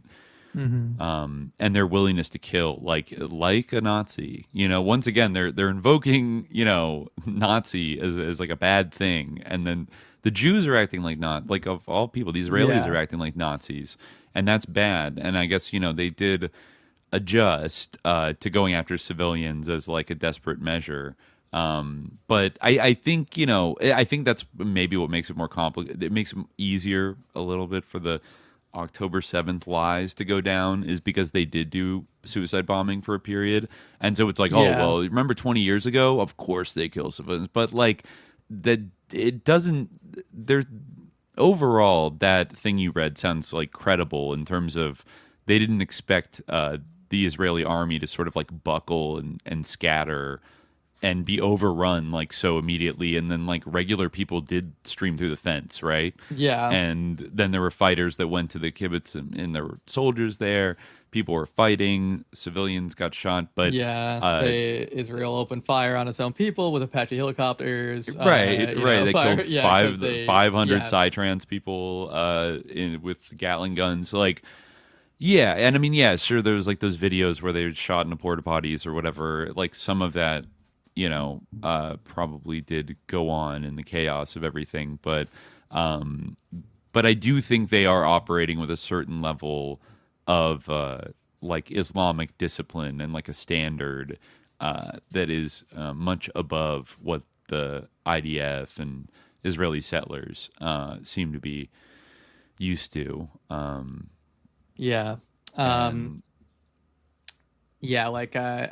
mean, it in terms of the in terms of the suicide bombing thing, I think that like it is this is kind of the point I was making originally. I think that this kind of like feeds into it's kind of a distant from where we've ended up, but like the obviously, like I think that like you could contextualize it, right? Like and I think that the context kind of makes sense, even though I do think like it's Yeah, I think it's a tricky issue, because like when civilians are being killed all around you, I do feel like one has to eventually, like, this is what I do feel like politics does have a moral dimension, and like that's kind of what is, I think, inspiring on some level about like any kind of religious conception of politics, is that it doesn't kind of concede that to pure like calculation, and does like kind of say like, not all just realpolitik. It doesn't mean that like we are going to do the same thing. But I do see how like that had like that was effective in some ways, but I think it kind of it blackens the heart on some level. But like I think another part of it is that like in terms of the kind of image of like the evil barbaric terrorist, I think like to kind of what you were saying before, to a certain like hacking geopolitics understander in like the like American like popular discourse, like part of the stereotype of the like tech fury, another word they learned, terrorist is that like he's like a psyop, like supported by the CIA. So like any like it's part of that whole like package of like this barbaric terrorist image that like also like they're a psyop, so like that is also like part of the reason. Why or this, or kind of a general, even if it doesn't go all that way, the idea that like every single person who does a suicide bombing is kind of like a dumb, like easily manipulable person that gets kind of like MK'd by like a cynical terrorist who is kind of just motivated by power or something, and like doesn't have like morals, but like manipulates some young guy to go blow himself up, and blah blah blah. Right, they believe they're gonna get paradise. But then in the back, like the guy's like counting money, and he's like, hey, or something like that. Like, I think there's part of that whole package is like even these people who blow themselves up don't really believe in anything, or they're just they're pawns in the game. Nobody really believes in anything, like except for like. We kind of do, but we also don't. But it's like okay because we're like Americans or they're Israelis. Well, we're not hypocrites about it. Exactly. Yeah, that's like kind of the thing of like that's why sort of I've kind of like tried to look into the story like like at some point I forget like why I was like curious about it because I remember hearing it was like so popular in the media to talk about how like the 9/11 hijackers had gone to a strip club or whatever. Yeah, they love talking about that. I feel like it is like based on like totally based on hearsay, like there might be like some kind of like substance to like the general kind of accusation that they were like that they weren't the most pious people some or whatever. But I think like Muhammad Atta had like a stripper girlfriend or something. There was like more to it than just like they just went to the strip club one night. Like but that's almost like because the 9/11 crew is it's such a weird scene, and who knows what the fuck was going on there. But they definitely ran with that lore. I remember looking into it and like seeing like. A lot of like the articles that ran at the time about it were just like, oh yeah, those guys I saw, like just like all right, what like you saw like 5 Salafi Arabs like in like what but yeah anyway I don't know, but like it's also like another thing where like the idea it's threatening, it's a threat to like because it was perceived at the time as like a threat to our like moral authority and like kind of a strike at a sort of anxiety that Americans had about like the sort of hollowness of our consumerist culture. And so like that sort of criticism that like, of like the decadent, immoral and like corrupt West that needed to be diffused by like, it's kind of like you're as big of a dirtbag as we are. These people as kind of like how the Soviet Union always needed to be portrayed as actually like a very like corrupt society that like where it run was by actually greedy men, more capitalist than the United States, right? Exactly. And so therefore it was like their critique of us was like diffused and like actually it's like all of our abuses are somehow okay because at least we admit it, like that. Well, in a way, like it reminds me of our discussion about like action movies and like how many plots in them.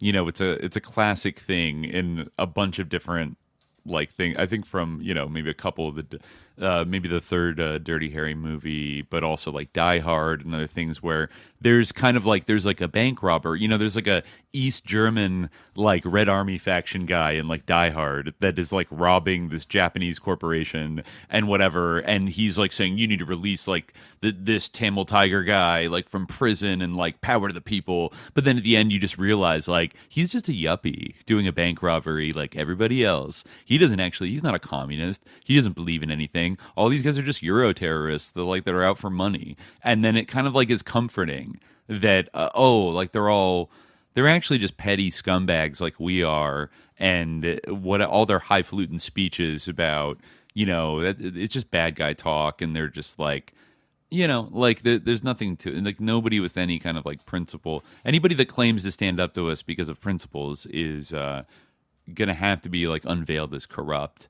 and a total hypocrite, and therefore worse than us, who are at least are open about not believing in anything and being treated rights. And I mean, like, in terms of what Patrick Christian is saying in the chat, I mean, I think like you can kind of like maybe get lost amidst like the discussion of like what have Hamas's actions always been justified, like things like like have like is it like, you know, the morality of attacking civilians, like kind of in the abstract, like, you know, it should be clear that like, yeah, obviously like the kind of, there's been like so many lies about like the events of October 7th that like, again, I mean, it's obviously like if someone says like, oh, this happened, it's like, you had to prove it didn't. It's very hard to prove a negative, but like no proof of like any of those things has been forthcoming. And in fact, like a lot of it is resting on the idea that there's like these secret like videos that they have, secret evidence that like you're only allowed to see if you're already a committed diehard Zionist, you know, which is like, should you remember they would invite people to that movie, to like the movie screening, like they'd invite influencers to it, and it was like, oh, like trigger warnings were everywhere, and it was like, this is like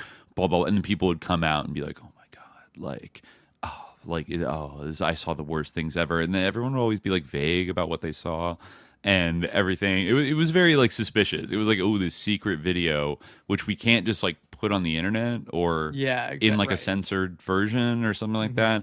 Like, yeah, the 40 beheaded babies, like people said that for months. Like, I don't even know like where 40 beheaded babies even like, yeah, I mean, I guess they just made it up, like just straight up made it up. Like, but I guess they're, given the way their population is, it almost does feel like they at the very least seized upon it to create like this like trauma ritual, you know, to like bind everybody to like get psyched to do the genocide. Didn't they like, you know, at some of these streams they like gave them like pills to like deal with, you know, like prime them for like the they gave them about drugs. To witness. Like they gave them like weird drugs. Yeah, I'm telling, it was like MDMA. It was like MDMA mixed with DMT.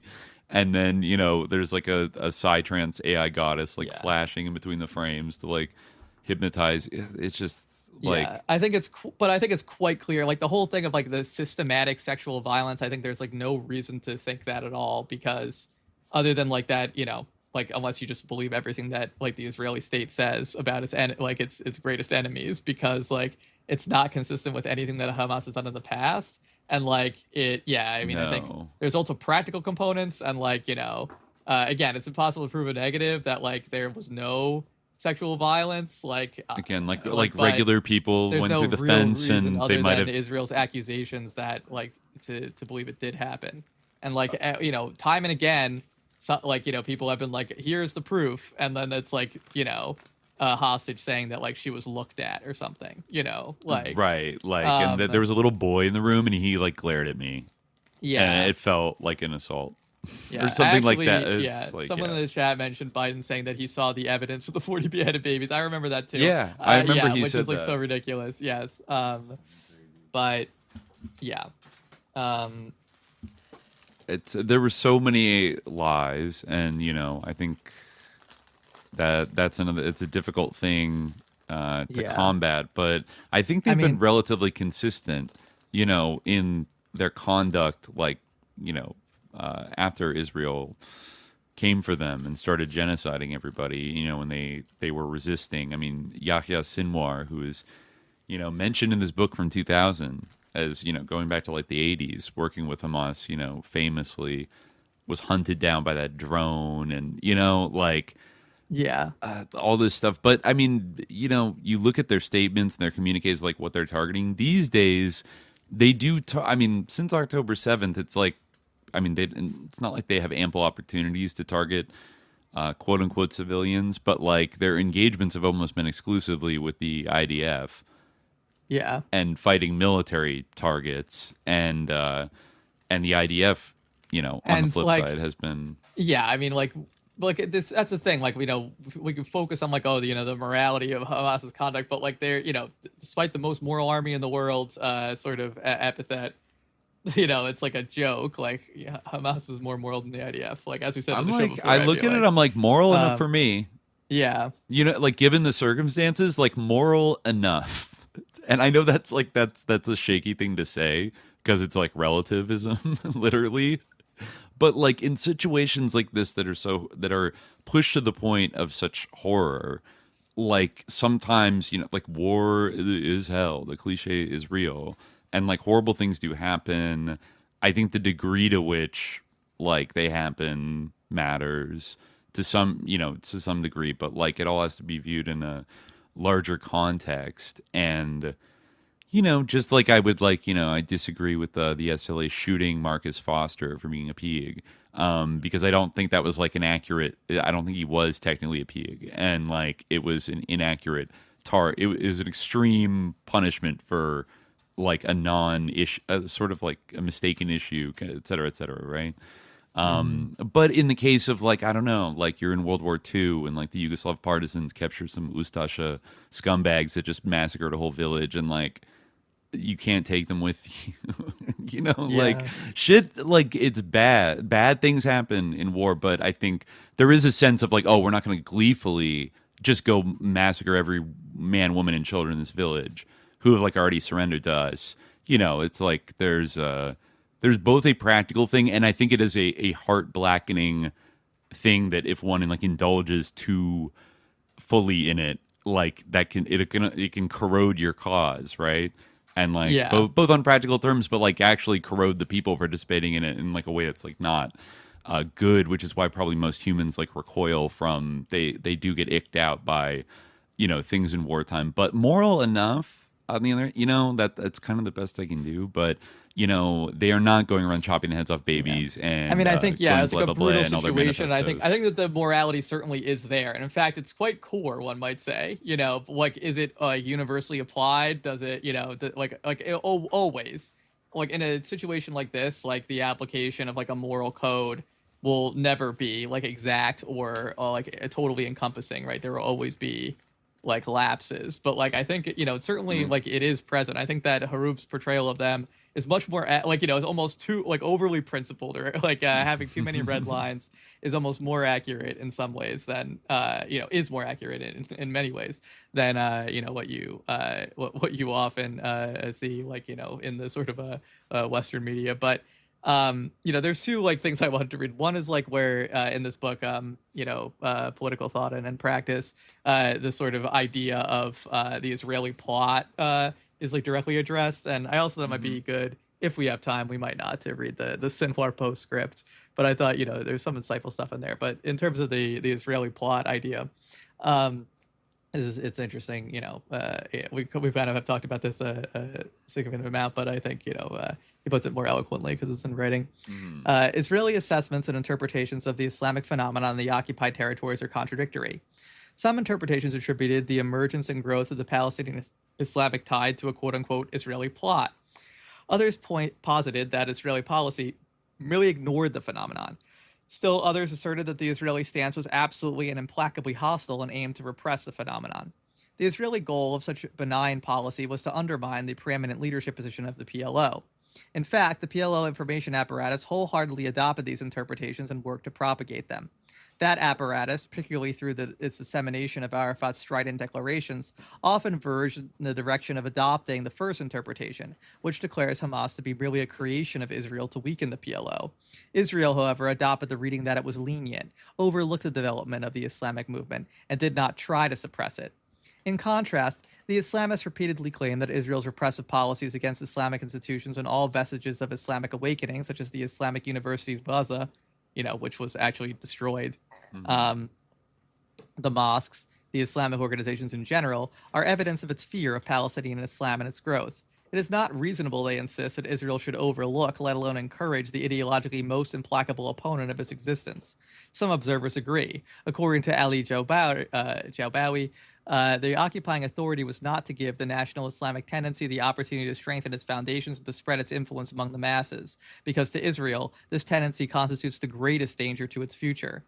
In this study, I advance a fourth interpretation, namely that Israel's policy toward the growing strength of the Islamic movements throughout the 1970s and 1980s up to the first year of the Intifada was characterized by confusion, bewilderment, and an inability to take decisive action.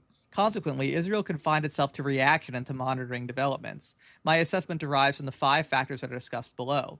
First, Israel's position toward Islamic institutions or toward the social and educational aspects of the Islamic awakening was no different from its established position toward other non-military phenomena that accompanied the Palestinian national movement and the factions of the PLO. Hence, the level of tolerance for or suppression of the work of those institutions was the same, regardless of their ideological or political bent. Scores of nationalist institutions, such as academic associations, clubs, daily newspapers, weekly magazines, schools, universities, and other organizations, bear witness to this policy. All of these institutions operated by virtue of permits issued by the Israeli occupying authority. Some of the institutions belong directly or indirectly to the PLO or other Palestinian political factions. It is not fair, therefore, to mention only the permits granted to Islamic institutions in the Gaza Strip or the West Bank. The chief concern of the occupation authorities during the 1970s and 1980s was military activity. Thus, they concentrated their efforts on the pursuit of such activity and were relatively tolerant toward informational and propagandistic activities, whether carried out by nationalistic or Islamist forces.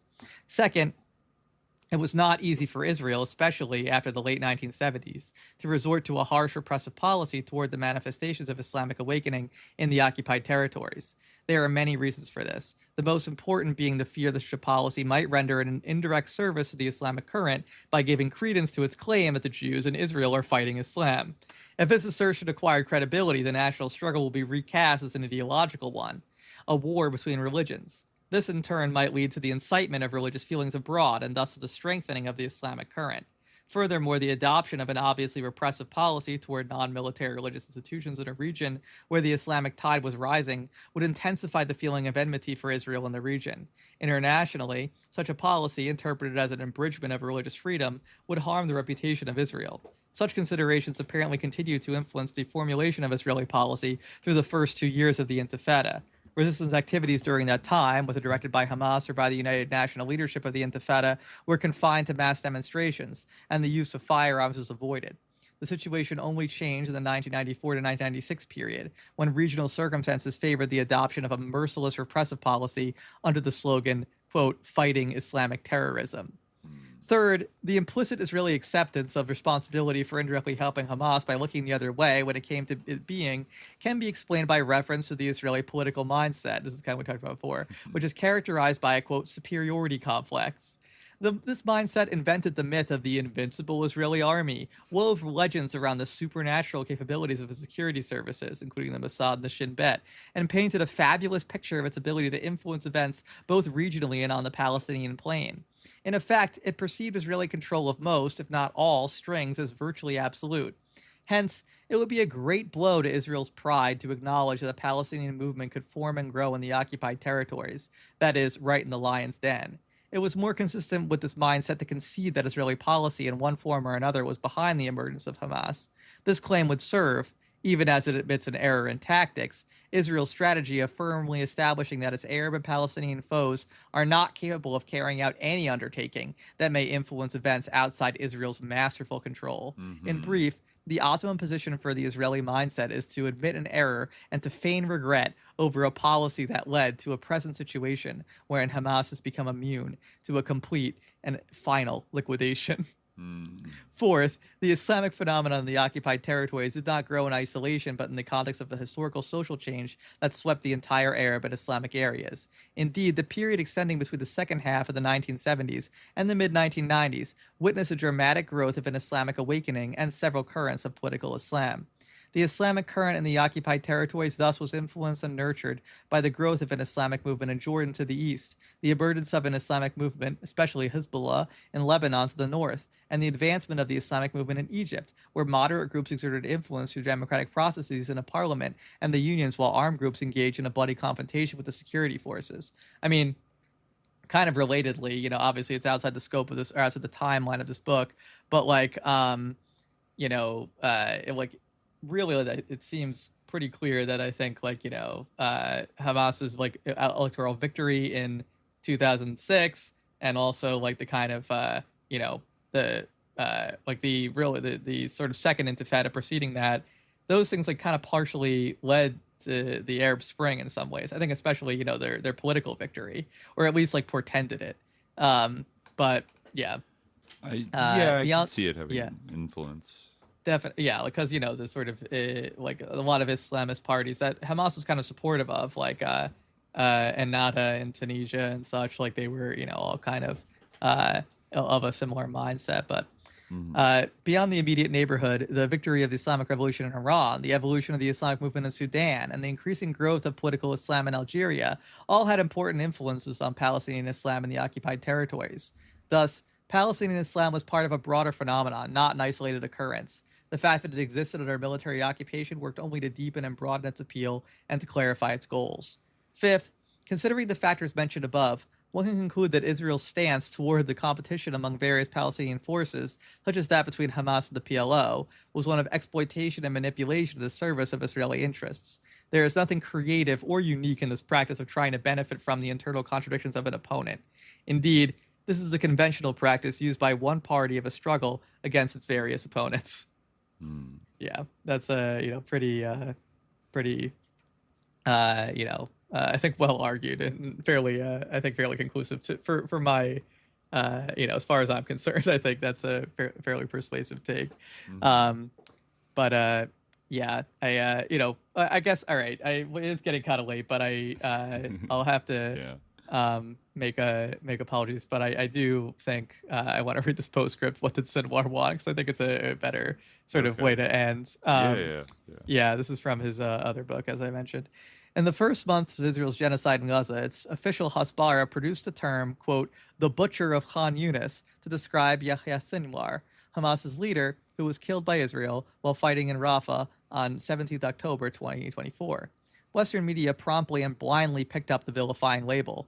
The haste and uncritical manner in which this media has used the term has been truly astounding. Cursory research shows that almost every mainstream Western media used the term. The New York Times, Washington Post, CNN, BBC, Le Monde, Le Figaro, Deutsche Welle, Der Spiegel, among many others. What is utterly shocking is the claim by Israeli propaganda and its Western allies that Sinwar was given that name by Gazans.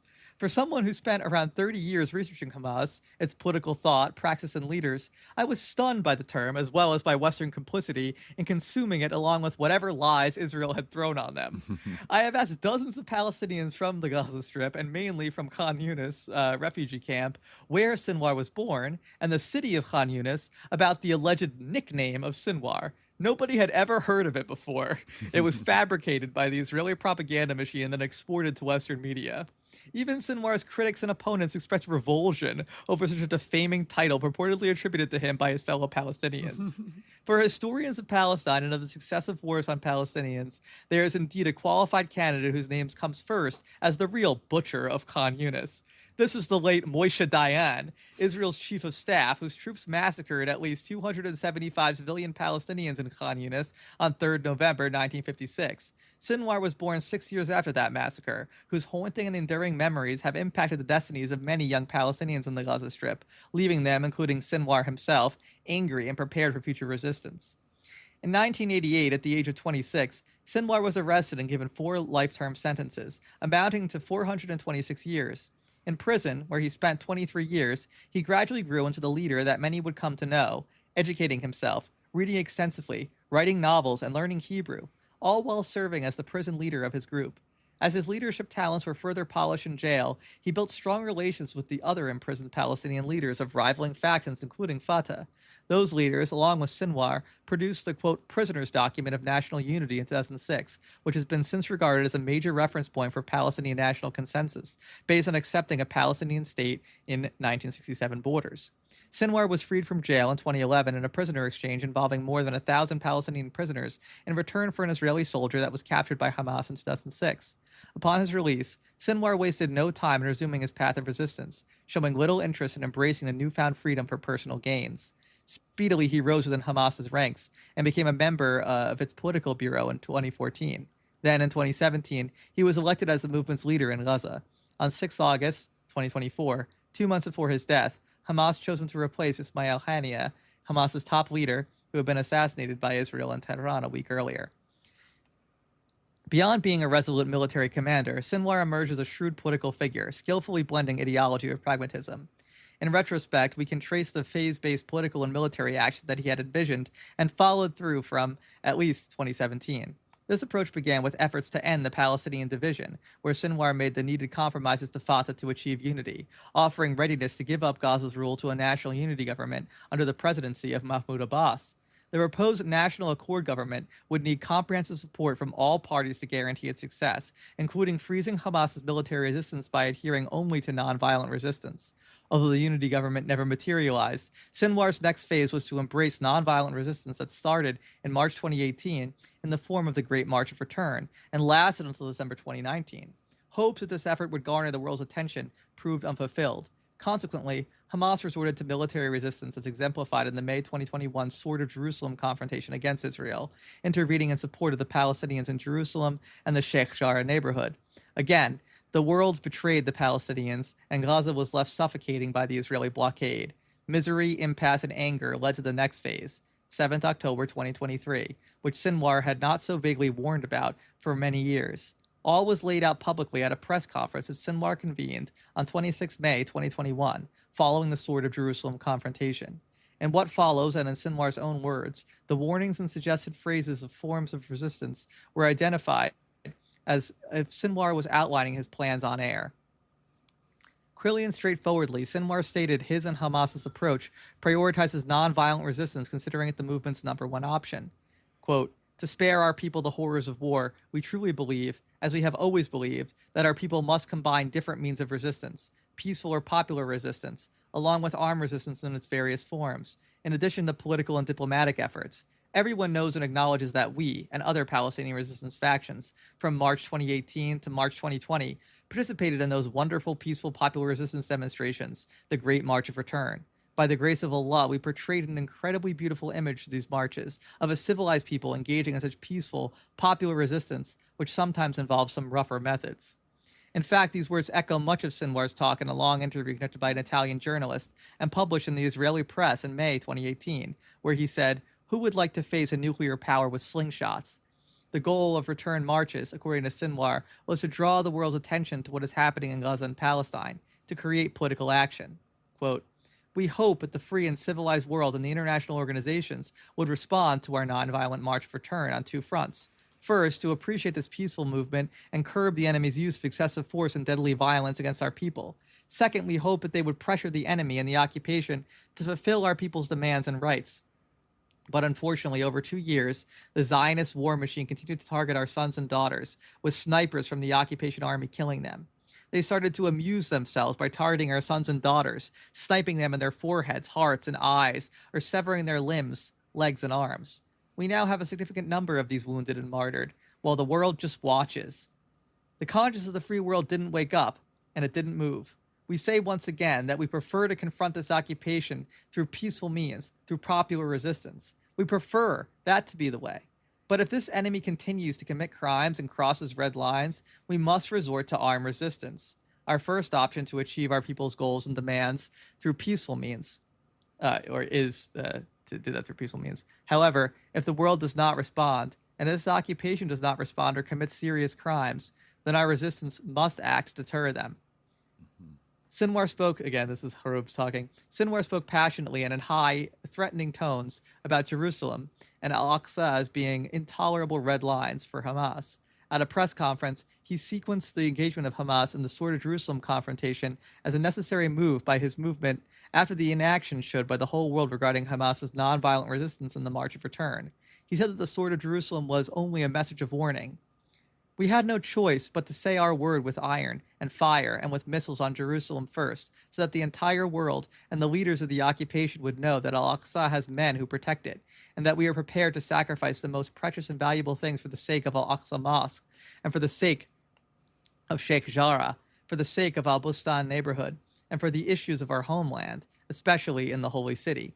We have risen up for the sake of our sanctities, for our rights, and we wanted to send a message. Believe me, we only wanted to send a message to the enemy and to the entire world that enough playing with fire, and that when we say enough playing with fire, we mean enough playing with fire. We do not issue threats or warnings in vain. Let someone come with one statement or a threat that we once issued and did not implement on the ground.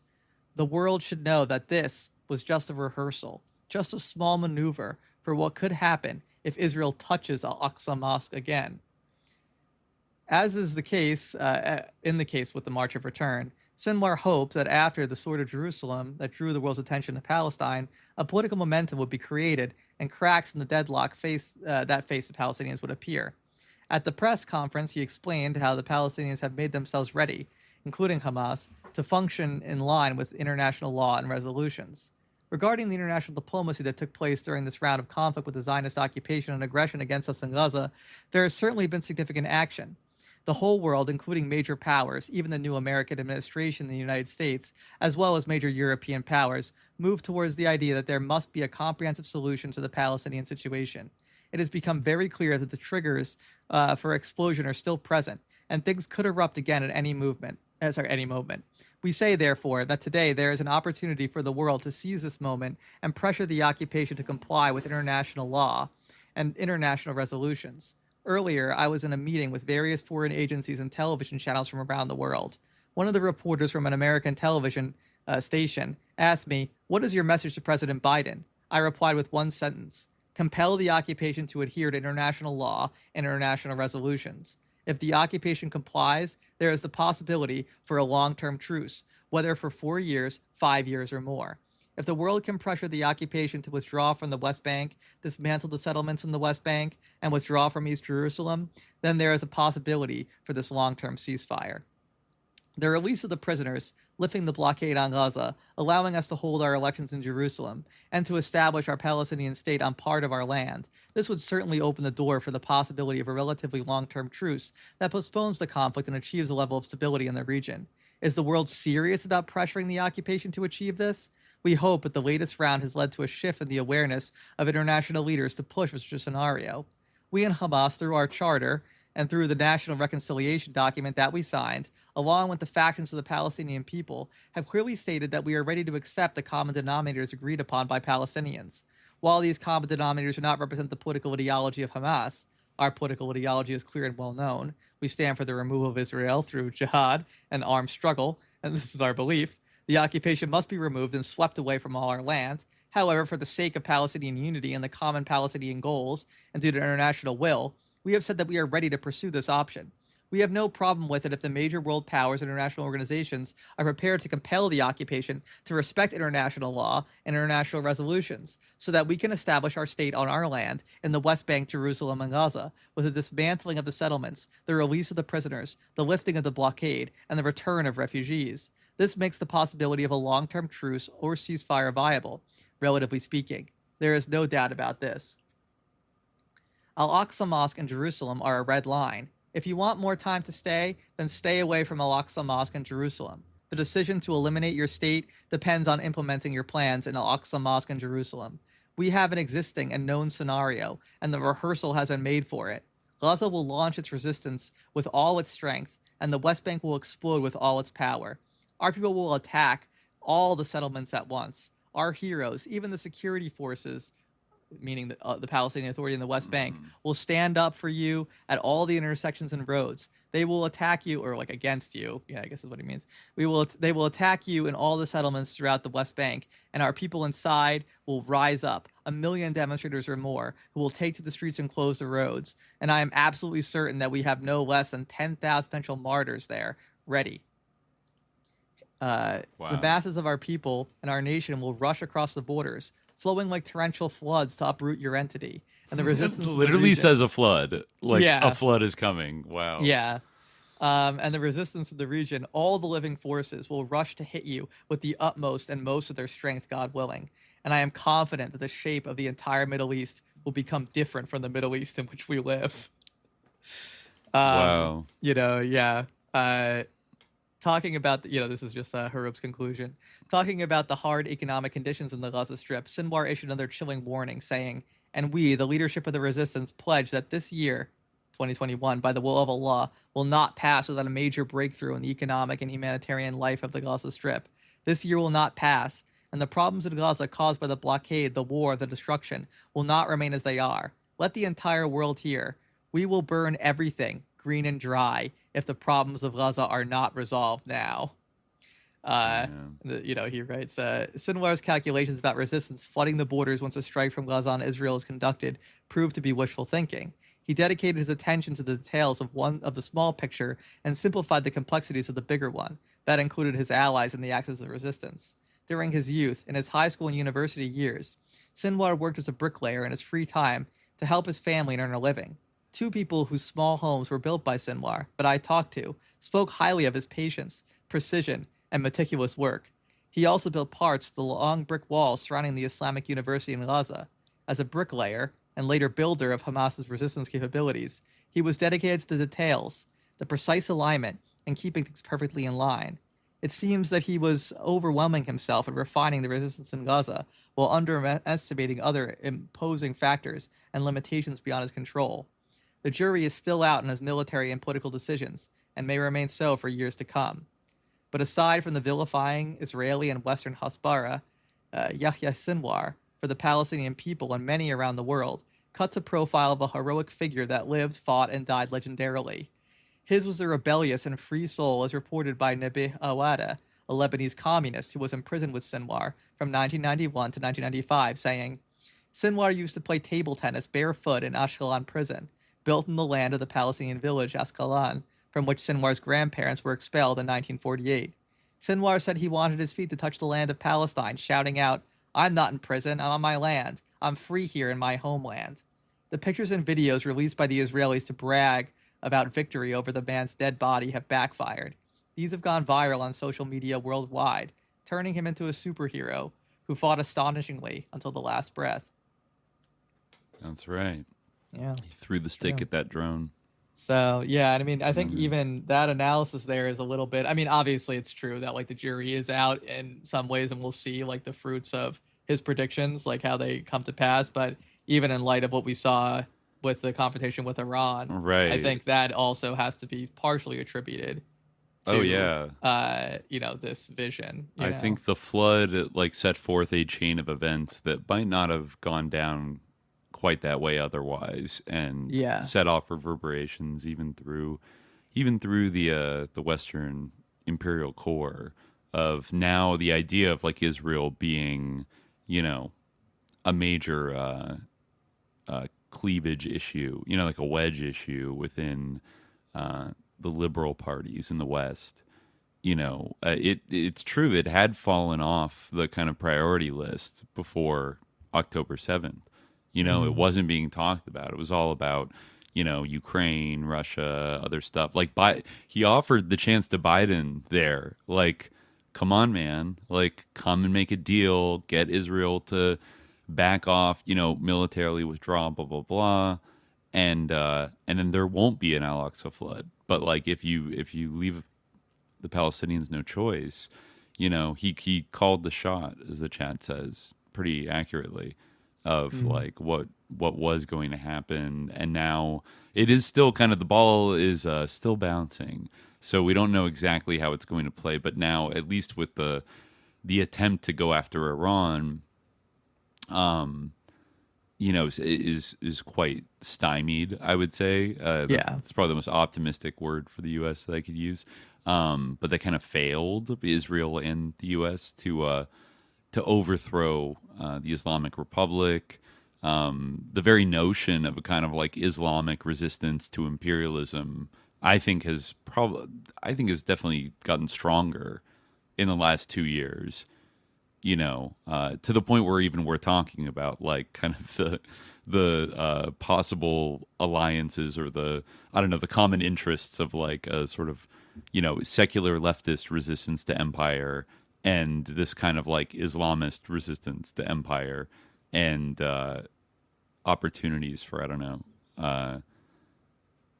for more solidarity, rather than posting Simpsons, like, gifs and going, like, ew, like, or whatever the fuck. Just, like, shut the fuck up, like, let them cook, like, a voice that definitely needs to critical support, like, definitely qualified to speak on the issue, and definitely has an opinion that matters. People willing to stand on business against like imperialism and injustice and domination, that's good, actually. So like, start there. The finer points. Yeah, and I'm sure we'll come back to them again. Like, there's, like, I think the kind of the sort of this kind of a dichotomous framework where it's like, Islamist versus, like, hecking secular, like, like, grounded in materialism. Like, honestly, like, that is kind of like an idealist like way to approach the issue. Like, you know, it requires like looking at the, you know, as is done in this analysis, I think, like, you know, to look at the actual, like, you know, nuances of history and the circumstances that like have produced this. And I think, you know, it is kind of it's a cop out and like a little bit of like cope to kind of create this narrative of like, oh, this is all, and it kind of serves Israeli interests to say like, oh, this is you know, like all like Israel's design or something, or that like, you know, the sort of it's only one hand in this and it's Israel's, when really like this is the result of, you know, how the like political system of the entire world, like you know, it relates to so many different political currents and developments over really like a century, you know. Not only is it like, I think, acutely incorrect in the specific charge of like Israel props up Hamas, but like it just, that's like overly simplistic. Even if there were more truth to it, it's like a super overly simplistic view of the overall situation. Which and I think it comes from this like a priori kind of thing of like, you know, like Islam or like religion versus non-religion, and how that is like such a, you know, big kind of stumbling block, where I think like to go back to the original point I was making early on, like I think that like Islam like means many things, like many different contexts. Like Islamism means many things in many different contexts. I'm looking at myself on the screen right now, and I do see what people mean about how I'm making somewhat Kermit like hand gestures. But anyway, I guess that's just something that I do. You know, I think that it like a kind of you know, it's this sort of like entification of Islam that is like problematic, and really like, you know, it like that needs to be like overcome, like this idea that like, oh, I already know everything about what the meaning of Islam is, you know, because I have this kind of like idea in my mind, or like I know 3 terms or something. Yeah, what did you say? What did you say? The whatification? Entification, like the sort of you know, like attributing it to the sort of or you could say objectification, like making it this kind of ontic being that has a you know, like a you know, sort of a consistent like concrete character, and is not like a sort of social phenomenon, or, you know, ultimately like you know, I believe in God, like, and Allah, like, you know, Allah has a concrete existence, and like, you know, but Islam is our effort to worship him and to, you know, like an act as he wishes, which takes many different forms, you know, especially when you're talking about, you know, in the political domain, right? So I think that like kind of like believing that you understand the phenomenon of Islam in this very kind of simplified way, when really it is something that like encompasses so much diversity, and so like you know, and I think most Westerners even what Shahab Akla said of like coherent contradictions. I think like you know, that actually, even though like I have issues with that book, like there's parts of it that I definitely like, and I've mentioned on the show before, and that I like that term, you know, does apply in some ways, you know. Like it like you to like have this kind of like totalizing attitude, and to like shut the door so strongly on that without really even like considering the context and the history, and like why it is, like just to assume that like a priori it must be wrong, because like the ultimate result of any true movement for human flourishing must not have anything to do with religion. I think be, you know, like explicitly excluded. That's like it's practically it practically like stunts, like, just, I mean, even if you do come to the conclusion that like, you know, it would have been better if such and such course of it, like if only XYZ or whatever, like you know, I think that these types of attitudes and these types of kind of like sneering views wouldn't you know, proliferate so much if people actually like looked into the past and looked into the circumstances of things, into like the reality of the situation,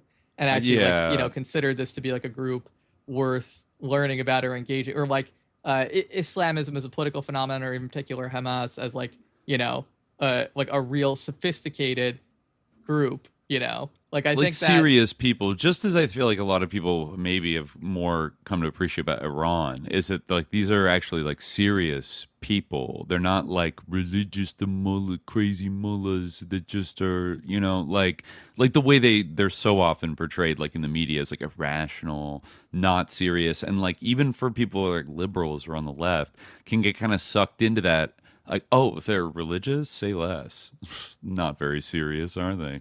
That's a little crazy, you know. But I think it's an intellectual shortcut that can be costly, because, like, especially because Americans, you know, have been inundated with like such a one-dimensional view of what it looks like to be Islamic since the last like 25 years, since 9/11. You know, it's been like reinforced in our media and in the news cycles and things. Like the things you always hear about are the crazy, irrational, radicalized Muslim who stands against like all the great, you know, modern Western things that we cherish and blah blah blah, and they're not serious. Like they couldn't possibly like run an anti-imperialist revolutionary movement. Are you kidding me? Bunch of religious people like.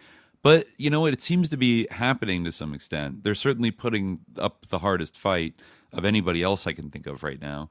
And they, you know, you read a lot of their language. It is sophisticated, kind of like anti-colonialist, anti-imperialist like language that, you know, oftentimes, not always, but like sometimes it sounds like it's, you know, kind of incorporating like broad in sort of Marxish like kind of concepts that, you know, about like fighting against like oppressive empires and things like that. It's like close enough that it's not like because it's religious some spooky thing that can never actually be about making people's lives better. Thing. And I think that it has there's many dimensions to it that aren't just like about the kind of like a like religious issue. I mean, we talked about this like, you know, not too long ago, so I don't want to belabor the point, but like the, you know, it like also just has to do with like, I mean, you know, obviously, not all.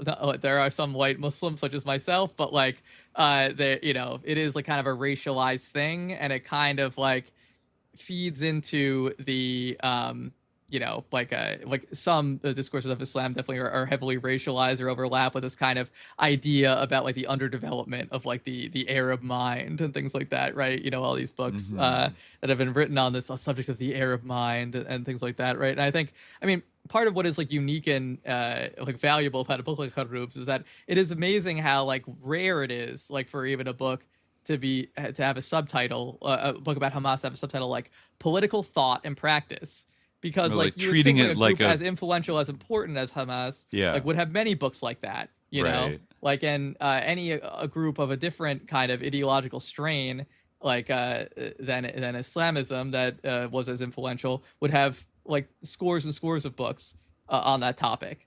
But like it almost is like sort of treated that you know, Islam's political actions are like outside thought. Like, you know, you'd think like a subtitle book about Hamas would be like a bloodthirsty killing, you know, like they whatever, read like the one part of the Quran, it's like kill every infidel, and then they just go out and do it. Infidel, like that's all they read.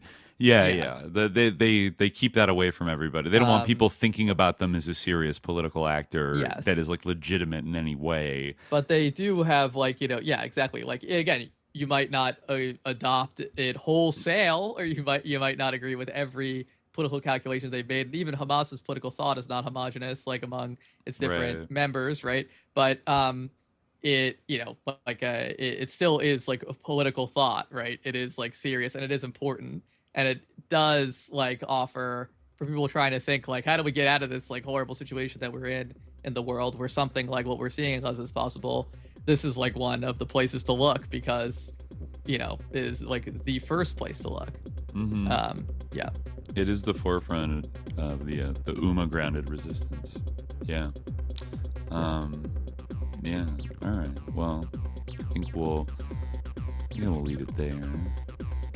But interesting stuff. I'm sure we'll return back to some of these things based on events that are unfolding. But thanks for tuning in, everybody. We'll be back on Monday on the Patreon feed. patreon.com/subliminal-jihad. But until then, dear listeners, stay vigilant. Peace.